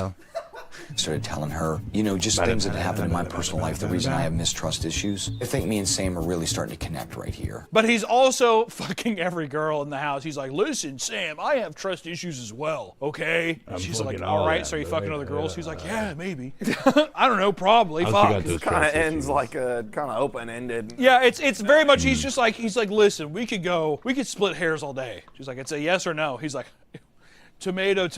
Like, you know? and then like he's a rocker, so you better get once used again, to like. Big Jacob come on in because we're moving into the elimination round of this episode. This time, I am Brett's only human. suit, it's a tiger suit. Boys will be boys. Very, you know. very nice. We don't know if it's tiger skin. It's tiger print. Looks like it. Plain old tiger print. Skinned tiger. Would Brett cheap out? Are you saying? Okay, that's true. If he's already getting fenders from China, you better believe he's getting fucking tiger skin. Yeah. Man, come on. You know what I mean? If you can get a Chinder, can you get a... All right, this guy's eager to pick his next victim. Tiger, yeah. Let's go. What's the next victim? Well, who's down the line? All right, with a surprise, he has Big John send home Rodeo almost instantaneously. Okay, she's out. No. Rodeo's you couldn't out. even eliminate her yourself. Brett sends her home with dignity. He's basically just like, go see your baby boy. Go see your I baby don't boy. want to leave, Brett. Whatever. And he like basically walks her out to, he hasn't walked any girl out to the door. He walks her all the way out the door, gives her a kiss. Go ahead. Put her up on the sloppy seconds board. Oh! Even before it's done. Oh, yeah. You don't even know who's getting done, who else is done, because the next person is Brandy C. He wants that Rodeo. He sends Brandy C home, which I will say, Brandy C. Which one No, are no, you no. picking? Rodeo's. You're right. Brandy Who C is has it? the worst voice in the entire show. It's true. It's like Gypsy Rose. Come on, right? Brett, but you know what? How did I miss it already? Where did it go? I was there. I was there, but I'd pick that. now. I like that. Are you marrying the girl or fucking her? Because Sometimes, man, you don't have any ounce of human. Like you're just like It's a such valid a question. deplorable person. It's a valid question. I like this. Brandy guy. C I is like at it. home I with like the Every cut of Rose his has a jib. storm playing in the background, of course. I mean, we He's got a got the solid plan copyright. up We might as there. well I have like it. that Go guy. ahead and take her. Put her up. I guess I'll keep her on the wall. Are you still keeping Rodeo? I'm gonna keep Rodeo. That's probably good. No. Yep. She's been around. Yeah, that's true. That's true. Which That's why by I'd this time pass- too, pass on it's that. funny. At the end of every I'm episode, good. That usually leather they hand shit, out I'm not- drinks. I'm This not on time that it's water. leathery. No He's like, offense. my liver can't handle it. He's like, I need a gotta break have from water. my liver, my diabetes. My But we move on to episode 5. Yeah, my diabetes will how many take me girls you out. got left? 1, 2, Oh, 3, fuck. 4, 5, 6, 7, 8. 8 girls. This is where I'm saying. This is where Dude. you know what I'll do? Because episode 5 here, we were gonna go from 3 to 2. I did not know Rodeo was gonna get hit out. So what we're gonna do now is I feel like episode 5 I should commit to 1. You are running out of time to commit. I just feel so personally attached to Jess for no reason. But I feel like the better strategic play is Heather. Also, mind you, we're watching these episodes in between each of these recordings, so that's why it's getting a little progressively a little more drunk. All right. So, who? Hoot Manny. On my winner board right now, I have Heather and Jess. My heart says Jess, but I feel like strategy says Heather. Jess really hasn't. They're not giving her a lot of. I feel like she's gonna get knocked out soon. Is there no one left on the board that you would like to add? No, I can't. From episode 2, I had to. This is my solidify. This is who I think are gonna win. So I need to see which one's gonna lose or leave. Which one do you guys think? I like Jess. You should just say it like such a creep, dude. I think it's just because right on the camera. Also, your last comment of like, were you married him or are you fucking him? I like Jess. I like that dress. I'm going strategy and I'm picking Heather. I hate to say it. Listen, all is fair in love and war, but I think Jess is too pure. For me, I would be send everybody home. But for Brett, I think Heather is the name of the game right now. So into episode 5. I feel like he already knows. The morning after the elimination of the last round, the girls find a bunch of football uniforms and a note from Brett on the pool table. But one thing I want to say here is that Big John is absent. And it is very noticeable. Where the hell is he? Football. Void. Football. That's a big void in the show, isn't it? This is the first annual Brett's Mud Ball game. They're going to do mud football, and Brett is going to be the quarterback, basically. The winning team goes on a date, so the whole thing is like, it's 2 teams pitted against each other, teams of 4. Whichever team wins gets to go on a date with Brett. But the MVP of the team gets a private date with Brett, which will be the first single date of the show, which is more important. The episode does immediately redeem itself when we find out that Big John Make is sure I the don't roll referee. my green Thank screen God. off again by I don't know why scooting they my even butt play with it. around. Have them drop off the rules and then have them put on the referee. What was I off. reaching This for is anyway? 20 years ago. I'm not going to hold a grudge. Isn't that crazy? 20 I years ago? forget now. Holy fuck. But when they get there, you can tell none of them know what the fuck's going on, and you can tell Big John is just having a great time. I feel like Big John's the only person where they're just like, I don't think anybody told him like, hey, play into it. He's just like watching these girls be completely fucking stupid, and he's just like laughing his ass off. It's a good time. But I never understood why old dudes always want chicks to mud wrestle. Well, there's one thing I don't understand. You see that a lot of Covered in mud. Yeah, be covered in mud. I don't know what the appeal is there. I remember when I was 14 and the movie Stripes came out with Bill Murray. John Candy has that scene where he's mud wrestling those women. I remember my dad was like, "This is awesome." Who cares? And even like their 90s, early 2000s, like old school. Yeah, I don't know what the obsession is, or but whatever, they love though. it. I think it's just because it's that was better. dirty That was in a much way. better. I was gonna suggest that actually. Looks like poop. Yeah, it looks like shit.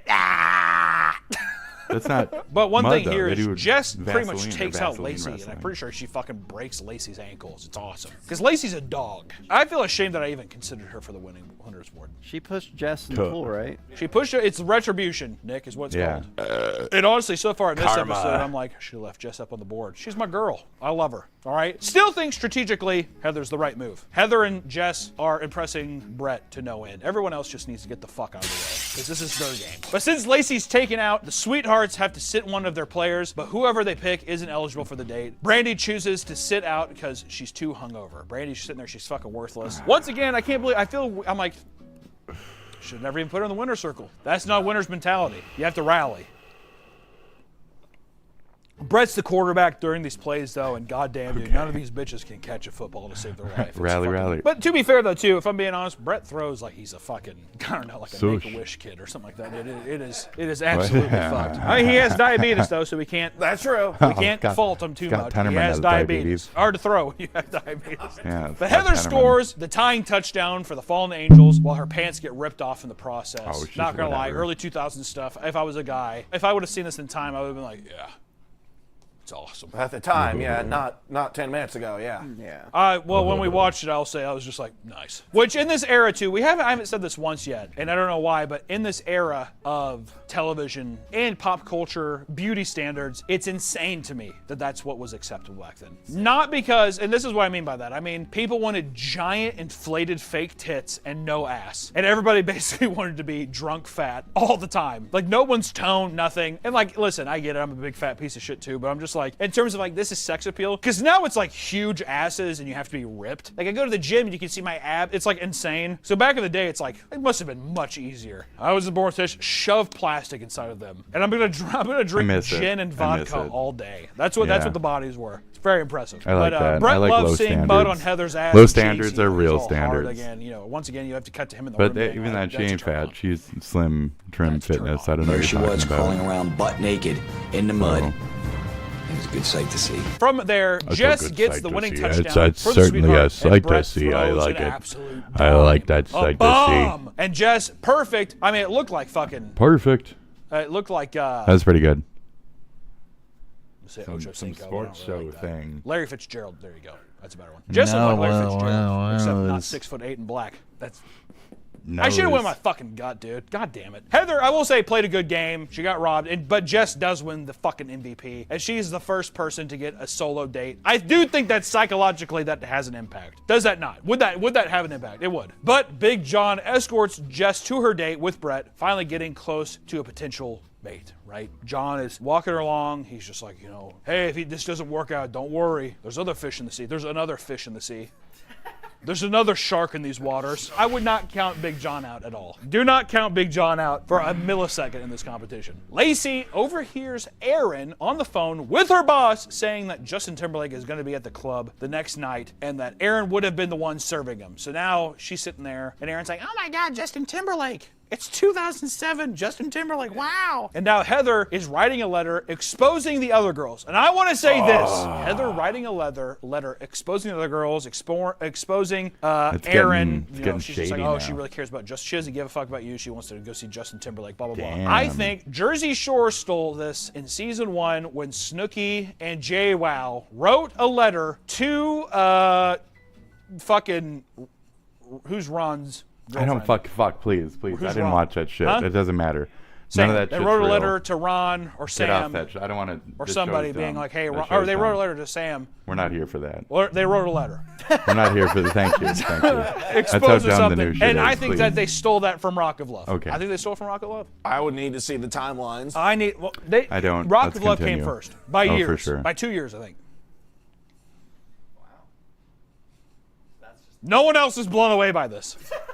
All right. But Brett Good in his job. solo date plays an extremely Good sexy job. song for Jess. We don't really Oh, hear yeah. it because I think it's bad and I think people would judge him, but it is sexy and it's hot. And What Brett's a- likable. If the show was just called Brett Michaels Has Charisma, I think it would have done well. Because he does. Which every acoustic song that he's playing here, it's just the G, C, or Jacob come in. Big Jacob come in. I don't play guitar. What was the whole thing? Because Jacob had a big old stink this episode. Complained to them about the song of the guitar. All of Brett's acoustic Okay. stuff is just the same, like G, C, D, C, like Bang, chord bada, bang, progression, which bang, is like, bada, it's the bang, most bang, common bang, like bang, songwriting progression. If you want to pick up guitar real quick and write a song.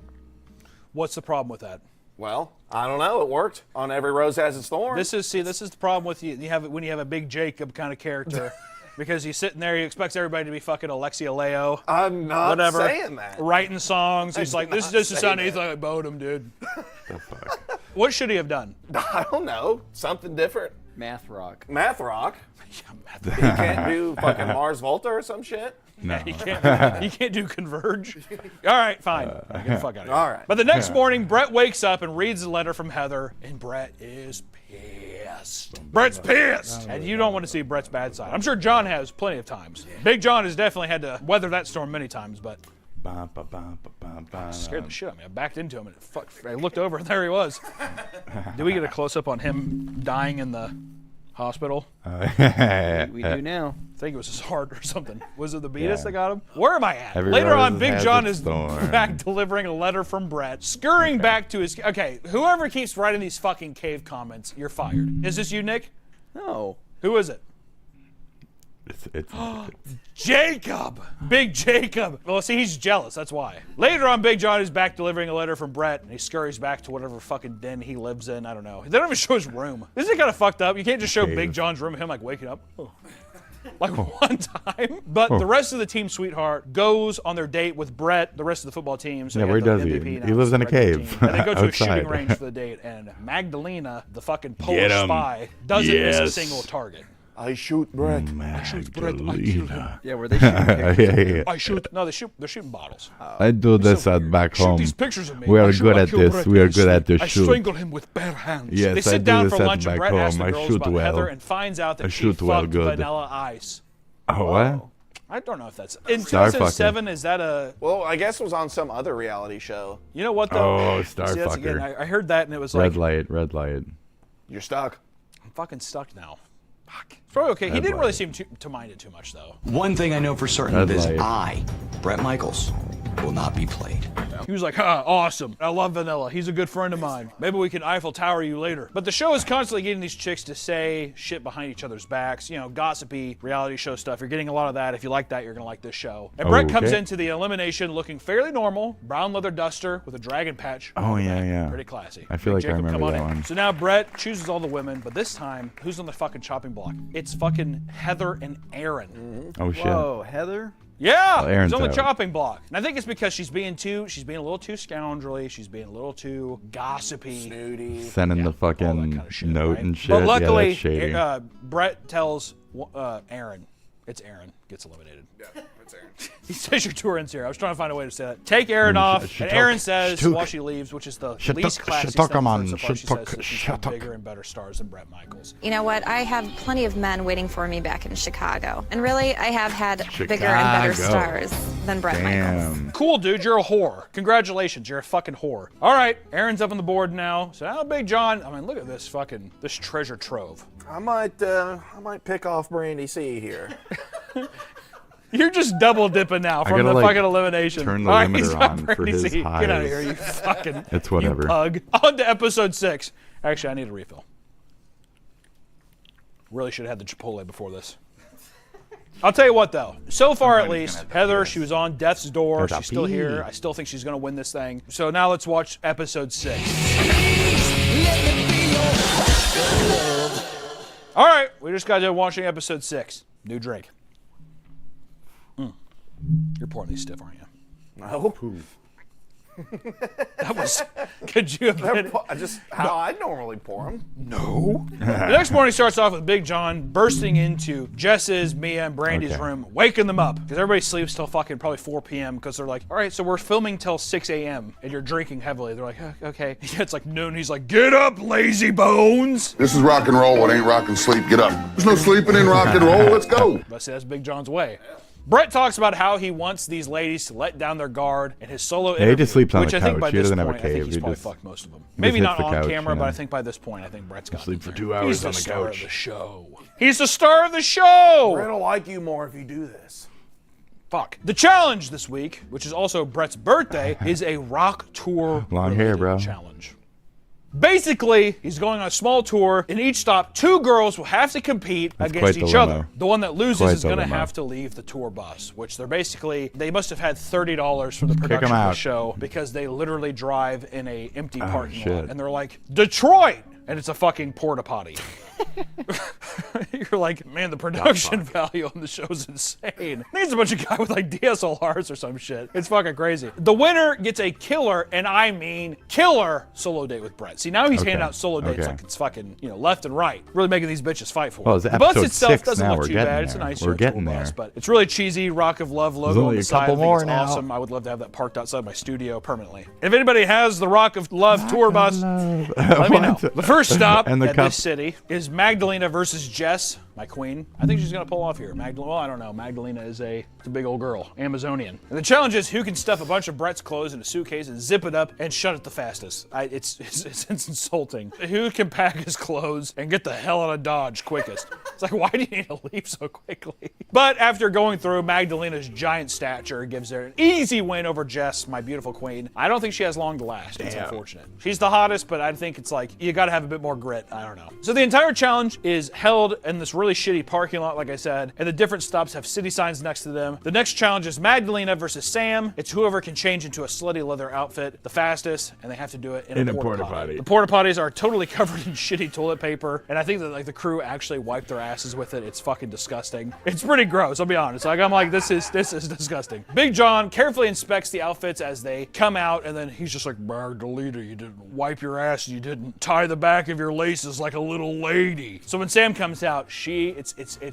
get duped. Sam's actually the winner. I like Sam. Okay, I like Sam. That's my girl. I didn't give her enough credit at the beginning of the show. I like Sam a lot. I'll say it. I like her. By the way, whenever you lose, they just leave you in the parking lot. You just sit on a fucking chair, they just leave you. So there's fucking Magdalena, the Iron Giant herself, just sitting there alone. And the next stop, it's Lacey versus Sam, and they have to dig through a rotten dumpster to find Brett's lucky guitar pick.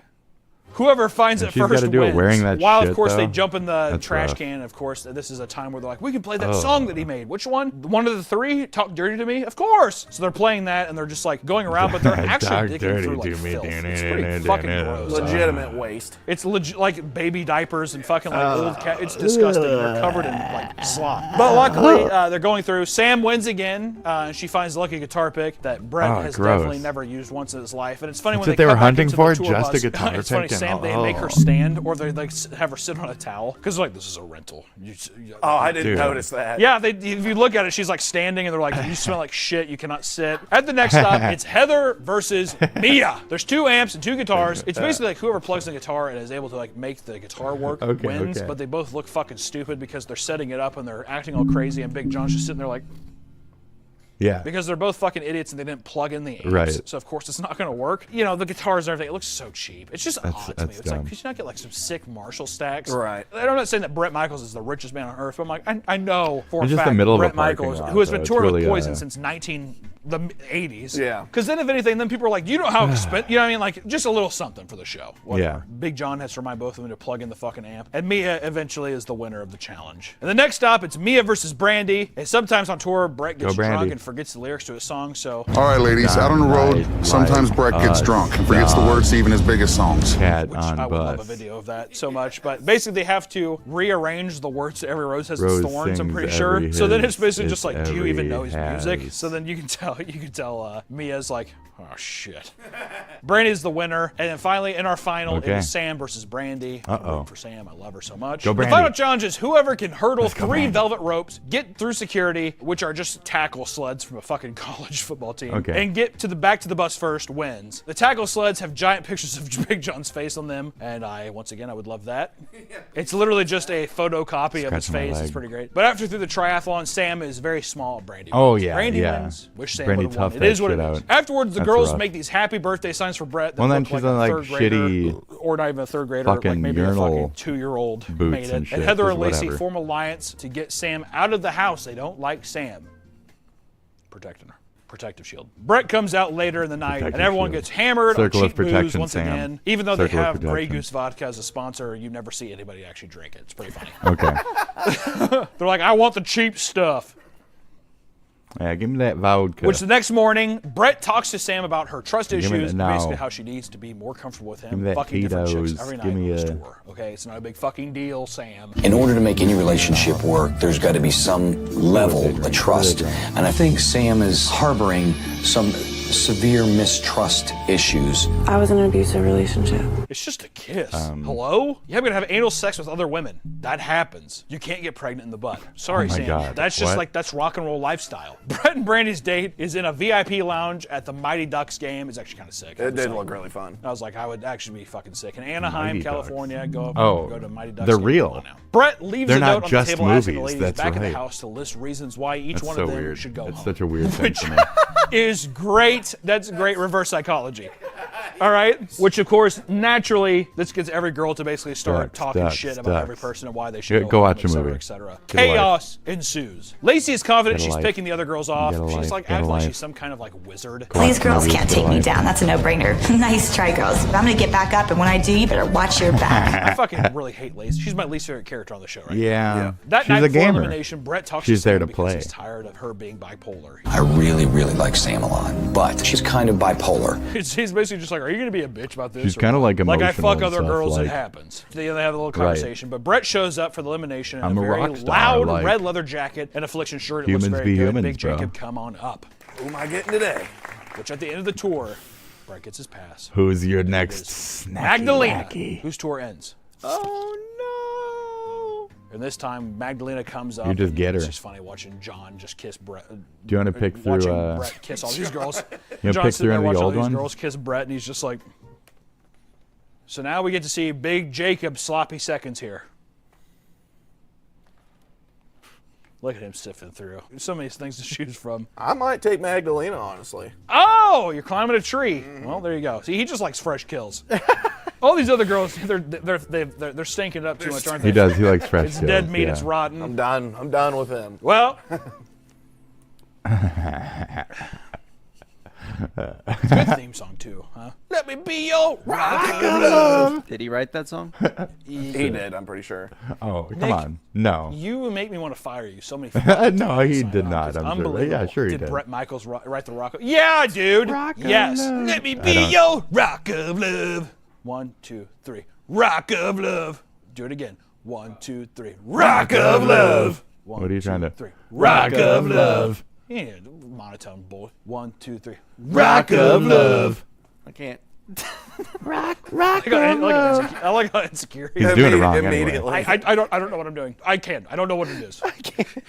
Can you guys just start over? Can you We're going to start episode over? 7. Holy shit. Okay. Yeah, you're way off, dude. God, it's a Thursday. Shit. Rock of love. I'm getting I was pretty accurate with that. wasted. All right, episode 7. We just watched episode 7. Luckily, my winner pick here, Heather, is still in the race. She's doing great. Yes. Granted, Sam kind of growing on me. She's kind of Yes. become my favorite right Yes. now. Jess is still, I Yes. think, the hottest, Yes. best person. Lacey, I hope she. Yes. Not really, JK. Just kidding. So now we sit here and we talk about episode 7. 'cause She's this one was determinative. doozy. In episode 7, the next morning, Brett That's the says word he of the has some week. serious work he has to tend to in the studio, which I love. Determinative I have to go to the studio language. today. Label's really Two- wanting this one. the label. The is label. really pressing Brett for a new single.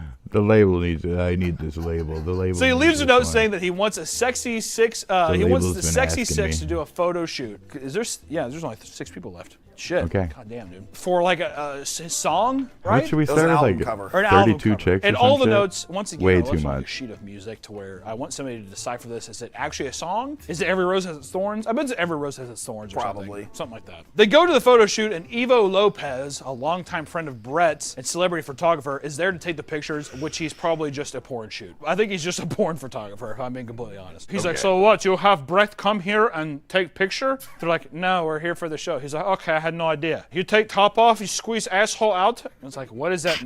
Excuse me? The idea is to take a mock album cover for Brett. There's 2 teams, Jess, Lacey, and Sam versus Dude, Mia, Rosebud- Heather, and Brandy. Rosebud There's one for me. creative director on each team and 2 models. So it's like one person gets to be the person who comes up with it, and the other 2 get to be models, which seems kind of weird where it's just like one person's the creative force and the people just like look pretty. That's a good hit. And on the winning team, the creating director gets a solo date and the models get a double date. So whoever's just the director, you get a better deal there. Might as well be the fucking Now, director. why would you not volunteer for that? Which Lacey and Sam do an angel versus devil theme or some shit, something weird like that. I don't know. Lacey Some looks shit. like a fucking demon anyway, so it's probably Yeah. good. And they pick out the trashiest outfits and pose in a bed. Evo's having a great time looking at them. He's like, this is awesome. Red, She's red, like, what if white, I'm white. over you like this? I think that you should get under the sheets. Should I do like a caressing her face kind of a thing? What if I'm over you like this and I'm looking at the fucking thing? What if And I'm Jess, my like- beautiful queen's just get the What if I'm fuck like out of the way. She's that? like, why do I look like this if I look like a troll? The What theme if for the I- next what if team is I- like Heather is dressed like a stripper stripper and Brandy is dressed up as a man that's like a mechanic posing on the car. And I have like no idea really what the fuck is supposed to be going on. I think they're trying to be clever and cute, but it's just retarded. And back at the house, the girls get prints from their photo shoots, and Evo leaves some notes on like, you know, just being like, what are you saying here? Basically, the Lacey and the devil thing, they're like, that's kind of unoriginal. It is what it is. But then with Heather and Brandy and all them or whatever, it's kind of funny. He's like, are you saying Brett's old? Because she dresses in like a gray wig.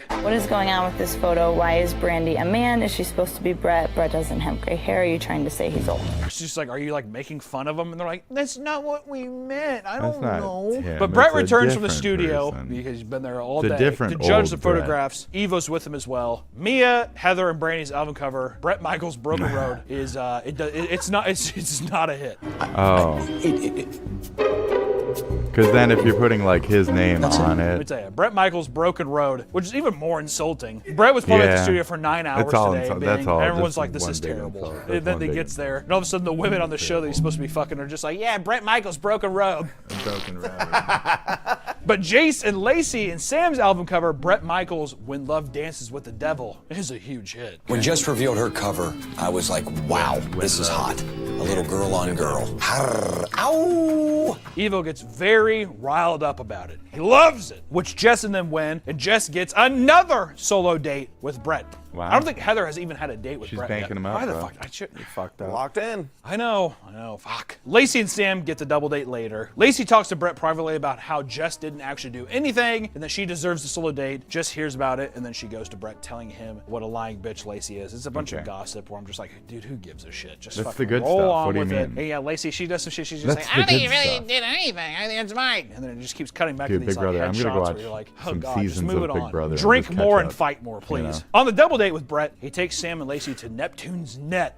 Oh, classy. It's not fast food, but it's pretty much just like, That it's like a sounds kinda Chili's cool, on a though. beach. I like He's like, that. this is a local's favorite. Getting Neptune's- cod it is and Neptune's fries or whatever. While Brett Yeah, is we need gone, some Heather fish and Brandy chips, decide to bro. Fish redo and their chips. photo shoot basically naked because they're just like, yeah, you think this is saying, how about this?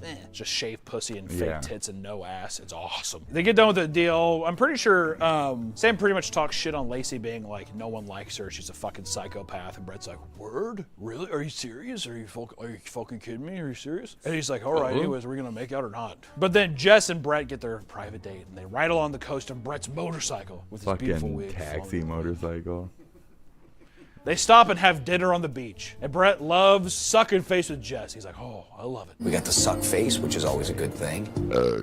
When they get back, Brett finds the nude pic taped all over his door. He's like, okay, this is awesome. You know Big John had a good time looking at that. Big John definitely beat his cock at the door, came all over. He's like, I'm not cleaning it up either. He's like, uh-oh, stinky glue. What the fuck? Gross, Then gross. Brett cuts back to Brett in that room, and he's like, huh, that's why we call Big John Elmer. For the elimination, Big Jacob come back in. Brett appears in a beautiful bedazzled goes. snake skin jacket. It's a beautiful jacket. It is. It's a beautiful jacket. Shiny. Maybe I'm just noticing it now, but Big John has 3 bandanas on and a hat on top of it. Yeah, dude, it's volume. It's cool.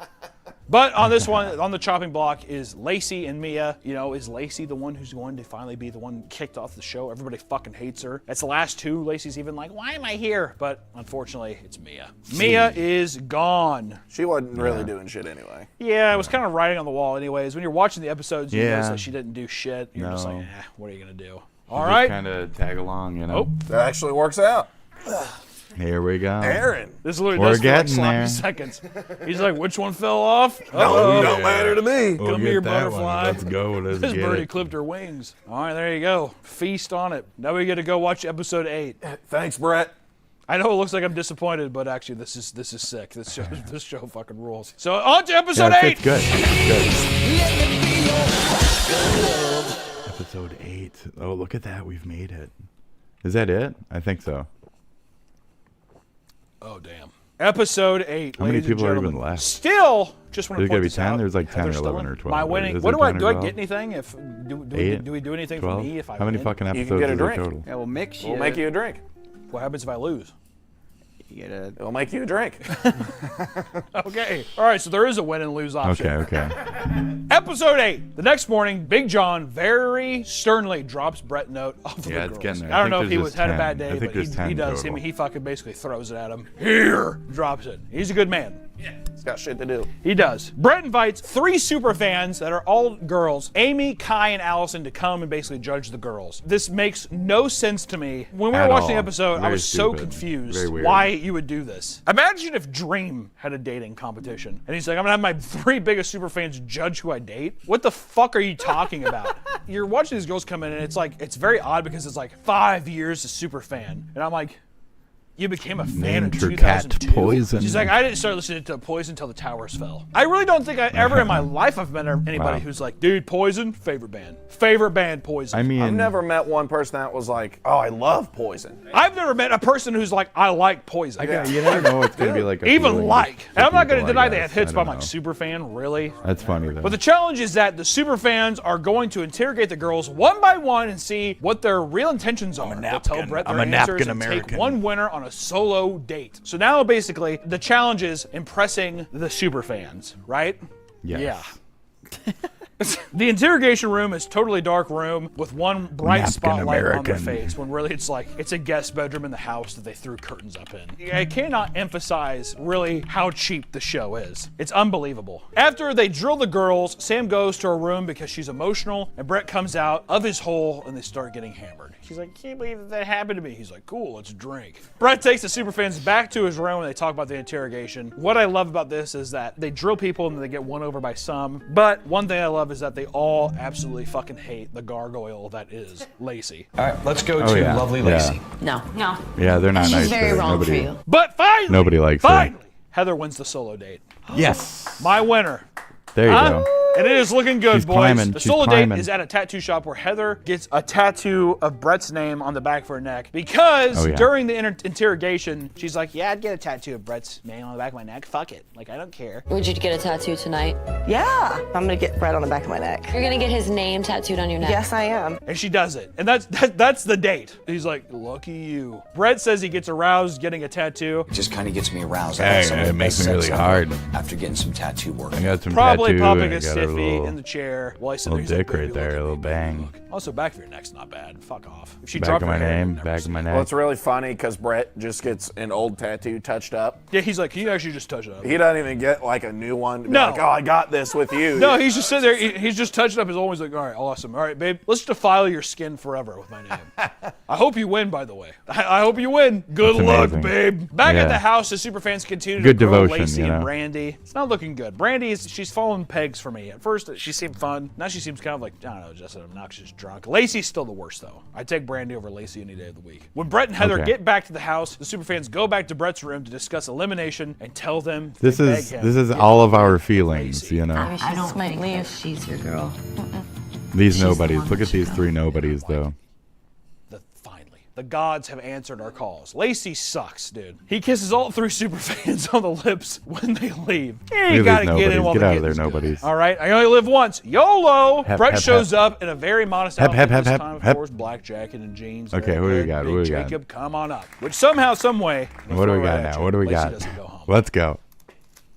I know. What the hell is this? They begged her. I know they begged her, and I can't fucking believe it, but this is where Sam's tour ends. Sam leaves. My girl. I'm not even taking her over there. Don't even put him on the board. oh, yeah. That's a good man. That's a good man. He's going. Is that your most valuable sloppy second so far? My queen. My Oh, yeah. muse. Honestly, I'm at a point now, too, where I'm like, I kind of wish Sam would have won, too. I like Sam. She was good. She's a nice girl. Well, we can at least go watch episode 9. Oh, if Lacey she's doesn't leave this taken now. episode, I'm going to put a gun in my mouth. Actually, this is pretty interesting. She's So now we taken. have She's left is gone. Brandy, Jess, Lacey, and still Heather. I called it. You got to call that porn thing. I'm guessing Lacey's lasted like a cockroach. If I had to make predictions, I don't think she's going. Well, Second to last. you know She what I'm gonna is say? quite Actually, the I think cockroach. episode 9.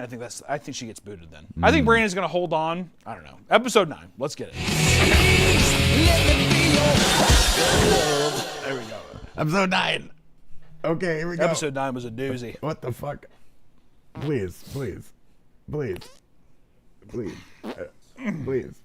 Okay, episode 9. The Please, next come on morning, now. Big John looks a little hungover. I think he fucking had a little party of his own that wasn't recorded. You don't want to record a Big John party. He has a letter from Brett off to the girls, Gimp. and the girls are going to Las Vegas. I like this. For free to a Brett Michaels concert. I like how they have to specify it's for free. It's like, well, I'm on a show. It's a free show. Well, it is a free Brett Michaels show. That's and they get to amazing. go for free. So they're just like, you have to fill this place up. You have to fill it up. You know what I mean? It's unbelievable. like- when they get there, they get on a Gibson VIP tour bus, Oh my which I was God. like, I'm surprised that Gibson and Fender both sponsored Does the it show. say Gibson Seems or odd. Poison? I think I'd rather have the Gibson. Yeah, oh, definitely. Well, you say definitely. I think a lot of people would prefer the Strat. Well, Come here, a Big Jacob. Chender? Come here. They want come- a Chender? make a case for Gibson over Fender. I'm just no.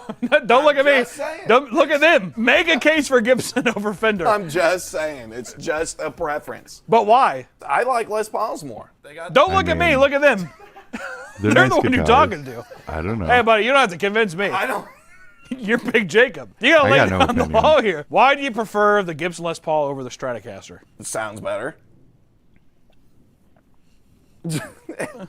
It sounds better.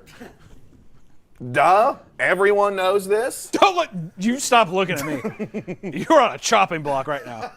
All right, fine. I agree. Ever since I watched Metalocalypse, when there's the episode where Pickles goes to the guitar shop, he's like, he went up to the guitar shop and he got himself a gold Les Paul, a gold top Les Paul. I've been hooked on it. Also, every kid who grows up and they don't see Slash and see like a sunburst Les Paul, fuck off. I like John Mayer. John Mayer's cool too, though. And also, I'm pretty sure Stevie Ray Vaughan used it. Doesn't matter. Pretty good guitars. I was But gonna Big bring up Jacob Stevie says Ray Gibson, Vaughan, so any literally. guitar nuts in the chat want to battle that, feel free. But whatever. Yeah, I'm more of a BC Rich kind of guy. Yes, thank you. I'm more of a BC Rich kind of Yes. guy. What about a Yamaha? Shut up. You know what I am? I'm more of a Dean guy. No. Oh, the Kerry King Dean. No, Kerry King, BC Rich. Completely silent now. I hate BC, Kerry I don't King. even know. Big Jacob and me used to complain about Kerry King all the time, and then all of a sudden one day Big Jacob was like, I think he's pretty cool. I think actually he's rad. I didn't say that. Motherfucker doesn't. He's like, he's sponsored by Jägermeister and Oakley. I'm like, could you have gayer sponsors? Yeah, dude, I What? fucking loves Kerry King. Fucking He's awesome. sweet. I never said that. Yeah, he has a Jaeger? sweet skull Jaeger and tat on Oakley? his Dude, head. I used to want these Never Oakleys when I was a said kid, Fuck but you, like the Kerry prescription King. ones would have been Everyone, like, Nick, say it. Fuck you, Kerry I don't know, King. $800 or something. It would have been really expensive. So, sometimes you gotta Harry. bite. Sometimes you gotta bite. Yell, fuck Kerry King. Fuck Kerry King. Fuck Kerry King! Big Jacob? I refuse. Anyways, you know, this is a good episode. I'm a big Vegas guy. If anyone knows me, they like. Oh, I don't have know. Buddies, I was I go just to saying Vegas a lot things. because I have a buddy named Trevor that lives out there. And I like to play, you know, I like He's to silly. gamble. But anyways, Brett is playing at Red Rock Casino, which Okay. is the locals casino. does say Gibson, It's a not nice Poison. casino, but it is like the Confirmed. locals. It is not on the Strip. When you think of Vegas, you think of the Strip. It's miles away from that. All right, you can see the Strip from there, but still, what I'm saying is that people are going to be deceived. I think it's cool. I'm just saying, Brett, you're not fooling me. The challenge is they have to impress Brett during the show somehow, and then the winner gets to stay overnight in his hotel room. So Okay. it's like you're so lucky you get to win. You get to win, one-on-one and I fuck get to 'em. fuck you. That's your, Yeah. your trophy. That's great. Brett takes the stage in a very sick cutoff Affliction shirt, and I actually Or he'll think just, like, he go still to wears the sleep, same one. you He know? does actually. The same one playing, I Let's think go so. sleep. He'll All get he his ever does is diabetic wear sleep in. Affliction, or he wears cutoffs mostly because the dude's always had a good body. I mean, look at Prime Michaels here. All right, even in a hospital bed. Prime Michaels. Even in That's a hospital primo bed. Michaels. Those are good abs. I'm pretty sure he's on a thing called like Party Gras. Really? That's his tour thing. So he always wears Party Gras cutoff shirts. Fuck. On a shirt, you know, you see it sometimes that like Sam in some of the previous episodes, she's worn a Motorhead shirt, but you can't. She has to tape over the Motorhead like name. But on all the amps at the show, they're all taped over. So it's like, yeah, we don't know which amps these are actually. These are Brett Michaels band amps. Which the girls are on a weird side part of the stage BMB, while everyone amps, gets to see them BMB. dancing, but it's like very performative. Like there's a crowd there of like very obvious Poison Brett Michael fans who are like, oh, this is sick. But then it's just very obvious, like, and it's lit in a way too where you can see them and all the girls are like dancing and shit. yeah, it's it's just kinda- odd. I don't know. I was a little grossed out by it. After the Yeah. show, Brett goes to get changed. He's like, I really want to see my girls and the cheering girls start for partying me with the in band. the Mostly crowd. Lacey starts partying with the band, and it's definitely like a Red Rocks band. It's not Brett's band for sure, but she's like, hey, he gives her Jaeger. Kerry King special. He's like, put on these Oakleys. It's bright in here. Here's You your look hot. Oakleys. You look so hot Drink drinking this this Jaeger, Jaeger. one of these Oakleys. Do you like Slayer? It's like, what? Oh, man. You ever hear a guitar Fuck solo that yeah. sounds like a panic attack?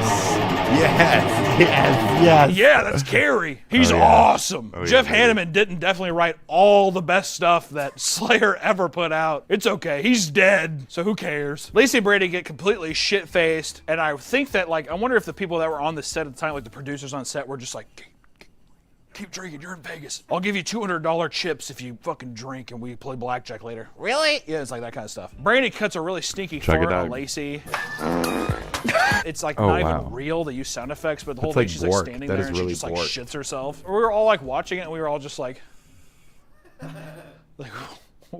what? But you know, Big John busts in the room to get the girls up to dinner, and he yells at Lacey because he's just like, you're fucking drunk, you stupid bitch. Lacey, Yes. shut the fuck up and come on. Hi. John has to carry Lacey through the casino up to dinner, finally getting his paws on all the women. He's Big John, which it's really cringy. Lacey's like sloppy drunk. I will say this episode captures that feeling of like, you know when you're in college and your buddy gets drunk and you have to like stay with them, and, like, you know, make sure they get home okay, all that stuff. It's like that vibe because she like gets up on the bar and then she falls on all of the bottles. Oh, I felt so bad for the bartender. I was like, oh God, such a pain in the ass. Hopefully they tipped him well. Did the bartender get tipped well? Hit us up, let us know. If And anybody Lacey, has too, it's any like, info on performative. production of That Rock bitch of is Love, purely put it on our performative. subreddit She's so we can an- see, she's please. very I annoying. She's very desperately wanna annoying. know. The bar that they go to, it's all in Brett's room, but it's like this huge fucking, he has his own bar with his own bartender. Yeah. He's climbing through, she falls on the bottles, it's fucking gross. She's and much. Brett tells all the girls to shut up. Yeah, it's pretty funny. They're all like yelling. He's like, would you just shut up? Shut the fuck up. Shut up. And Lacey blacks out and pukes at the dinner table. It's pretty gross. And fucking Big John, our soldier, has to carry her all the way back down. He carried her up, he has to carry her back down.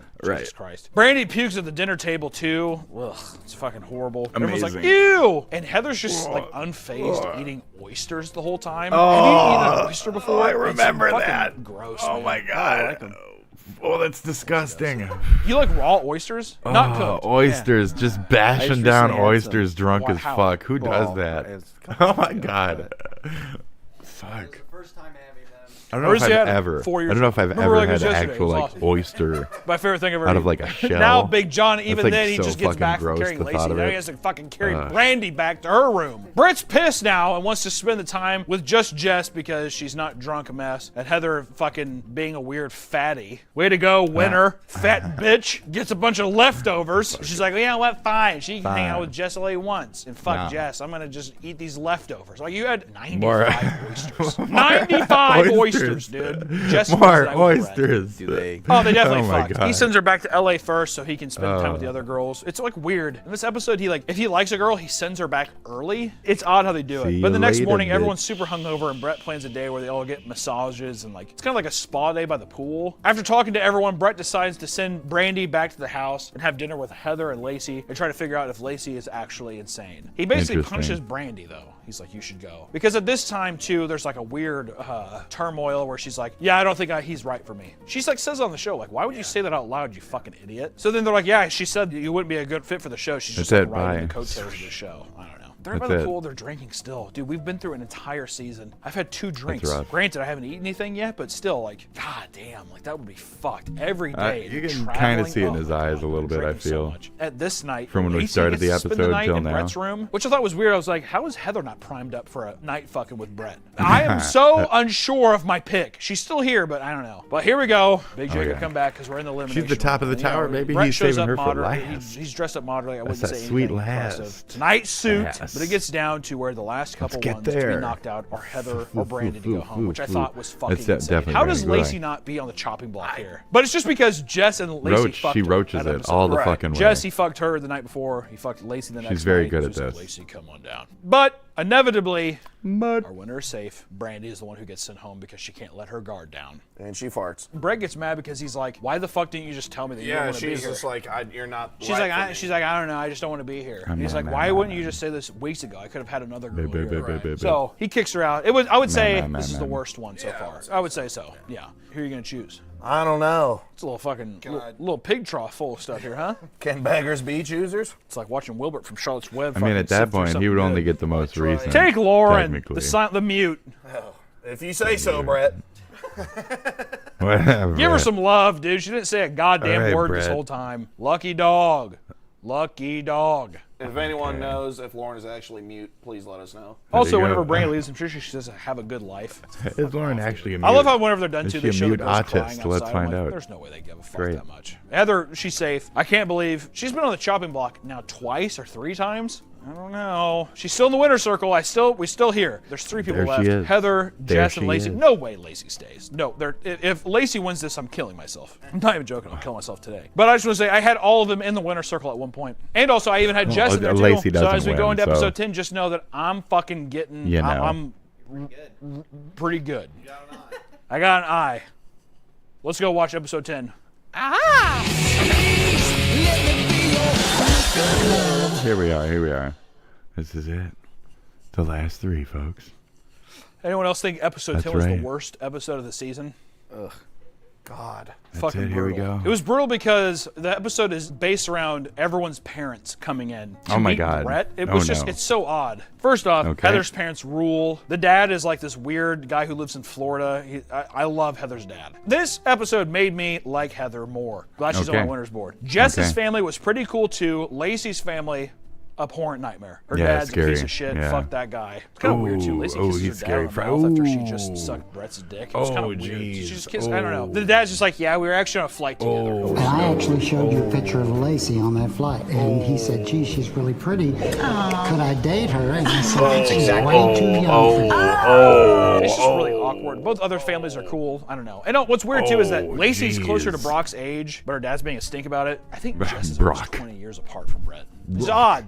Whatever. Which Brock Brett takes Sampson. Heather and her parents to Saddle Ranch Restaurant, which is just like the shitty place in LA. He's like, it's a local's favorite. It's like, you're from fucking Pittsburgh. Like, calm down. No, it's a local's favorite though, for real. Are you shouting? Seriously. They have a bull riding machine, okay? Brett's stoked that her parents are alcoholics like hello. him. They're drinking like fish. He's like, this But I is don't. perfect I'm for my almost done touring with this. lifestyle. And she kept saying, "I don't know who it is.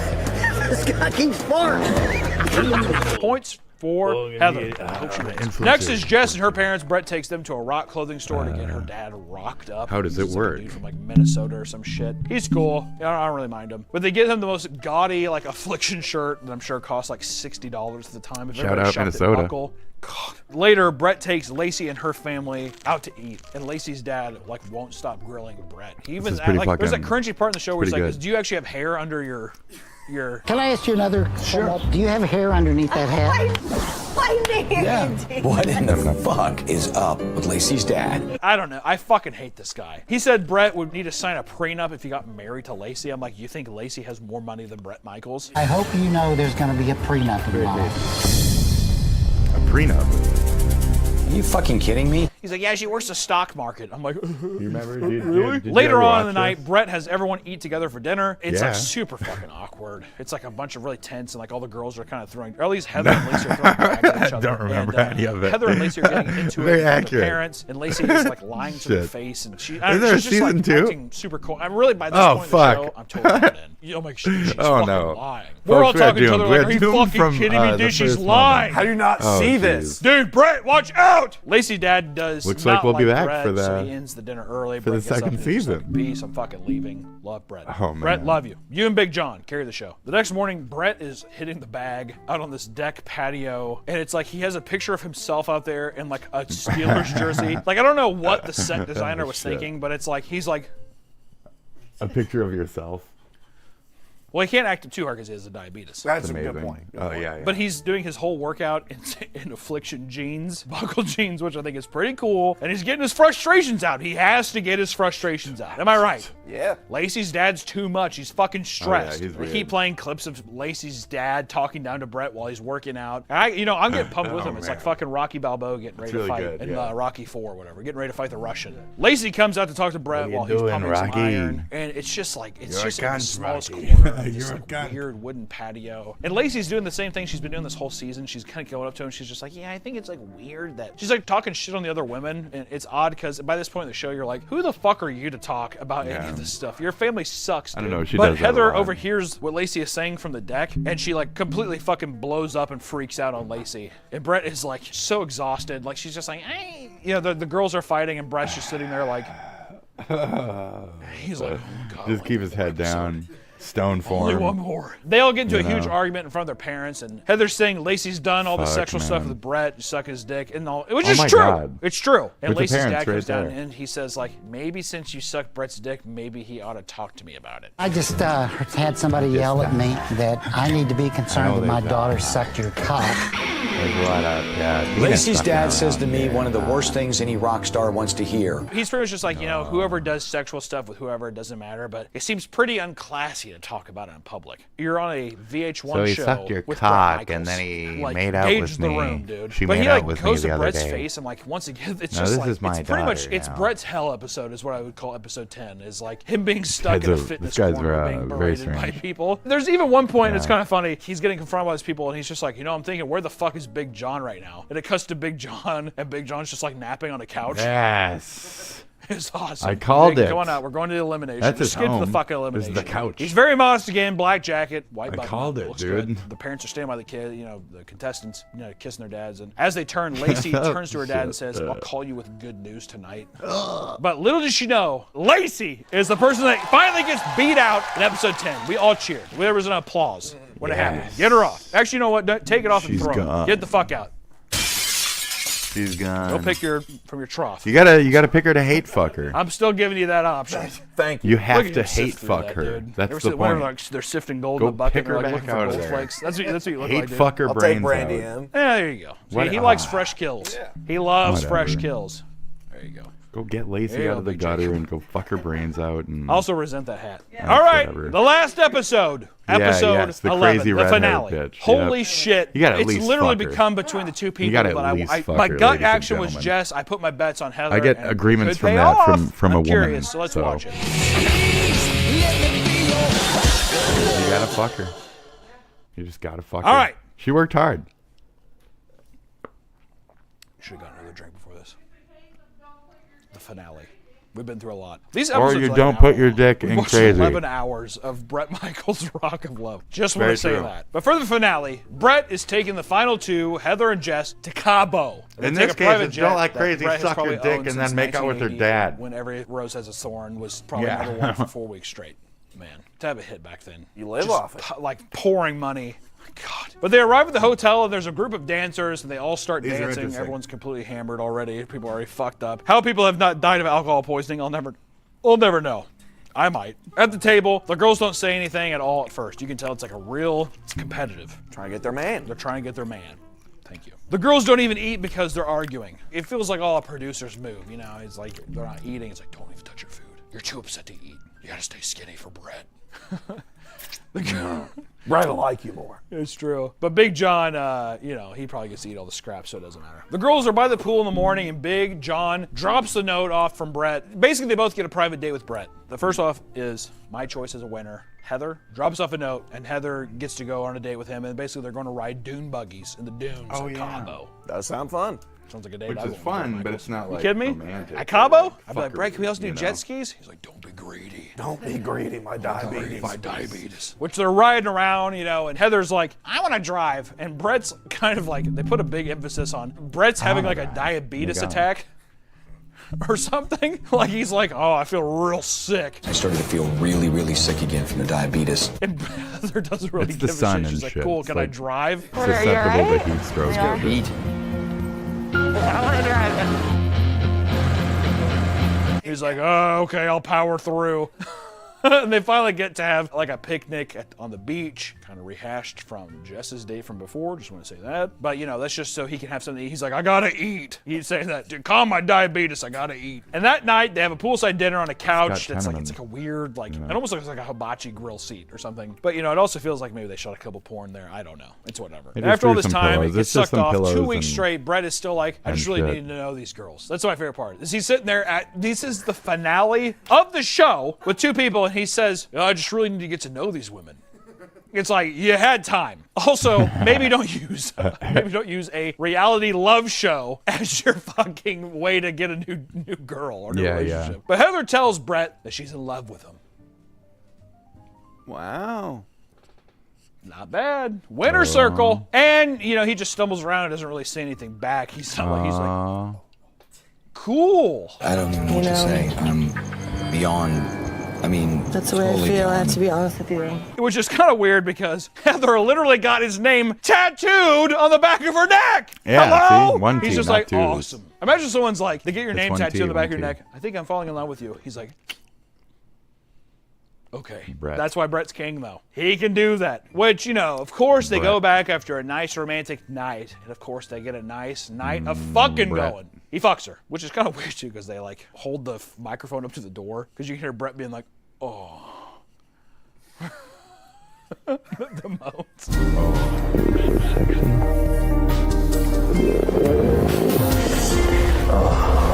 Kind of weird. The next morning they go back and Heather comes down and there's a new note from John and it's Jess's date and they're kind of have this weird thing where like she's like, enjoy my sloppy seconds, bitch. Sloppy seconds, baby. Oh! Power move from Heather.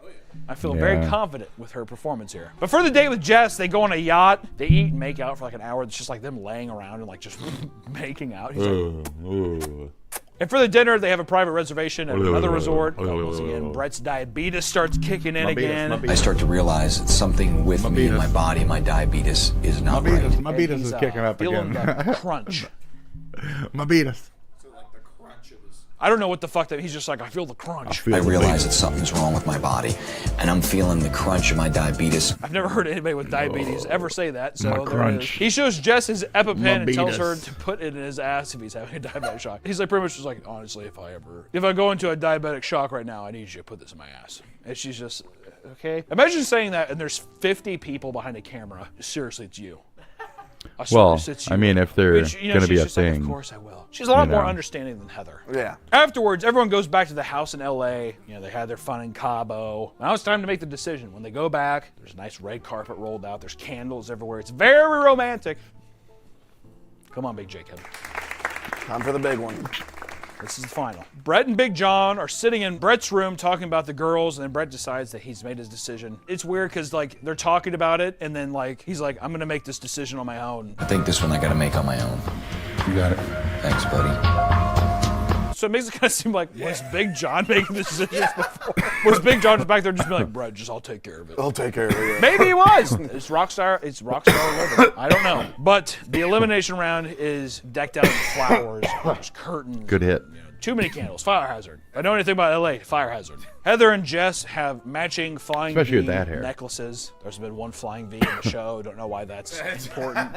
Maybe it's just rock and roll, you know? Rock and roll, yeah. But Brett shows up in his finest outfit. winger.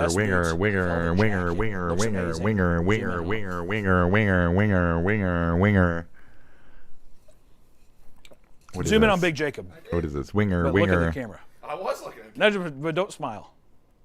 Hmm. He performed that very well. Good. This is the biggest gamble of the show because during the finale, Brett gives us his greatest draw yet. He says, I don't know who to pick. Would you both be Anyway. down just to be my co-girlfriends? Come on. Is there any way Come on. both of you would be my girlfriend?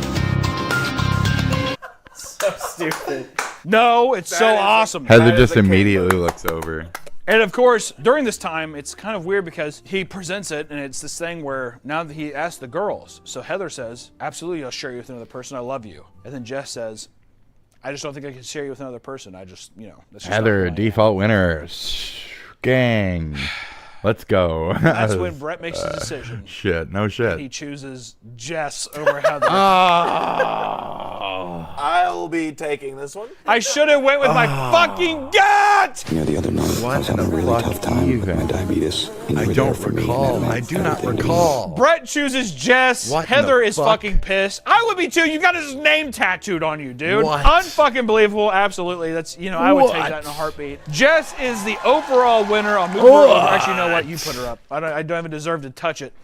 That's fucking Jess insane. is the winner of Rock of Love Season 1, and she deserved every second of it. Holy shit. Round of applause. It's going to be thrilling. On the next It's funny because That doing was great. some research Thank after you very we much. watched Thank this you. episode, She we wins. kind of She had some wins. time in between. Jets wins. We find Any out Jets that fans out season there? 2 of Rock You of guys Love win. was You filmed guys win. almost immediately after. It was very I don't know quickly what after. happened The- with this relationship. very or, quickly, whatever very happened quickly with after. it. But this was a roller coaster. There's only 3 seasons of Rock of Love. Only 3. He could never get it figured out. There's a third? But I got to find out some more stuff soon. So I will say, with the end of this episode, we will be covering season 2. I can promise you that right now. It's so good. I love it so much. We love you, Brett Michael. We love you, Big John. I love you, Jess. Congratulations to the beautiful winner. Who was all of your picks? Big Jacob Sloppy picks. He's not even saying their names. I just He's got like, so many. We got my Pokemon. It's like all of them. We got all Shut of them. up. Yeah, right. I'm gonna rattle them off one Like, by one. what do you want me to? What? All right, what? we're done. Get out of here. Fuck off. Fuck Rock off. Forget of the whole episode. Love. Okay, Be okay. your Rock of Love. There you go. Rock of Love. I would sing that, but we would get absolutely fucking railed. And it don't get better than this. Fantastic. That was good. Wow. This hasn't been worth watching in a very long time. Me either. Whatever. Shut up. Goodbye. I'm the fuck out of here. I hope you guys had a good time watching the show. I'm going to go watch this thing that's been calibrating this whole time. Is it ready now? It's ready now. Is it ready now? Fucking sweet, dude. Okay. So, good luck out there. Thanks for slopping. No, thanks for stopping by. And that's about all I have. So I'm gonna go like fucking just lay back in my chair and just drool while this plays.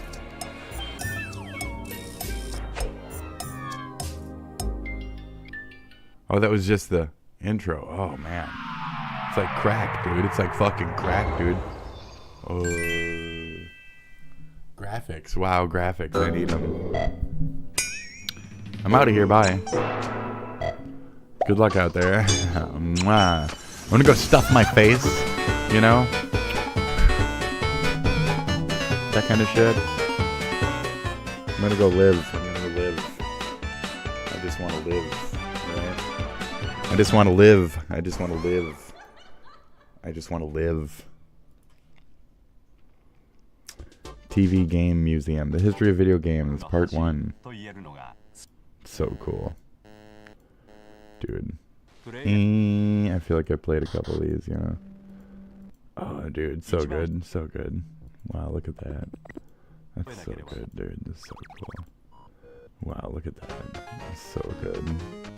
And that's it. Bye. Have a good one. See you later. Bye. Bye.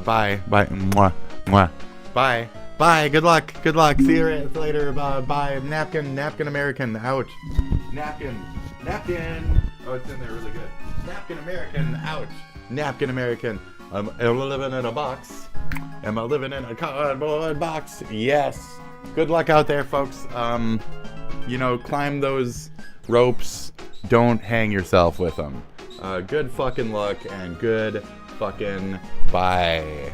Yes. Yes, this is the way.